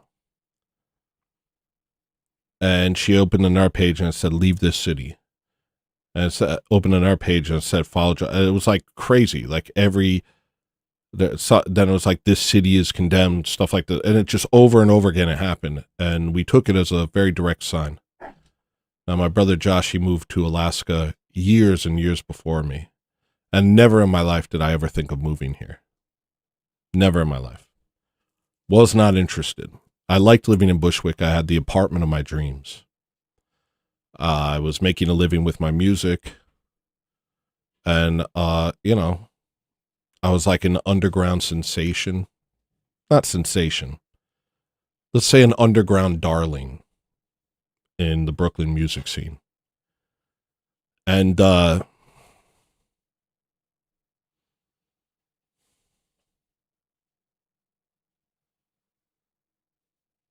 we sold all our stuff and left a month later. And when we got here, I was like, what am I doing here? But almost immediately upon arriving here, because we were so broke from just the journey here, and we had no home, we were living in my brother's spare bedroom. We went to the food stamp office to just try and get assistance until we could get on our feet. You know, like what it's actually for. And while I'm waiting at the food stamp office, I sit down, and next to me is a book about St. Herman. And I'd never seen a saint that looked like that. I've never heard of a St. Herman. I didn't understand what I was looking at. I should have read the book. I did not. I read it for a few minutes and then moved on. But a bunch of things like that started happening. I got a job at Kohl's, and I would listen to podcasts while I worked the night shift. And somehow I stumbled upon a Jay Dyer thing, and he was talking about Christianity, and I was like, yeah, I really do think, like, I want Christianity. And he started talking about orthodoxy and how no other church is a true church, and it really unsettled me when I heard that. I kind of stopped listening to him. Then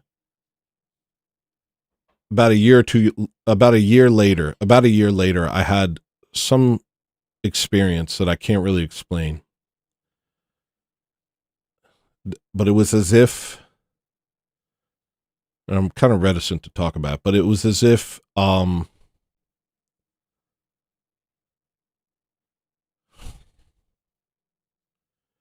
don't understand it. And it happened when I was listening to that song I was talking about earlier. I was talking about that song, I forget what it's called, but it's the one that says, here's the truth, Jesus died for you, and you know it's true because deep inside it scares you. I was showing my wife that song, and all of a sudden, something happened to me. And the way I can explain it was I was overwhelmed by my sinfulness. I felt as though, here's how I describe it. The experience was one of the most awful experiences of my entire life. And I'm very serious about this. It was one of the most painful experiences of my life. But it wasn't a physical pain. It was a spiritual pain. And what it felt like was the Holy Spirit was shining down on me. But all I was sin. And so instead of it feeling amazing, it felt like I was burning alive. And I was just so unbelievably aware of my sinfulness and my hatred and the evil, how evil I was. And it lasted 4 days. I'd say a week. It lasted an entire week. I couldn't sleep. I couldn't eat. I could barely talk. All I could do was pray. I would just sit and pray and cry.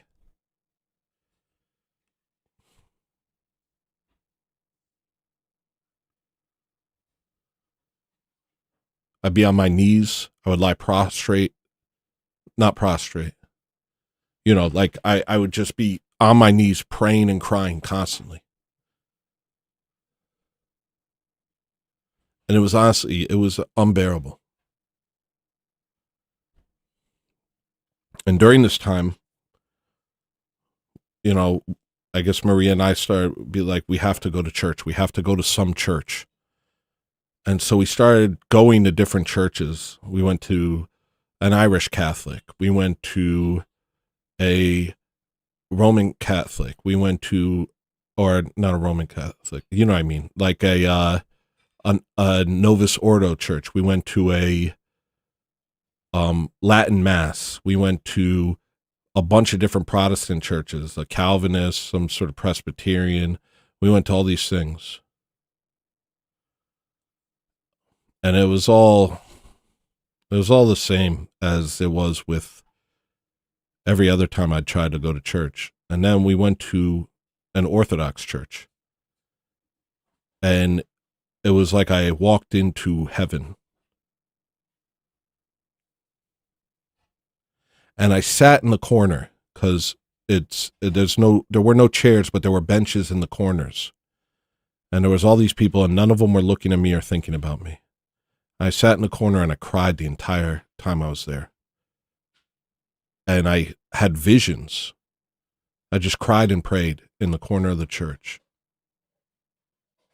I had these visions, and I didn't understand them at the time, of my prayers being put in these bowls and this elaborate dance. I recognize what it is now, but I didn't recognize at the time. So I'll just explain what it was, or what I think it was now. It was like my prayers were being offered to God by the saints.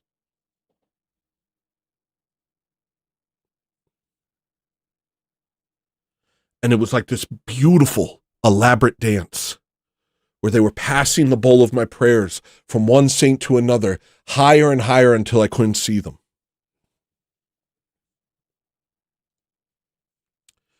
And I needed them for how far I'd fallen, for how dark I'd become. I needed their prayers.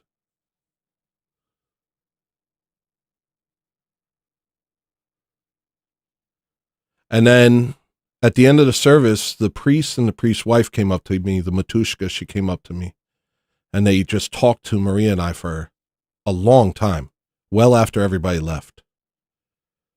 And at some point, I told the priest that I smoked cigarettes, and I've been smoking cigarettes for about 15 years. But that was just like an offhand comment. I was talking about all sorts of stuff. And at one point, the priest said, "So you said that you have a problem with cigarettes, right?" And I said, "Yeah." And he said, "Well, we'll take care of that right now." And he crossed me. And I never smoked another cigarette from that point forward. Ever. But that still wasn't enough to bring me to orthodoxy. But it was enough to send me on a journey to start getting very serious about Christianity. And so I started reading the Bible constantly, studying the Bible constantly. If I wasn't reading, I was listening to lectures from everyone I could. I was just taking everything in that I possibly could.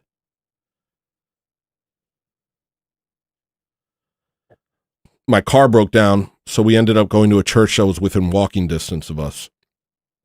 And that was a Baptist church. And in that church, I met a lot of wonderful people. But there was such incongruity with the beliefs that were being espoused by the people in there. Everyone had a different belief system. Some people believed that Jesus wasn't God. Some people believed hell wasn't real. Some people were Calvinists. Some people were Arminians. Some people believed, and it was just crazy. It was all up for interpretation. And often coffee hour would just be people debating their viewpoints. But it was nice, and it was easy, and nothing was expected of me, and it felt good enough. Also, I liked the people, so I did that for a long time. But Maria was already Orthodox in her heart, and she would occasionally talk about Orthodoxy or buy Orthodox books, and I would get very upset with her because, like I said, Orthodoxy scared me.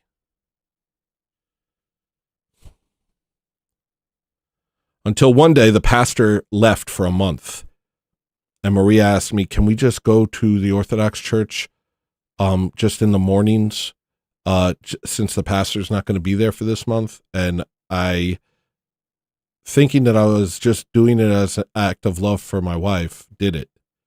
And so for 4 weeks, we ended up going to Divine Liturgy. At the end of those 4 weeks, I couldn't go back. I tried to go back to the Baptist church, and it was like I felt like, what is this place? What are we doing here? This isn't worship. I don't know what this is. I was some part of me was just wanted to run when I after experiencing it. I was just like, I don't want to be here.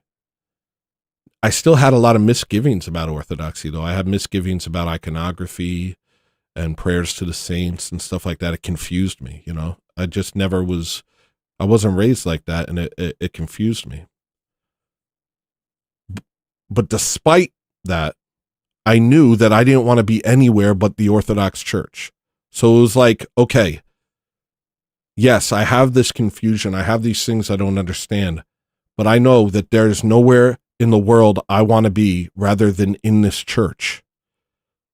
And so I'll just figure it out. I don't know what else to do because I can't go anywhere else, because I've seen the true faith. I've seen it. I know that this is the true faith. And so even though I'm confused about these things, I can't deny what my soul is crying out, that this is the truth. I just couldn't leave. And so I just stopped going to the Baptist church because I didn't want to be anywhere else. And I went to as many services as I possibly could. And then one day on the triumph of Orthodoxy, which I didn't know that at the time, Maria and I were watching this family sit opposite us on the other side of the church as the liturgy is going. And the whole family is sitting there, the two children, the husband and the wife, and the light is shining down on them. And it was like I was seeing an image of what human life was meant to be. I saw so much love in that moment. And it was like, and I didn't see anything like that anywhere. Every other church I went to, everybody was checked out, you know? They had their Starbucks drinks. They're saying, entertain me and do it quick so I can leave because I got other things to do. But these people were just there in that moment, an entire family worshiping God together, even though they were sitting. You know, they had a family. It was a thing, and also it was a point in the service where often people sit.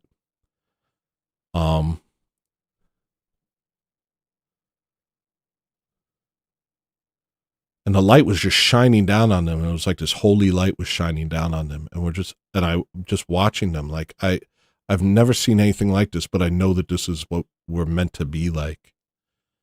And I turned to my wife and she was looking too. And I said, and I don't remember how it happened. I just remember that at that moment, both of us realized that we want to be Orthodox, and we wanted to, and we became catechumen. It was like there was some part of you that was like, I need to have the Eucharist. I can't live like this anymore. I need to take the Eucharist. And since then, we immediately became catechumen, and our catechesis was fast. But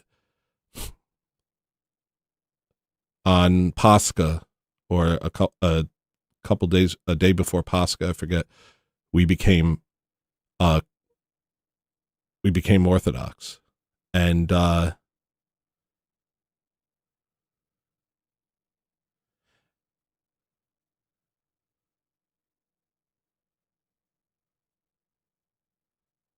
was a lot of other stuff. I know I've talked about the cross. I had this cross. And this, again, was just me doing something nice for my wife. She wanted to go to this icon store, and we went to it. And I was looking for something that wasn't graven images or something like that. Like there was this cross with a bunch of small icons on it. And I was like, yeah, this is probably okay. And I bought it. And I hung it on my mantle. I had this little mantle that I kind of like put Christian stuff at. And I didn't know why, and I didn't know what it meant, but it was just like, I don't know, this is something I'm doing. And a little while later, we had what the Baptists were calling communion. And they were handing out little cups of like cranberry juice and oyster crackers. And afterwards, everybody just threw the cups in the garbage or left the cups on their seats and just walked away. And I stood up and I said, why are you guys throwing away the cups? I said, what is happening here? And they said, what's the matter, Tony? I was like, this is the blood of Christ. This is the blood of Christ. There's still some in your cups and you're just throwing it away. And I couldn't believe what I was seeing. Like, it actually blew my mind. I was like, what are you doing? This is the blood of Christ. How would you just throw it in the garbage? And I remember, and that was because I read the Bible. You know what I mean? I didn't just go to church. I read the Bible. And no matter what, every time I read the Bible, I saw something else that was like, this is not what we're doing. I remember the pastor said, oh, we don't think it's really the blood of Christ. It's just a symbol. And I couldn't take that. So I saved my cup. And I went home and I put it on the mantle. I think it was the day we prayed, the day after we chose to become Orthodox. We were praying in front of the icon, and the cross fell off the wall, crushed the cup, and stayed standing. Not propped up on the wall, just standing. This wooden cross fell off the wall, crushed the cup, the false cup of the Baptists, and stayed standing. There's a million things like that too, but I can't recall them all. And then once you become Orthodox, the Eucharist changes you in a way that you can't explain. It's not like, oh, I read enough scripture and now I'm real spiritual. I did this many things and now I'm this good.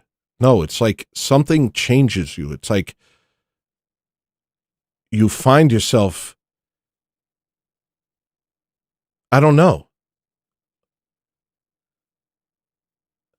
And it doesn't just change you, it sustains you. Your week becomes marked by the moment where you partake of the body and blood of Christ.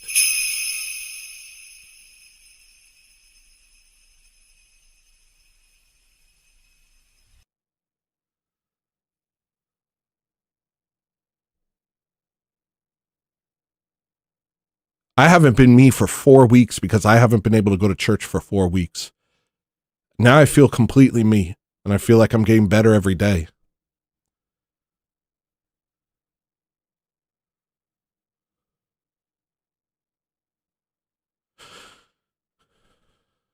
But these changes don't happen by becoming the greatest theologian. These changes don't happen by browbeating everybody. These changes happen mystically. Somebody asked the priest, what do you do in the church? And the priest said, what does a baby do in the womb? It waits. It waits to be born.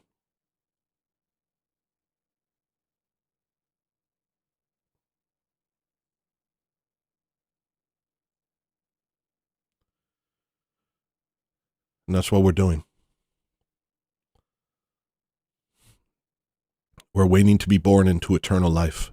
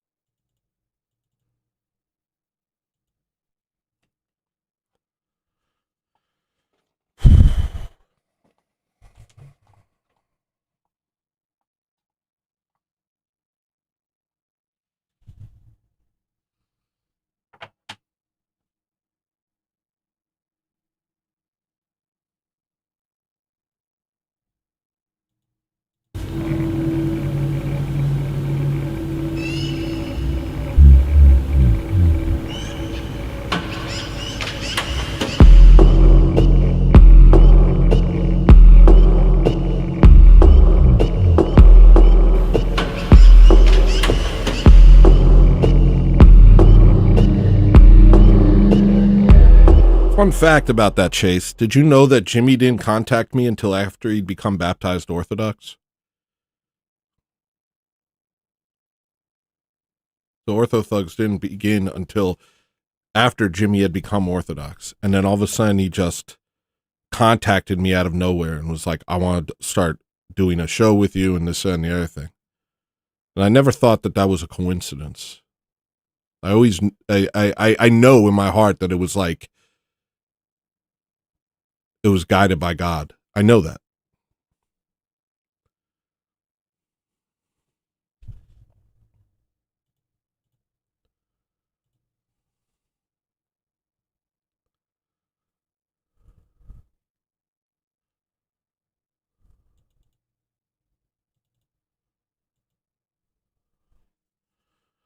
Yeah, it's out of the blue.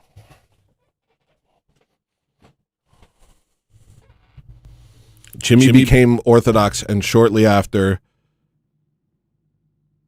through Provo, was introduced to me. Shout out Provo, W Provo. And then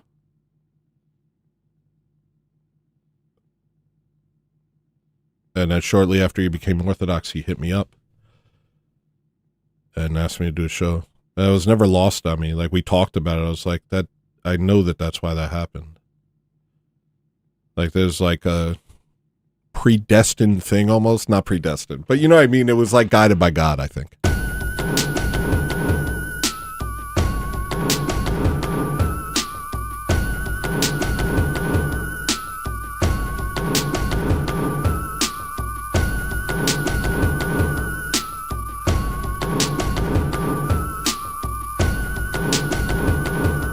Yeah, providential. That's right.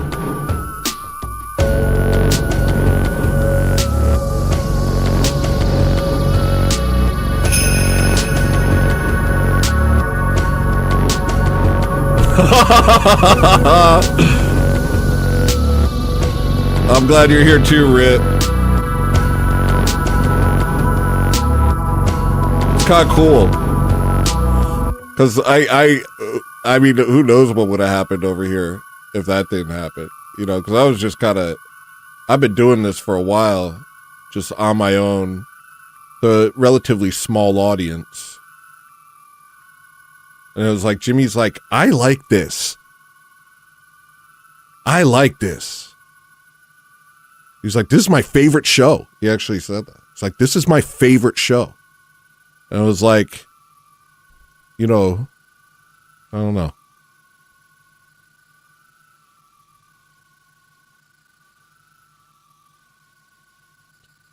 It's kind of cool.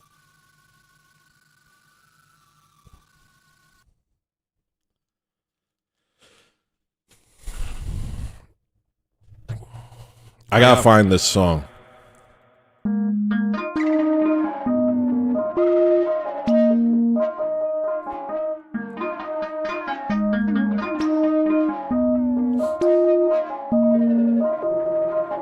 What you mean? What you mean?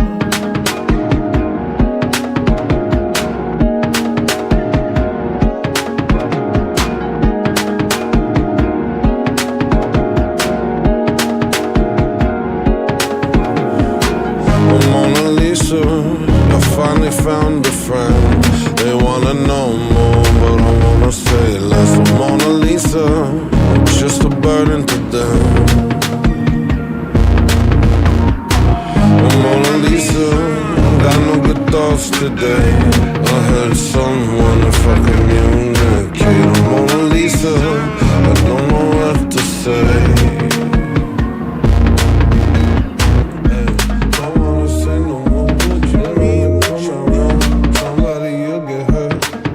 Way too long and they won't tell me to shut up. But I know I'm good. I'm looking for a fight. They're just being polite.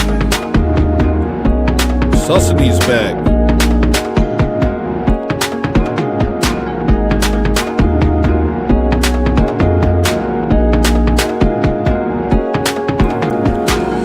Mona Lisa, they're putting up with me. They're bored to tears, but they cannot leave. Mona Lisa, what is wrong with me? Lisa, a thimble full of peace is all I ask, just to make the thoughts leave a Mona Lisa. I find it hard to breathe. Don't wanna see no more. You need what you want. Somebody you'll get hurt. I'll talk for way too long and they won't tell me to shut up. But I know I'm good. I'm looking for a fight. They're just being polite.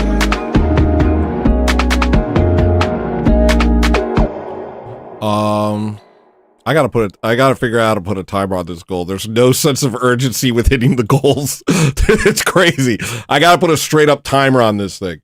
There's zero sense of urgency.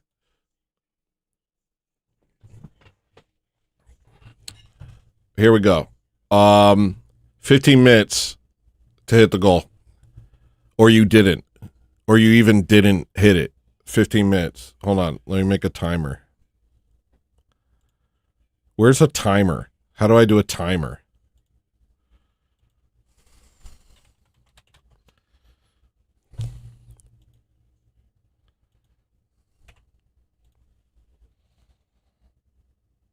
All right.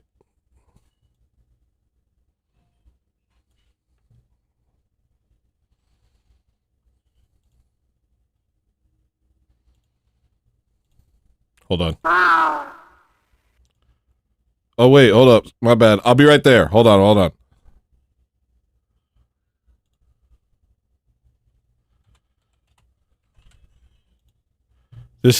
I'm going to have to do better than this, but this is good enough for now.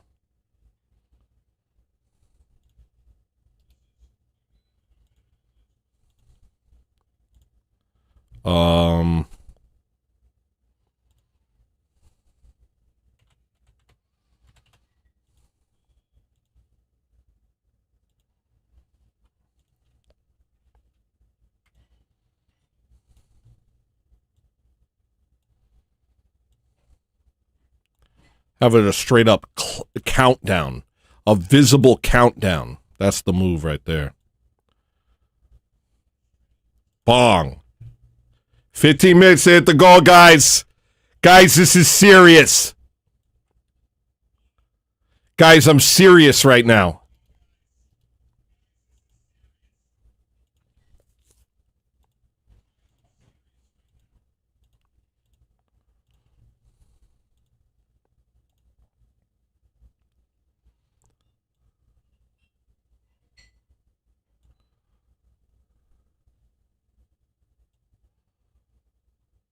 That's pretty good. That looks so bad, actually. Hold on. Sorry.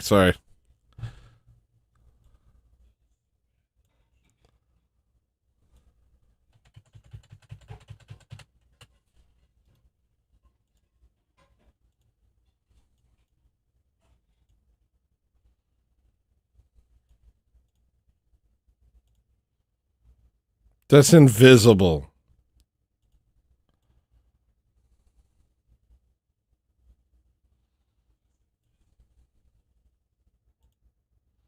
That's stupid.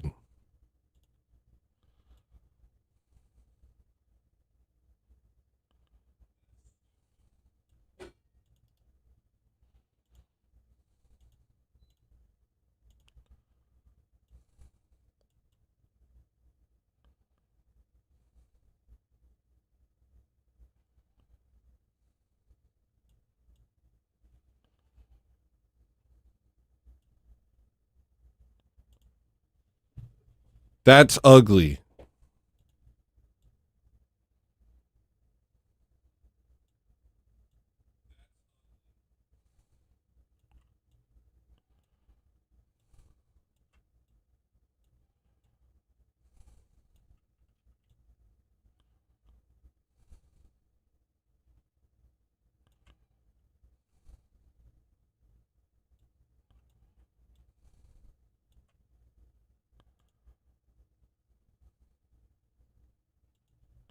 Almost. Hold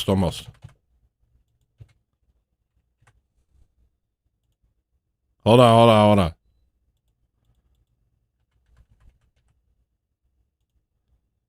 That's perfect. Guys, 12 minutes. Gooster Mix with the huge 20. Sorry, none of the stream stuff came through because I was on that bad thing. Gooster Mix with the huge 20. Thank you, bro. Here's your sound. Wait, hold on.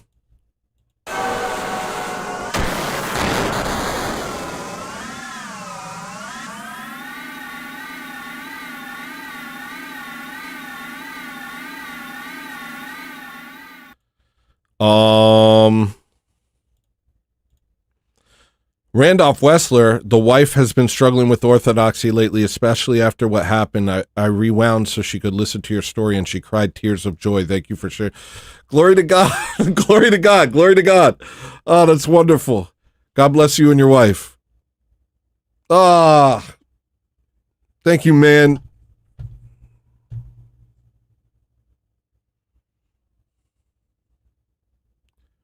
Prayers for Randy and his wife. Here's your sound.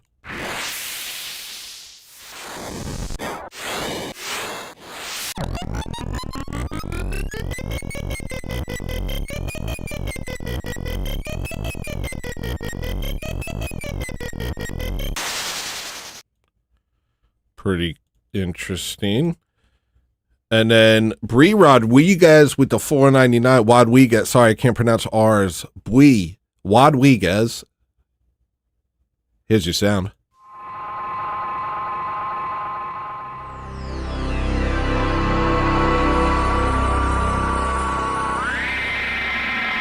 Okay, kind of freaky. Average redhead tipped $3.33. The timer got this money out of me. Look, I didn't want to use the tools of manipulation at my disposal.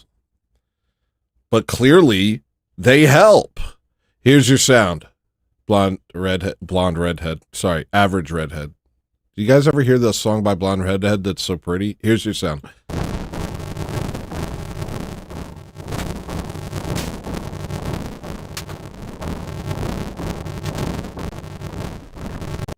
These are some of the odder sounds of history. Susan Griffith said, dang old goal. Thank you, Susan. Here's your sound.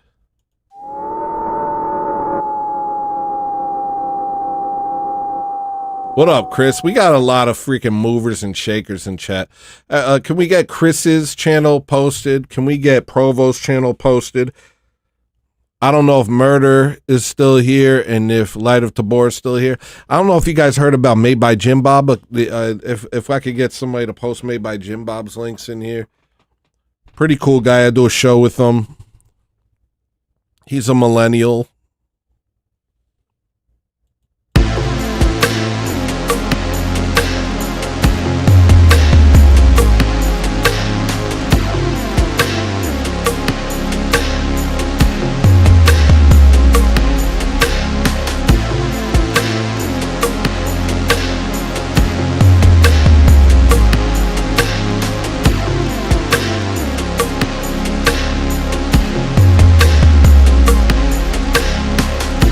Do you feel sad?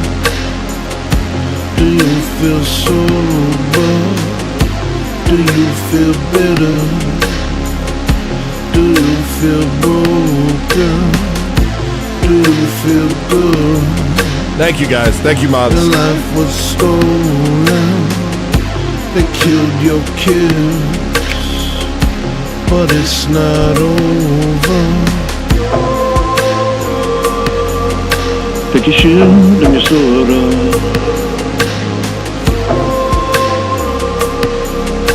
Wear your cross and your armor.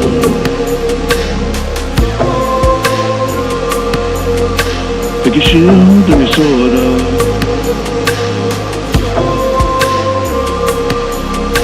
Wear your cross and your armor.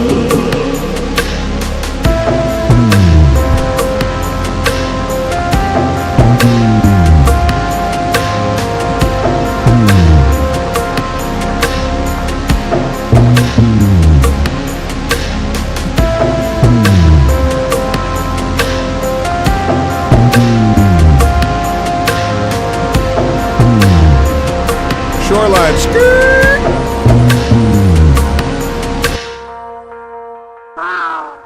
Shoreline Skirt tipped $13. You get a better sound if you tip instead of super chat. I don't know if you guys have noticed that yet. Okay, but I mean, super chat looks cooler, but in a way, but the the tip one, it's like a big sound, and then the wah, and then also my face is happy instead of burning the cities down. Here's your sound.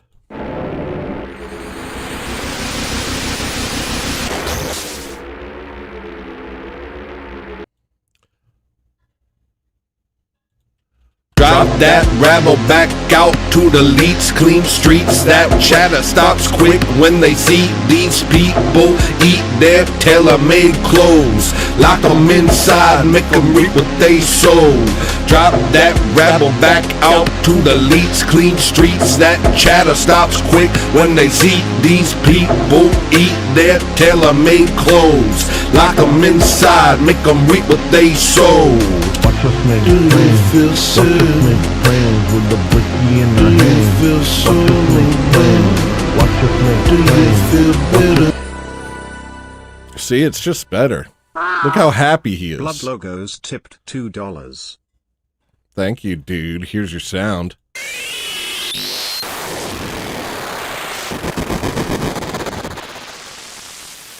Watch us make plans.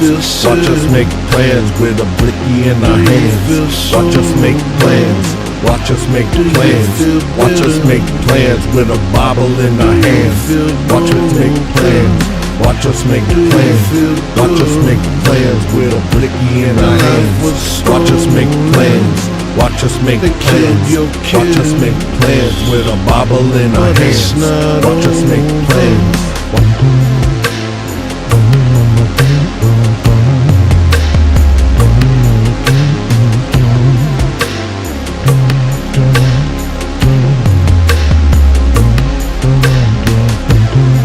The song is called Plain, and it's not released yet, and I'm sorry, I'm getting there.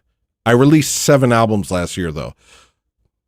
Most artists don't release 7 albums in their lifetime, and most artists' albums aren't as good as what I'm releasing. Well, all artists, because I'm the greatest artist of my generation. But I am getting to it.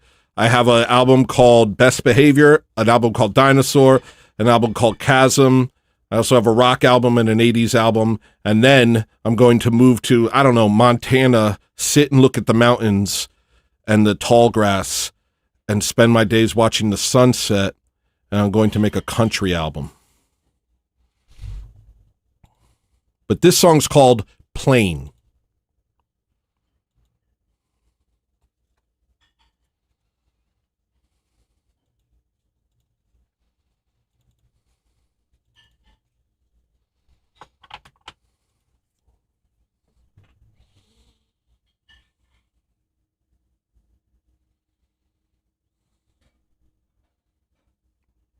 Thank you, Mongo Blood, for believing in me. That's like, me and Jimmy, we're going to work our hands to the bone. We are going to capture the institutions, and the airwaves are going to stop blaspheming Christ, but instead praise him and his church. And then he's going to become an icon writer, and I'm going to try and write a liturgy. God willing.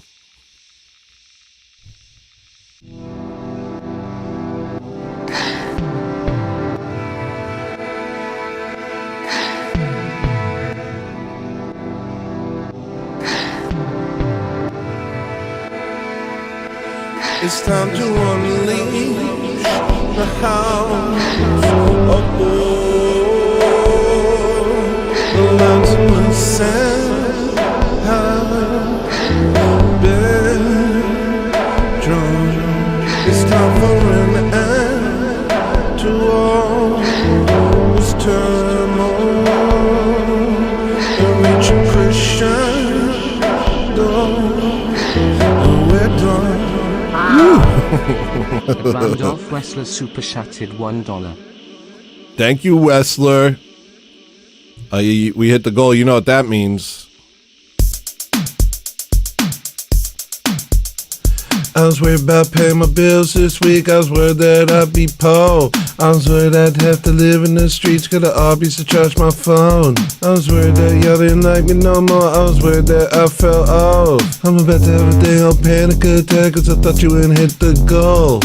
But you hit the goal. Just now.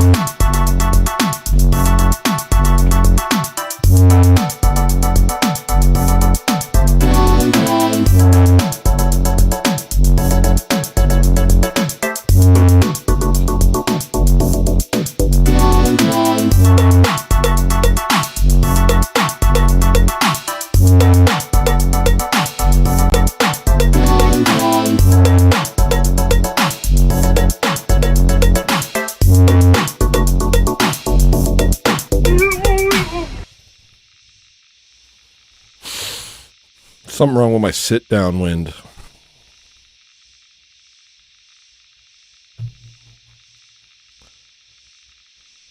All right, I gotta find this song. I want to find this song. I'll do one more small goal. What do you think? Do I have a small goal? I don't have a small goal.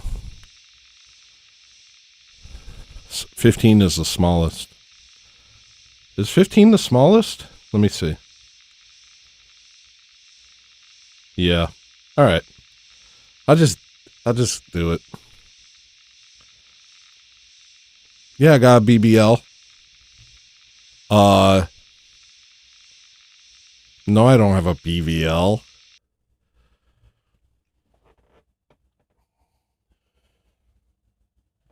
Yeah, can you make like a 5 and a 10, Maria? Boom, boom. Boom, boom. Hold on, I'm gonna find it. Oh, I gotta hear this. Every time I see this, I gotta hear it.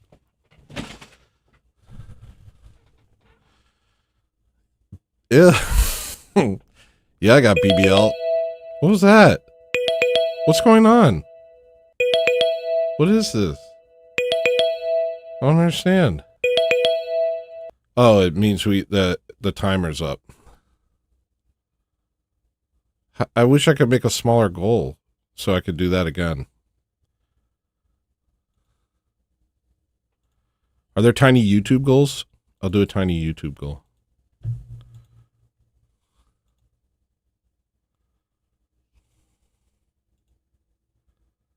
Five super chats.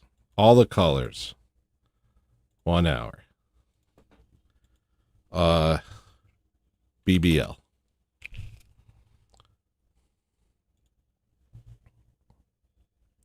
All right. Back to what I was doing.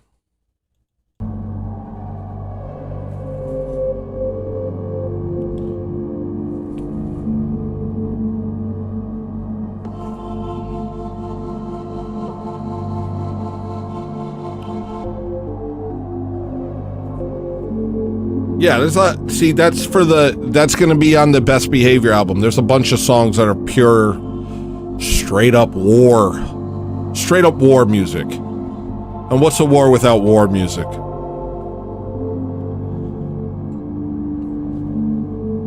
Law and Order, really? I have to check that out one more time before I go.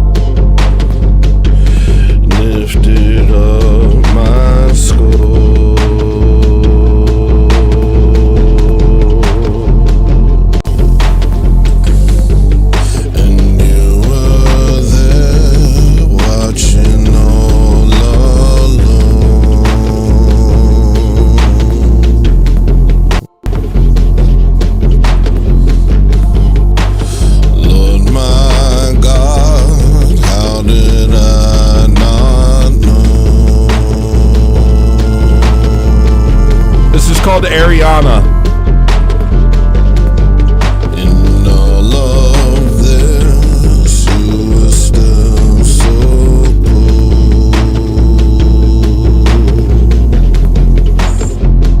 I have a friend named Ariana who's might be watching this, and I want you to know I don't know why I named this song that, and don't read into it. I just realized that I have a friend who watches the show who's named Ariana. I just named it Ariana. I just named things. It doesn't mean anything. But if you like that, it's about God.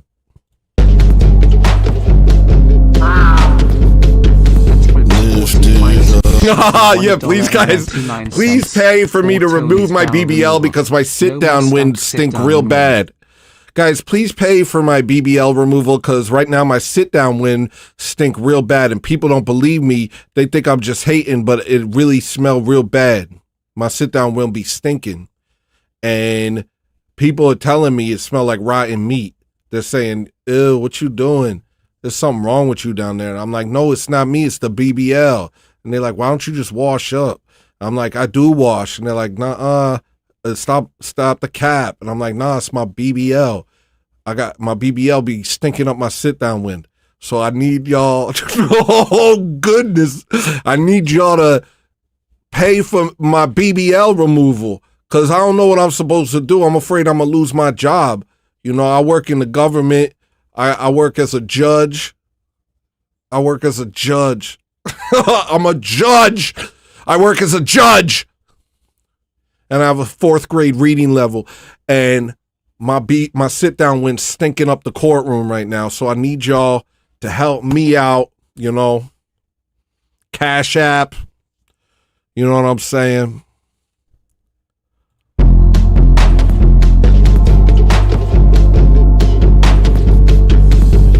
lifted up my skull.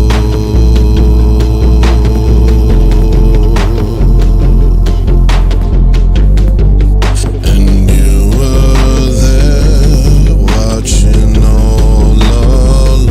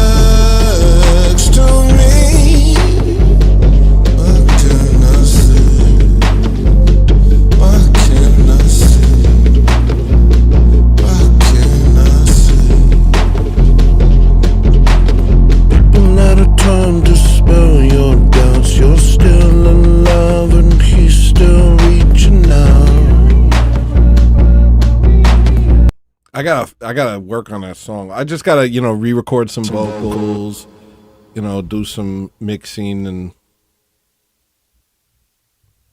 I like that song a lot.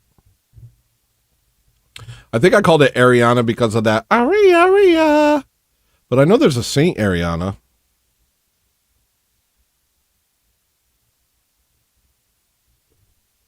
Saint Ariana Orthodox.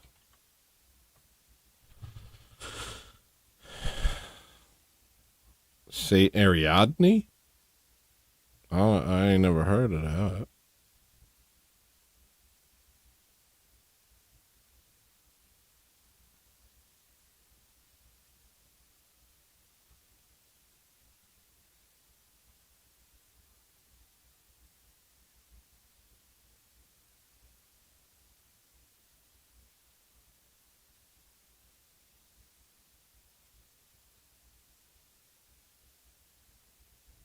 Wow.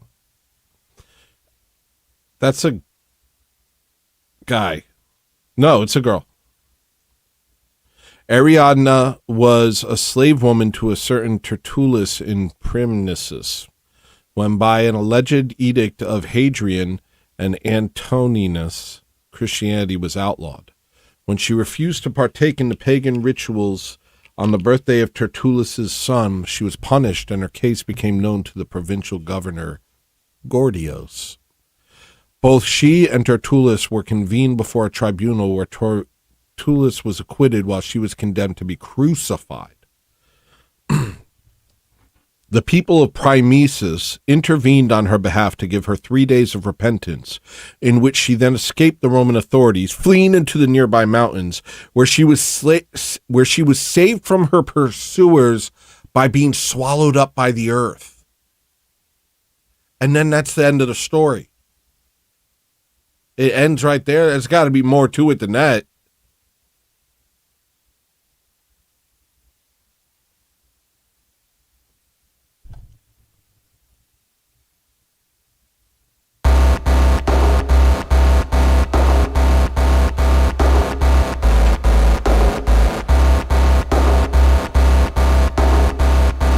You want to hear a really good song about that? I don't know if this is good to send to your friend, because it's going to make him cry probably. Ready? What's it called? I don't know. I don't know what it's called. At Briarwood 13 super chatted $4.99. Have a great night, y'all. Good luck with the stank tone. Embarrassed smiley face emoji. Thank you, Bree. Honestly, I appreciate you understanding instead of teasing like all of these heartless boys. Here's your sound.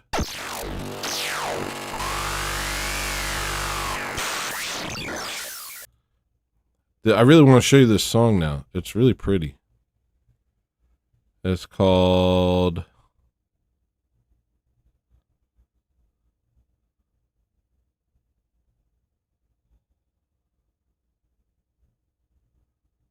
I want to show it to you. No.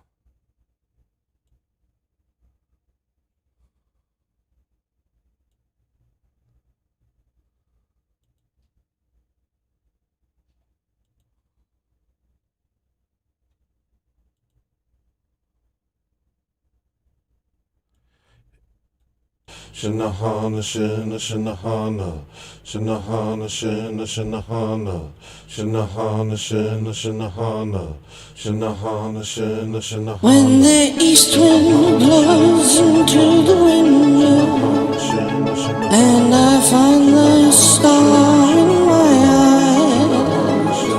eye, blows a sandal or two in the wind for you, and I remember why I can fly, and we go to the night with the bold and the light, and I say,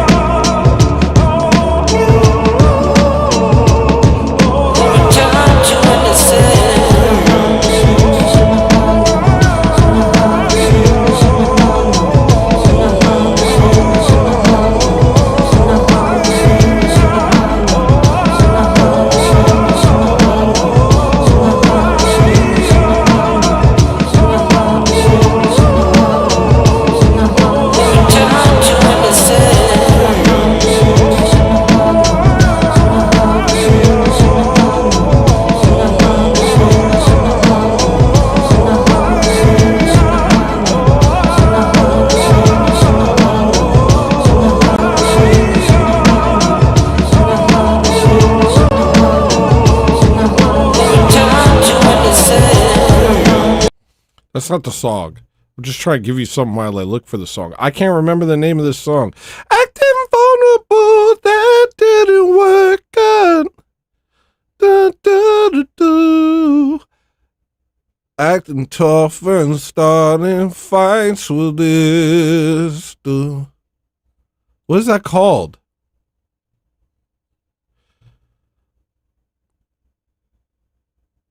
I don't know who I am.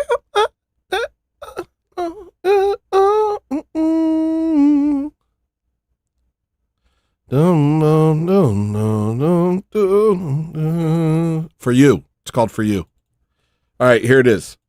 I'm not getting the song. He probably wouldn't either because he knows less English. That wasn't the song. Here's the song, but don't show it to him because it's too sad and it'll make him cry and it might make things worse. I don't know how to help your friend. Acting vulnerable, that didn't work. I feel you slipping through. Acting tough and starting fights with this.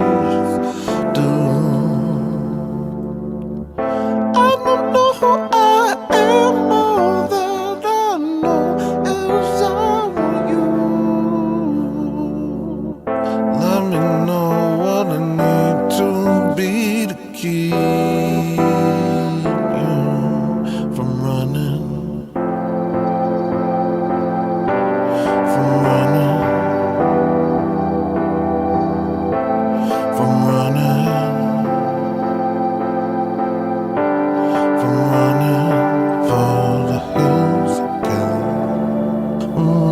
See you again. Will you tell me then what I didn't do for you? And when I see you again, will you tell me then what else should I change for you?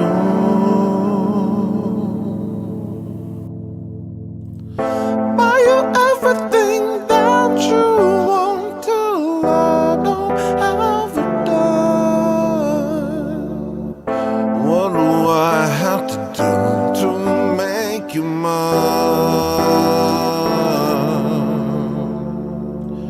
I hope this Ferris wheel breaks while we're up here above the sky. That way you cannot leave my side. No, I'm not tied to this. I could change all of it. No, I never released it. I don't need me. I don't. I'll be whatever. I look like too much of a lesbian in these glasses. When I see you again, will you tell me then what I didn't do for you? And when I see you again, will you tell me then what else should I change for you?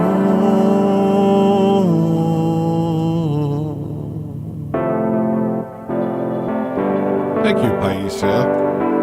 It's one of the nicest things anybody's ever said to me.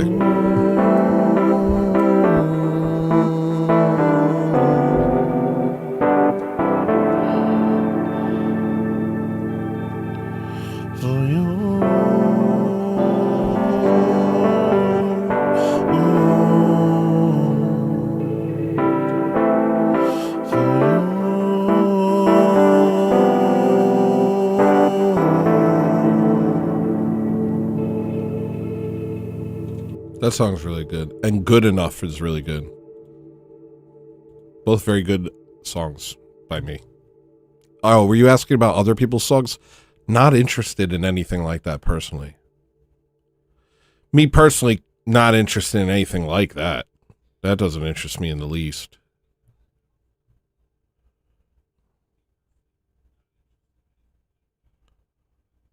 Bad means good, audience, and don't funk. I don't know how to find this song.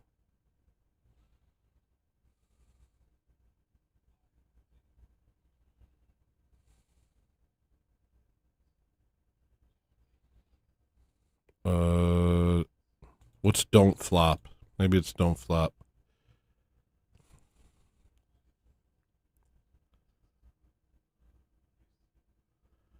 Well, it could be a mixing issue, Ice Wolf. It's not like a finished song. But maybe I like the subdued vocals. I don't know. I think I do. I don't know. Have a good night, Andre. No, I gotta find this song that I've been looking for a long time. It's your fault too. You held to do. Once I find the song, I might leave actually, and then just work on it off screen.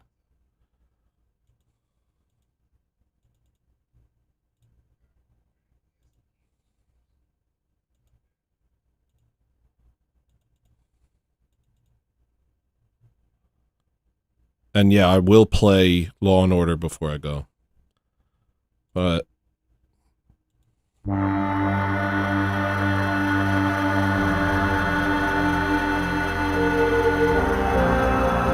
I'll play Law and Order when we hit the goal. I know how to do stream.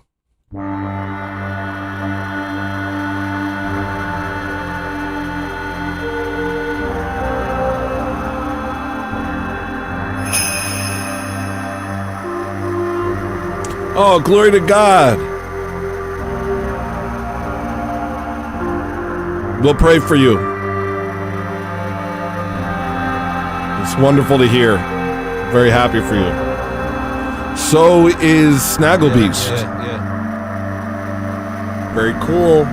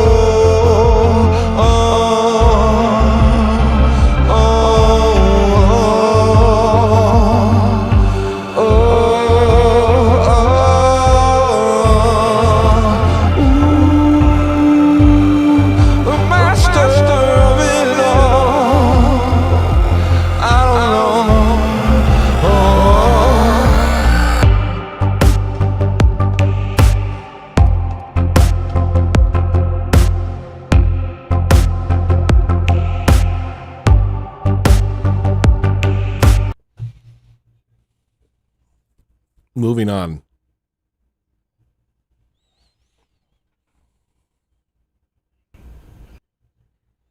Is this it?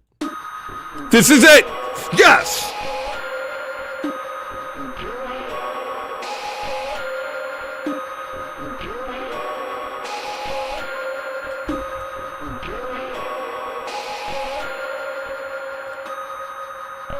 I'll try and sing over the vocal noises I have here.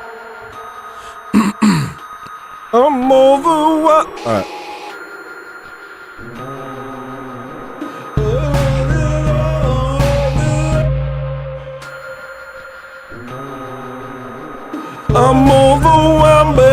can tell I'm almost done.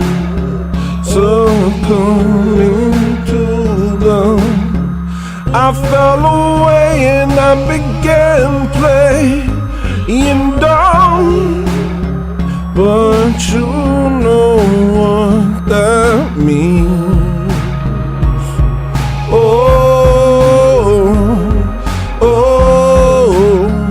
I break the damn machine.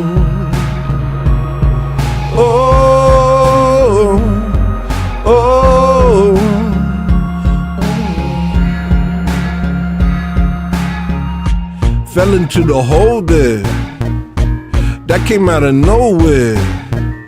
It started with a cold stare. Was so fast without no prayer. Soon I was so careless with every soul. Where did I go? I was so scared. Forgot everything I know there. Like a beast, I was so fair. Robot, I still had a soul there. For as long as I was broken. Watching me say, whoa there. Oh, I need more lyrics. Sharts of the feathered bird.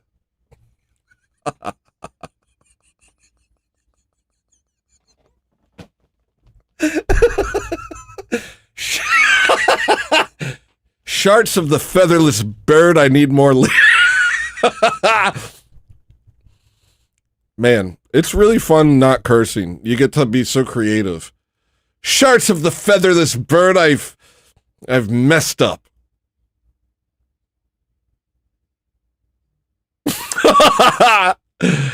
Yo, cursing is so not creative. Cursing's so whack.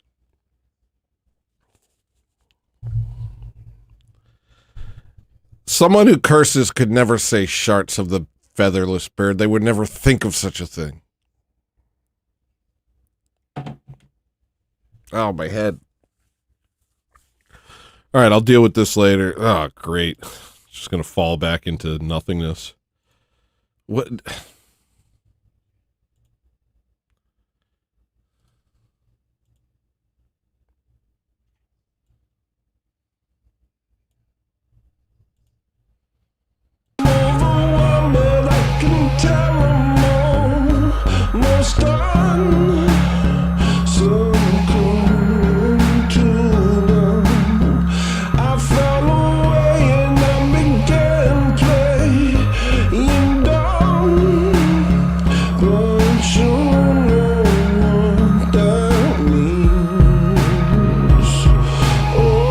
Hell yeah, yeah.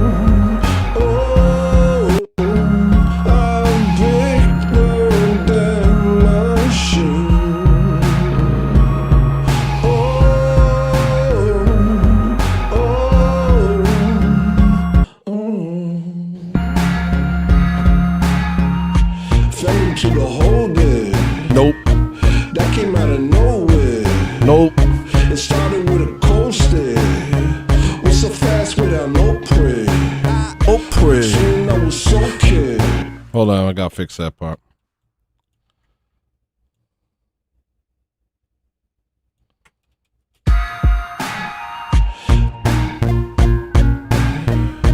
That came out. It started with a cold stare. Was so fast without no prayer. Soon I was so careless with every soul. Where did I go? I was so scared. Forgot everything I know there. Like a beast, I was so fair. Robot, I still had a soul there. Like a beast, I was so fair. Robot, I still had a soul there. For as long as I was broken. Watching me saying, whoa there. Now I need some more lines. Now I need more lines. And here I as well, more lyrics. And additionally, this spot.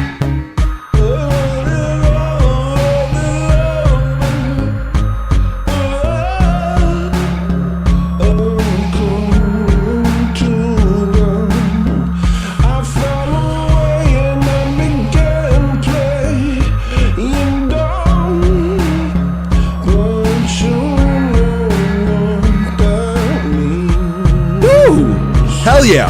This is a jam. Very happy. Everybody do dances.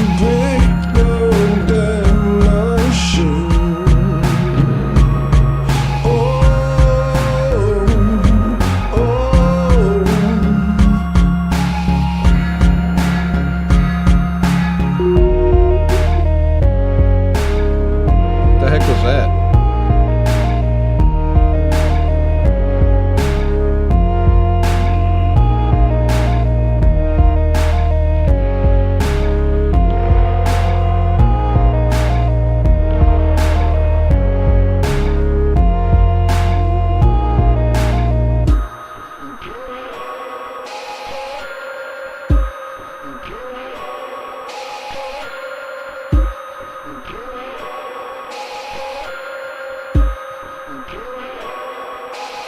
And now I'm living towards my last stand. No weapon, no plan.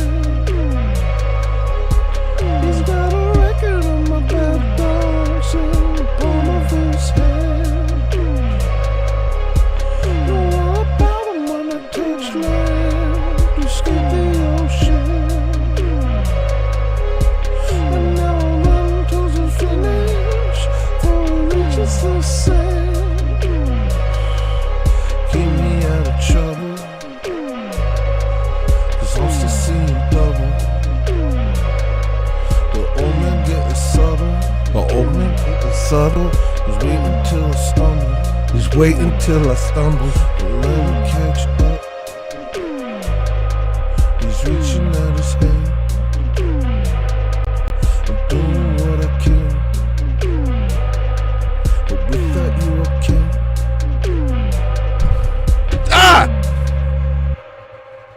Love it. Love this song. Saving it. Now time to open that one thing. Where is it? Freaking new song. I hope it's the way I think it should be. It's not. Where did I save? Did I save it in Substantial? Yeah. Why would I save Law and Order in Substantial? It's not Substantial. Here you go, whoever wanted me to play this. I forget. You need the build up. You can't just go. Law and Order gavel.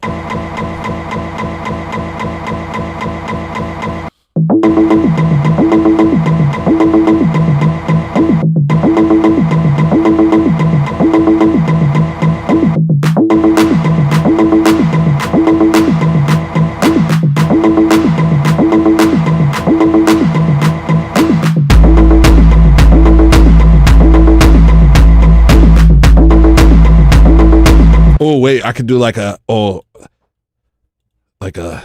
up.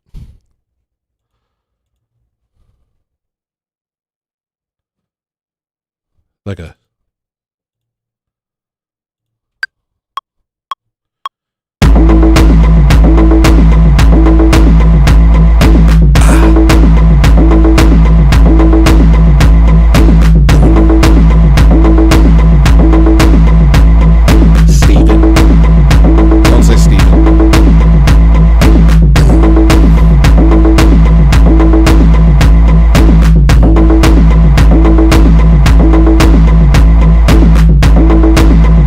something like, hold on. So it's like, so don't say Steven, but, hold on, where it's like,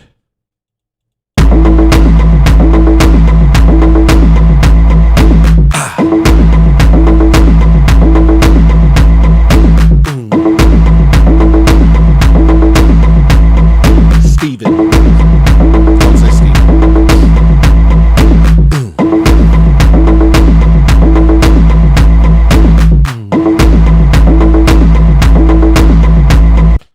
But like maybe words instead of, and maybe not Steven, but maybe words, and then that'll like be pretty cool probably. I'll just replace Steven real quick. Actually, Steven might be a vibe. Hold on. Steven.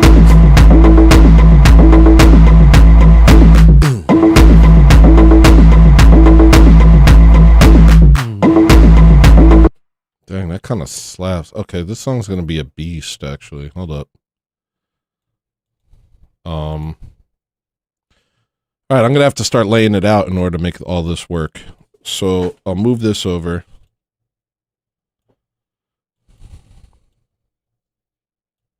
Oh, you can't see what I'm doing. Here, I'll go over here. Be less boring. All right. So I gave myself room to lay the groundwork. So let me just push it further just in case this goes longer than I thought it would. And at first, there shouldn't be any breaks in the gavel.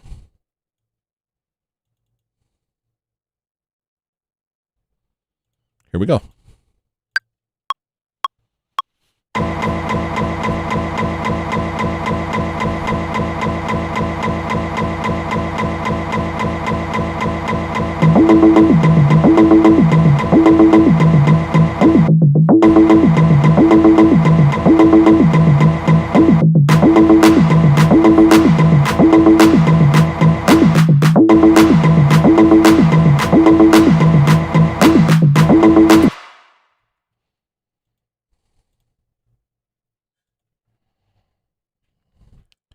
Yo, we got Murder the Media in chat.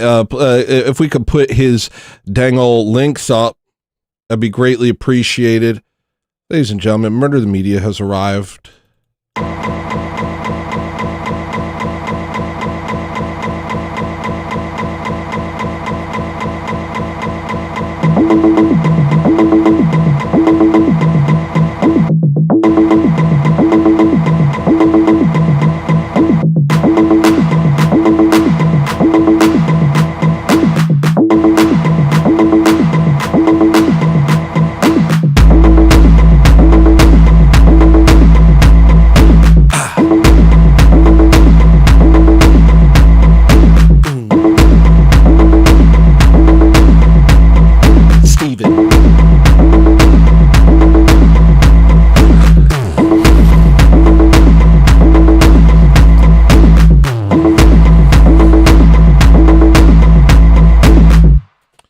All right, so maybe not Steven.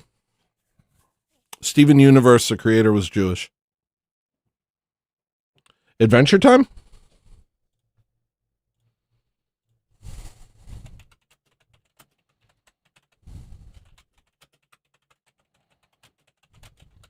Was?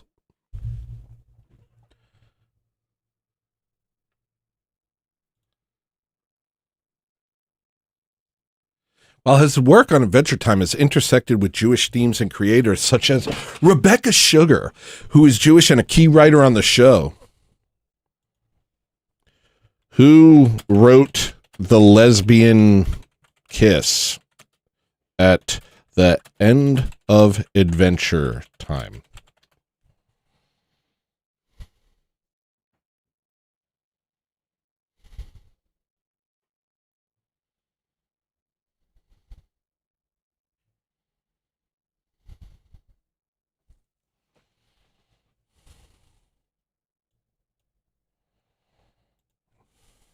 Is Hannah, doesn't look like a sort of nice drone Jewish.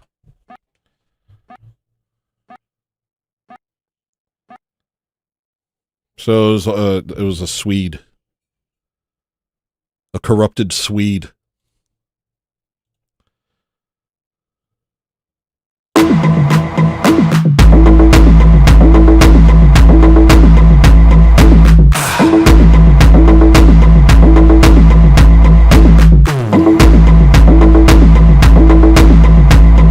Swedish.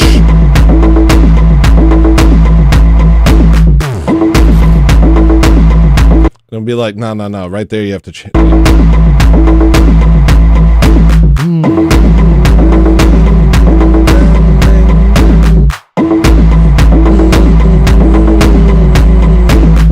Yeah, something like that.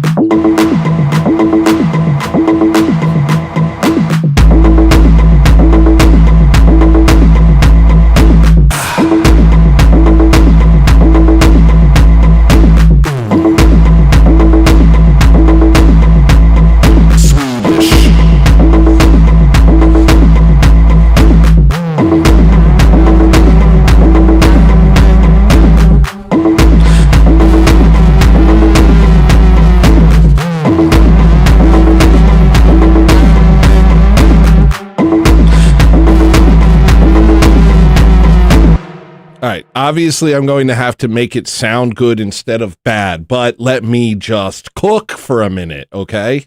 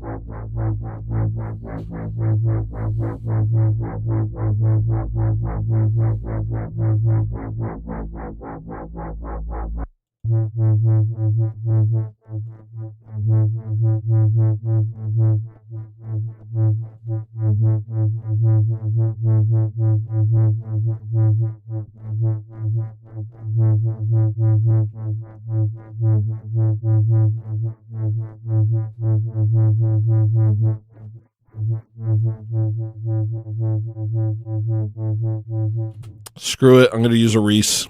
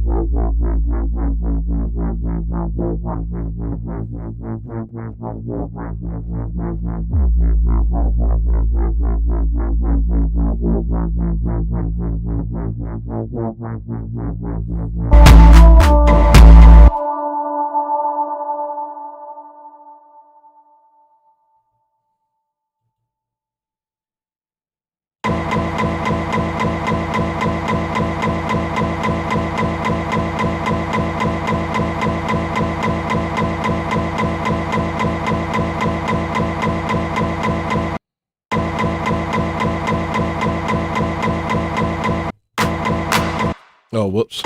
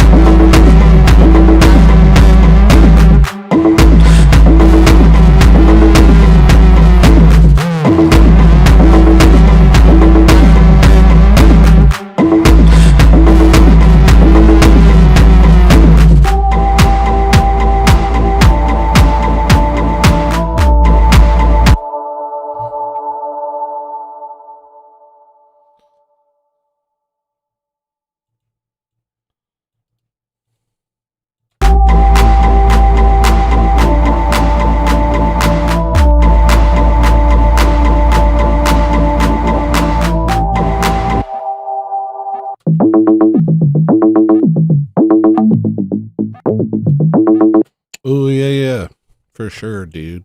Oh, yeah, for sure. Oh, correct, brother. Yeah, for sure. For sure, dead at. For sure, do it. Here I go.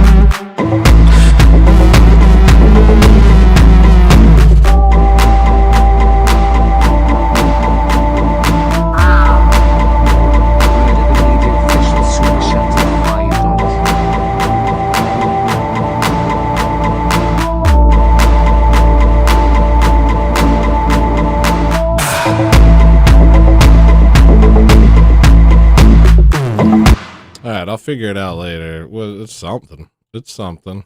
And it's insubstantial, so I've tricked myself into thinking it matters.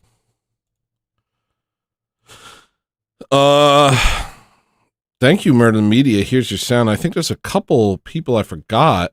Let me take care of you guys. Let me take care of you guys real quick. Murder Media, here's your sound, buddy.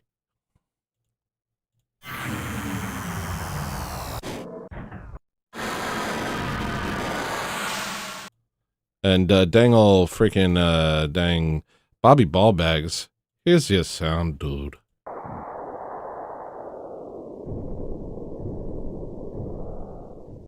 And did I miss anybody? No. What am I thinking? I'm thinking about we got one more super chat to go. I'm thinking my ears hurt. I'm thinking I can't believe I streamed for 7 hours. On a freaking Wednesday. What am I doing? My streams have been really long this week. I don't usually stream for this long.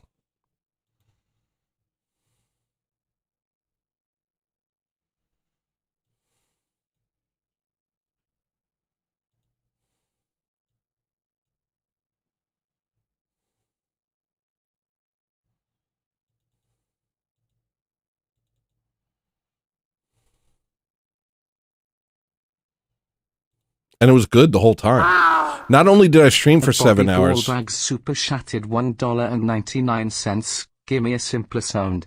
I'm a simpler fella. Oh, you get more than a sound, Bobby Ballbags, because guess what you've just done? You hit the goal. I was worried about paying my bills this week. I was worried that I'd be poor. I was worried I'd have to live in the streets, cause the Arby's to charge my phone. I was worried that y'all didn't like me no more. I was worried that I fell off. I'm about to have a dang old panic attack, cause I thought you wouldn't hit the goal. But you hit the goal. Just now.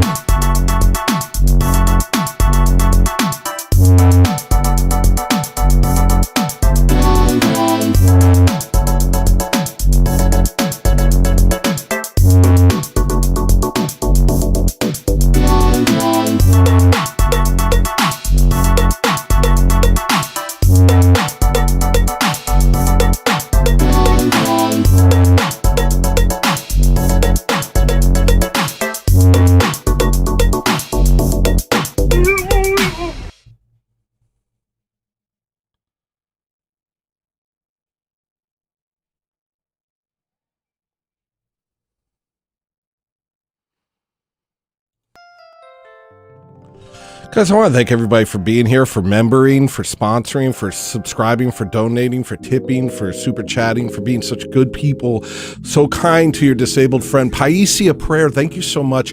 Sean of the Roses, thank you so much. Andre Lopez, thank you, dude. Ian Johnson, it's meaningful and kind of you to do this. Michael Gabriel Fortino, thank you, dude. That's a top ramen right there. Sun Bunker, thank you. Mr. White, thank you. Joey A. Aw, thanks. If it all fails, it won't. Thanks. Randolph Wessler, thank you, bro. Mikey wrote to you this. Thank you, dude. Lucy Schubert, thank you. Goon Food, thanks, dude. Toon Army JB, thanks. The Devil's Raspberry, remind me not to come to your house for dessert. Mark AK47, thank you. Andro Taz 2621, Mongo Bloyd, Dead to the World, Chair Throne Italian, Light of Tabor, Murder the Media. You see it? You see it? The stars in the sky, people. Mr. Fist 07. That Brad. Bang Bang Lulu. And I also want to thank everybody who super chatted. Bobby Ballbags, Murder the Media, Bree Rodriguez, Rip, Randolph Wessler, Blood Logo, Shoreline Skirt, Average Redhead, Gooster Mix, Susan Griffith, Kyle Ingle, Metal Stalfos, Snaggle Beast. Did I say reverse massage? Reverse massage. Alexander Lifesworth, Zoran, and then some letters that I've never even heard of. Jason Scholl, Dane Snyder, If It All Fails, Mongo Bloyd. Who's that? Who's that? Backseat Sauce Man, Matthew, Kylie. Oh, we already did you. Asmongold TV. Shout out Sman. Appreciate your support. Freaking Made by Jim Bob, Josiah Elirion, NPC the Game, Unhip Bone, Lasagna, gee whiz, Christopher Scott, Sussany Griffith, Processional Ages. Nope, that's 2 days ago. What? Excuse me. Also, shout out to everyone who bought a membership, and shout out to everyone who gifted memberships. Shout out to everyone who's made it to the 6-month mark, and y'all been members of this channel for 6 months. Shout out to y'all. Shout out to y'all. Shout out to each and every one of you for sticking it out. 7-hour dang stream almost on a Wednesday. Good the whole time. You know? Is what it is. If you're not Orthodox, become Orthodox. If you are Orthodox, go to church!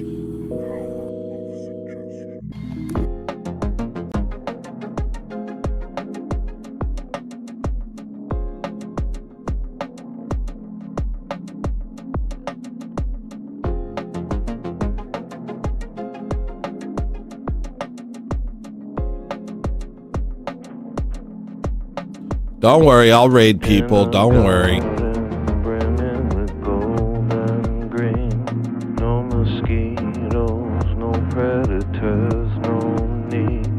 I can see you staring beyond my dreams. I can hear you singing a song of peace as a wave of love washes over me. See the light like diamonds shine through the trees. Every breeze whispers. You know I got a raid light at the board. Tell him I said what's up. Tell him I said what's up. Hey, tell him I said it's lit. What's up? What's up? It's lit. Next time that they see me, they won't. Next time that you see me, don't. Next time that they see me, they won't. Next time that you see me, don't. Next Next time that they see me, they won't. Next time that you see me, don't. Next time that they see me, they won't.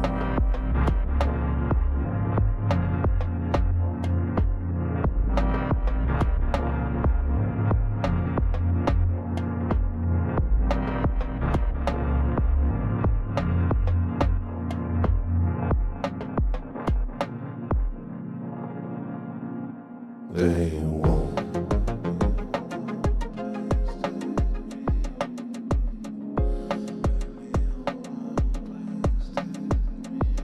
They won't.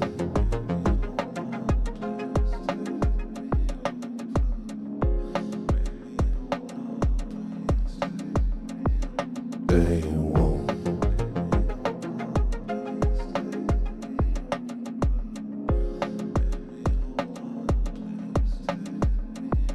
They won't.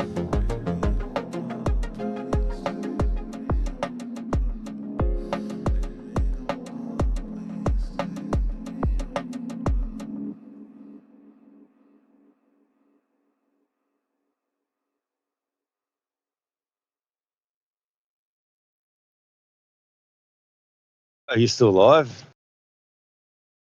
No. All right, great. You can tell that you're not live because I'm not hearing my fucking voice echo back to me. Don't Like, that is- curse. I'm live. All right. Now it's over. Yeah.